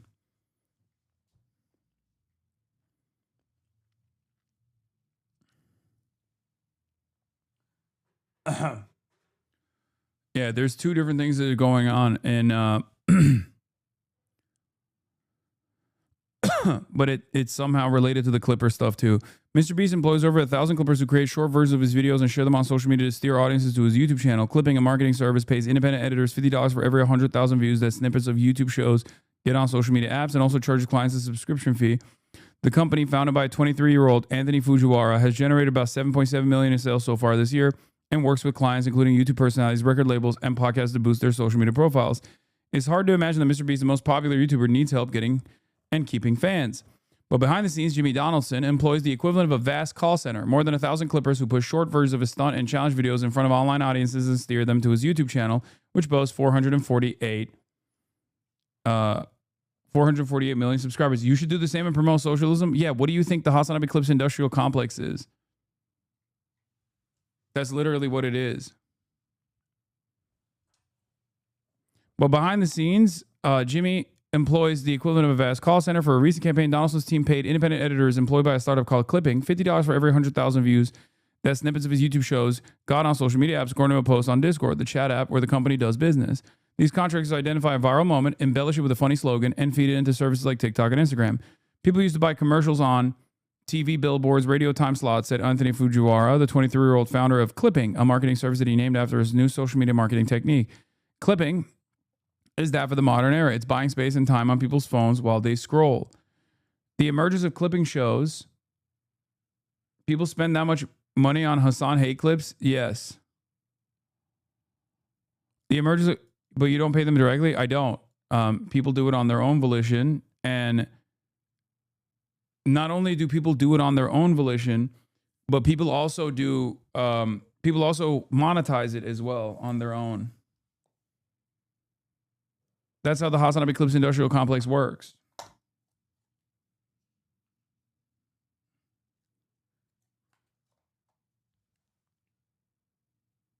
They're calling you the Wemby of the Zohran rally.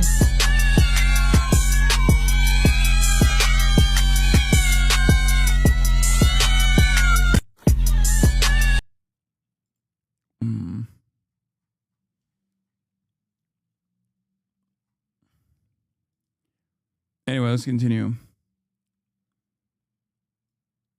Clipping, the company that also had a Republican ad campaign earlier this year, focused on ads against Zohran Mamdani. My sources is that I was lurking their discords. Wait, really?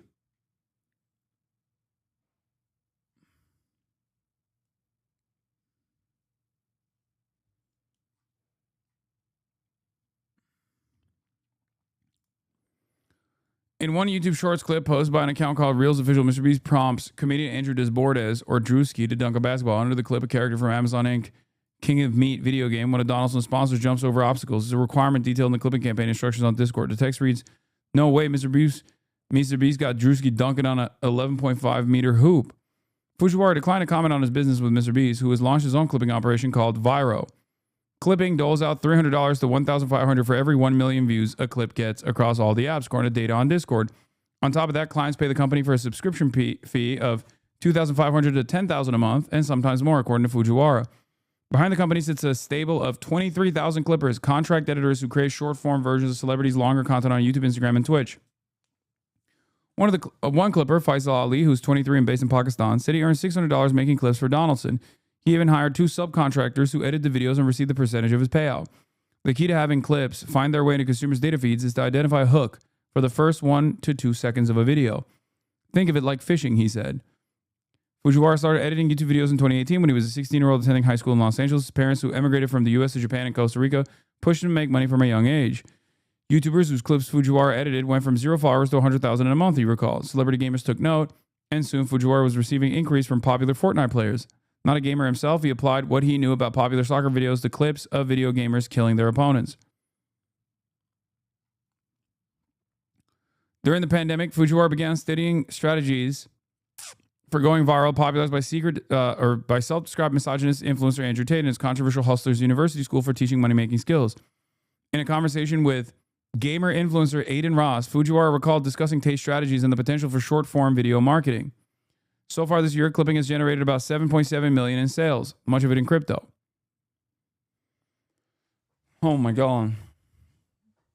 Clients, including the managers of YouTube personalities, record labels, and podcasts, are allocating growing pots of money, in some cases more than $10,000 a month for contracted clippers. United Talent Agency, based in Beverly Hills, works with clipping to boost clients' social media profiles and funnel potential fans from short-form video apps onto YouTube, Spotify, or Twitch, where there's money to be made.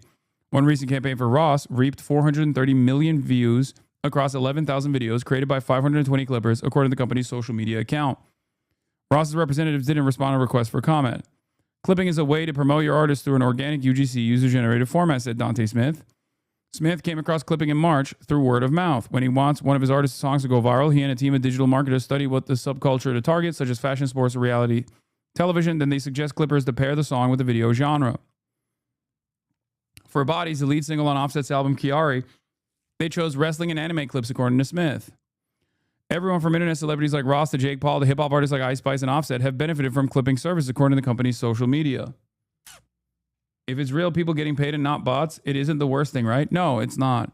It's just a way to astroturf. It's just a marketing tool. That's what it is.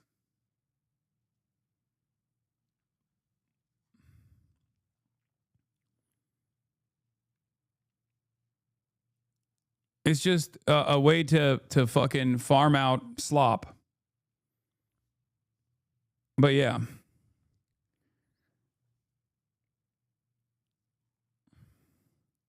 Fujiwara still edits videos, including for top YouTuber Darren Jason Watkins, known as iShowSpeed.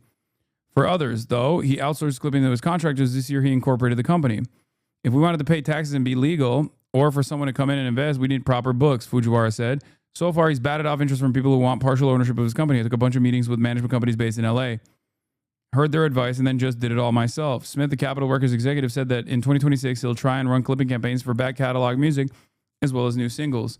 He credits Fujiwara with building an infrastructure for how things are moving in the digital space today with the fluidity to adapt. So, but they're not marked as sponsored posts or anything? No, but they don't need to be. If they're not marketing anything, I'm also surprised that this is not being handled by bots in general. But this is literally how the stake stuff operates as well. You get a bunch of people, some of which are in like India and Bangladesh, and then others who are in America even, right? To take this exact same service and slap on a stake logo on it off of whoever the fuck's content they want to. It's presented as a news aggregation service. A lot of the Twitter impression farmers do this. and they've been underwater recently. According to Curco, Drake, Aiden Ross, and Stake are facing a class action lawsuit in Missouri federal court for promoting illegal online gambling. The reason why I'm talking about this is this doesn't have anything to do with the Clippers necessarily, but these are the guys who also use those same services, including Aiden Ross. Filed on October 27th, the suit claims that Drake and Aiden misled fans by appearing to gamble their own money while allegedly using funds provided by Stake, promoting the platform to millions, including young fans in Missouri where the online casino gambling is banned. The suit seeks to hold Drake and Ross liable for class members' gambling losses. I don't think this will work, for the record. I don't know how any of this works, but I don't see something like this working, especially considering that Stake is immensely powerful and immensely wealthy. And it's also, Drake, I'm sure, has the best legal team. So I don't know if this will, actually work. But I will say, there's also a Telegram channel set up with hundreds, if not thousands of people that have a lead that gives you a link with a social post to interact with. You do XYZ amounts and they pay you in crypto as well. This is how we end up with a bunch of boosted fake artists with millions of clicks and streams with no real fan base.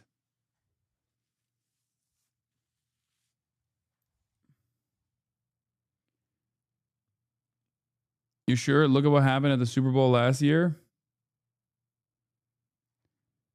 Do you think people pay for negative clips of you, or do you just live rent-free in their heads? I mean, I have no evidence. I have no evidence beyond the fact that, like, a lot of those Stake-sponsored clippers are directed by Stake. And not only that, but also, yes, they do despise me.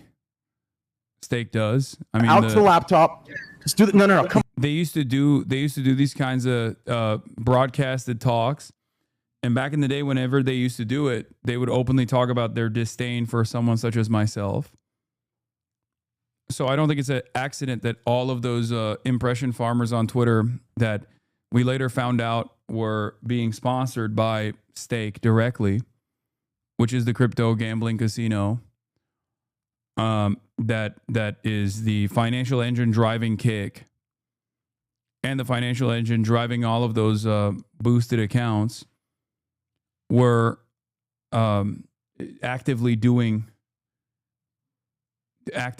at the heart of all of the controversy that I find myself in, no matter what. I mean, they were literally posting about Kaya. They hate the Twitch CEO and they hate me. And they regularly will post, like those accounts will regularly post about how awful I am.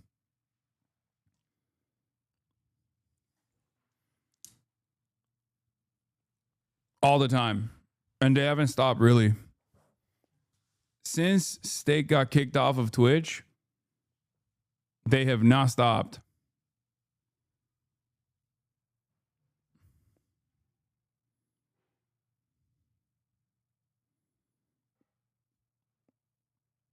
Yeah, this was the Rock Nation lawsuit that alleges Stake uses bots and Kick Clips campaign for defamation.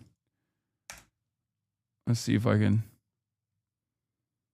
Yeah. Private investigator claims Rock Nation is suing Kick for spreading fake rumors and Drake for using bots. A private investigation claimed that Drake inflates music streaming numbers. She also said that Stake and Kick pay creators to do slander against certain people.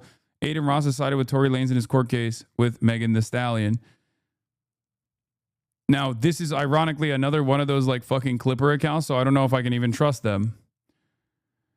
But during his Wednesday stream, Aiden Ross revealed claims from a private investigator of the Jay-Z-owned entertainment firm Rock Nation is suing Drake and Kick. The streamer explained that the New York-based company believes that Drake uses bots to increase music streaming numbers and that Kick pays creators to slander people. A private investigator who was supposedly hired by Rock Nation spoke to an employee of DJ Academics. She said she was 100% sure that Drake artificially inflates his music listens. Drake himself alleged in November 2024 that Kendrick Lamar's record label, Universal Music Group, and Spotify manipulated streaming numbers for Not Like Us. Spotify has since denied this ever happened.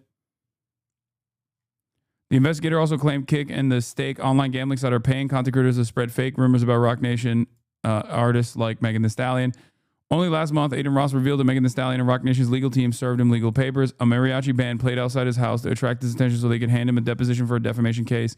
He believes this relates to the fallout of the Tory Lanez trial, where Ross backed the rapper's version of events and said that Megan Thee Stallion had lied. Lanez is currently serving 10 years in prison for shooting her in the feet.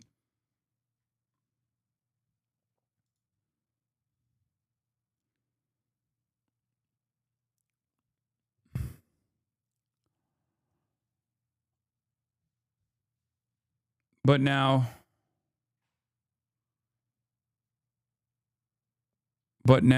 there's also this other thing. In the lawsuit, plaintiff Justin Killam says he lost money on Stake.us as a result of defendant's wrongful trade practice, accusing Stake of disguising itself as a social casino that does not offer real gambling as a ploy to evade state laws that prohibit online gambling.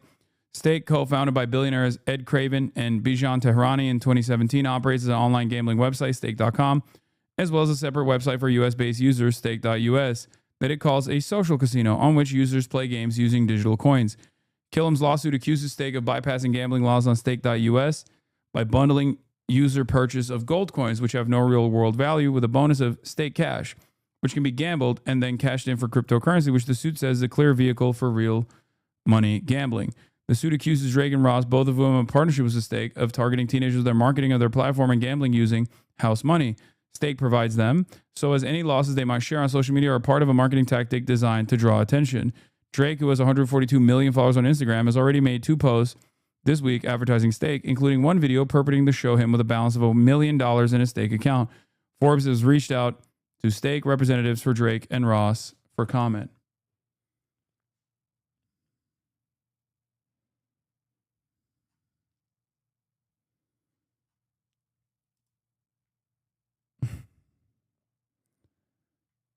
Yeah. So, yeah, Stake garnered attention earlier this year for an apparent advertising push that involved X accounts posting memes and other content with a small Stake logo at the bottom, though it's unclear whether Stake was behind these posts or paid creators to add the Stake logo to their content. In response to one of the viral posts of an adult film actress that included the Stake logo, the United Kingdom's Gambling Commission launched an investigation into the platform. In February, the commission said gambling company DGB Europe Limited, which partnered with Stake for its United Kingdom operations, was shut down the Stake platform in the country. Ed Craven and Bijan Tehrani are both worth $2.8 billion, according to Forbes estimates. Stake.com generated $4.7 billion in revenue in 2024, Forbes previously reported. Craven and Tehrani are also founders of Kick, a live streaming platform they launched as a rival to Twitch. Have you noticed an increase in hate since the anti-gambling saga from years ago? Yes. Yes. Non-stop. And there's really, of course. What, you think it's a fucking accident that every single Kick streamer has launched their own personal hate campaign against me at one point, including people who I've never heard of, people who I've never interacted with, or including people that I have literally opened my home to? Yes. That was the OG. It was like me and Pokey. Down to the singular incident that destroyed the poggers community as we know it, or as people call it.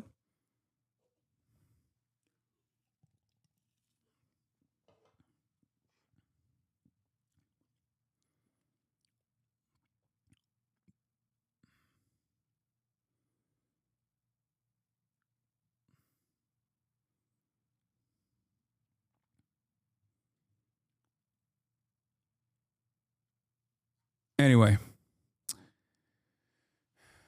It's just, he is so, I mean, the dudes that own that website are just, they're running a money printing operation. There's nothing you can do about it.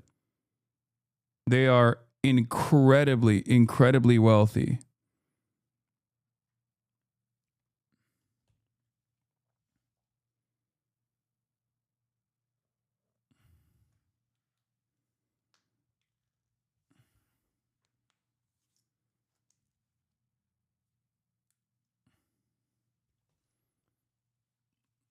So we just give up or what? I mean, I don't. It's just something that I have to think about all the time.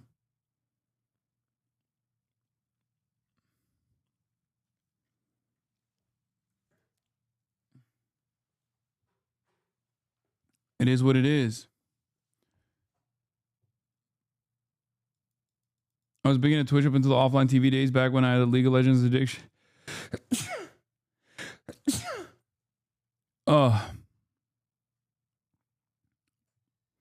Hasan, you're a terrorist. See, the impact of those hate campaigns remain in this chat. People who get fucking manipulated by out of context clips that are all over the internet that come in here to be like, dude, that come in here and they follow for an extended period of time just so they can write that and then get subsequently banned. Go throw a bomb at tanks.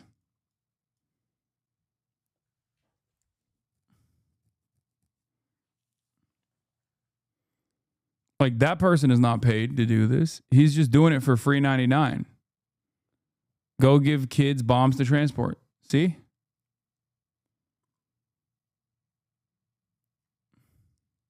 That's probably like a 13-year-old if we're being real.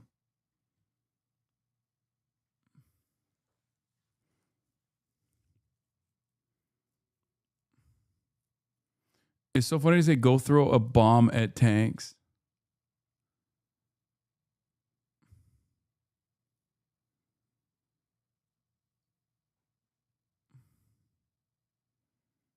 Like, what is a tank doing? The purpose of a tank is to bomb people's houses.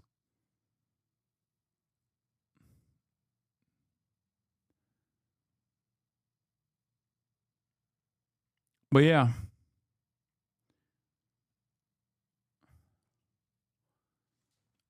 Either a child or an adult with a child brain, but probably a child. Most likely a child. Don't you have homework to catch up on, chatter?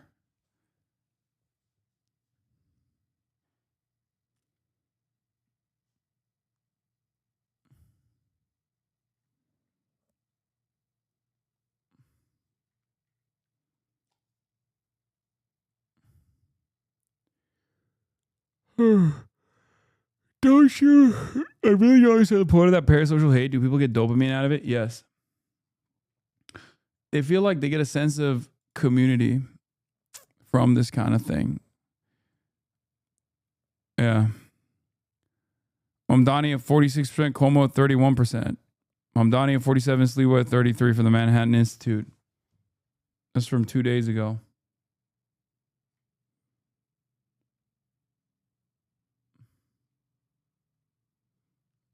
It's not a...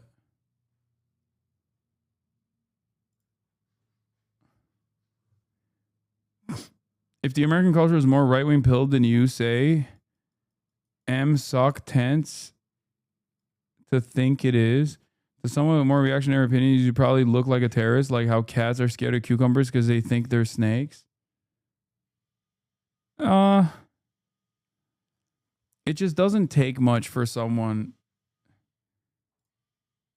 Oh shit, they got site-wide banned. Sorry, chatter. You got cooked.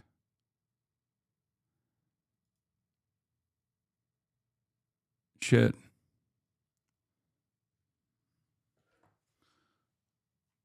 RIP to that chatter's account. Trump posted this? What the fuck?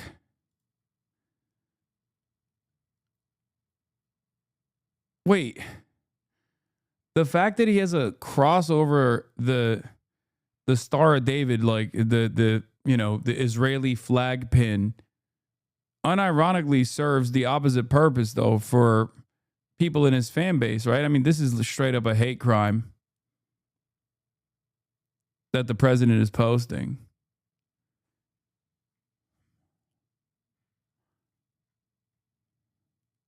This is an account that auto posts Trump's Truth Social posts. At least it's real and not AI. I agree. True. Both sides are bad. Democrats, Republicans, they all suck. Oh, wow, Morty, you've achieved political enlightenment by saying absolutely nothing. Stand on something, you coward. Yeah, both parties suck, but not in the same way. Democrats suck because they won't fight. Republicans suck because they love oppression. One's weak, the other's evil.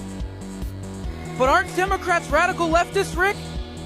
Ha! Democrats aren't left-wing, Morty. They're the This is the only AI slop that I allow. center right wing of a capitalist bird. The left actually believes everyone deserves to live comfortably. Food, housing, healthcare, free time, basic human stuff. Democrats just try to manage capitalism with fewer bodies in the street, while the right wing's out here making sure the rich stay rich and everyone else learns to suffer politely. So what's the difference then? Ideology, Morty. The left wants a system built around people's needs, not profit margins. The right thinks comfort should be earned through endless labor. That's why conservatives brag about cutting SNAP benefits from 42 million people. They don't see starving families, they see lazy freeloaders. And the Democrats, they issue a strongly worded tweet and call it progress. But Rick, isn't being a centrist just trying to be reasonable?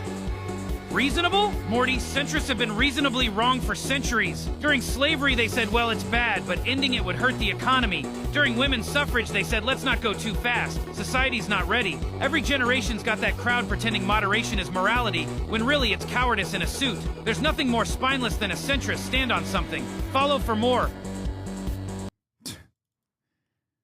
This is the only type of AI slop that I agree with. I spam these to my Gen Alpha siblings. I spam send these. Nice.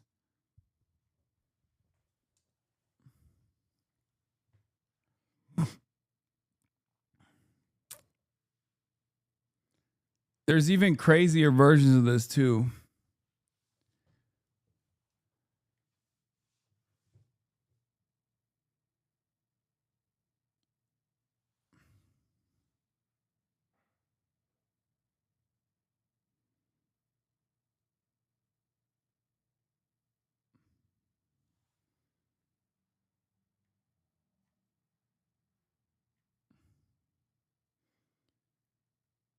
Put Trump on the mic. Anyway, I'm tired. And that's all I got for today.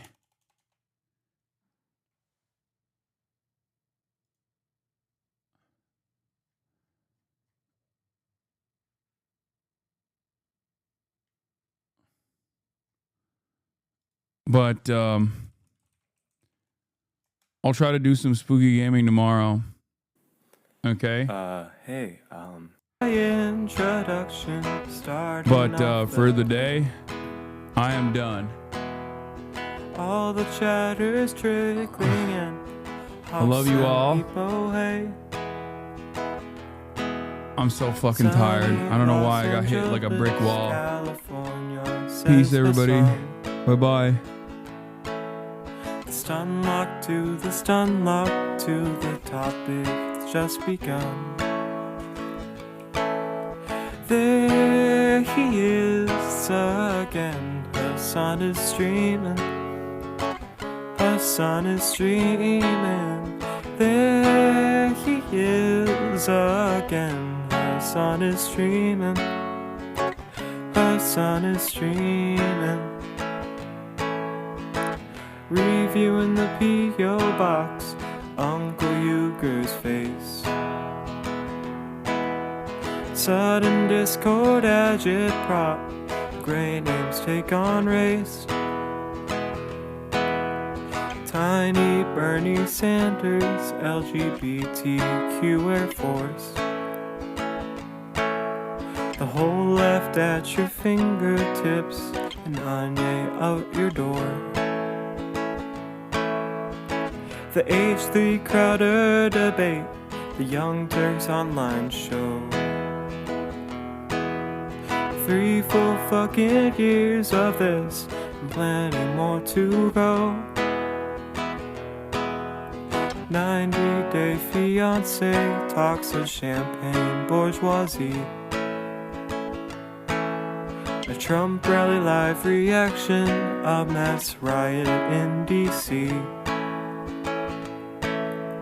There he is again. Hasan is streaming.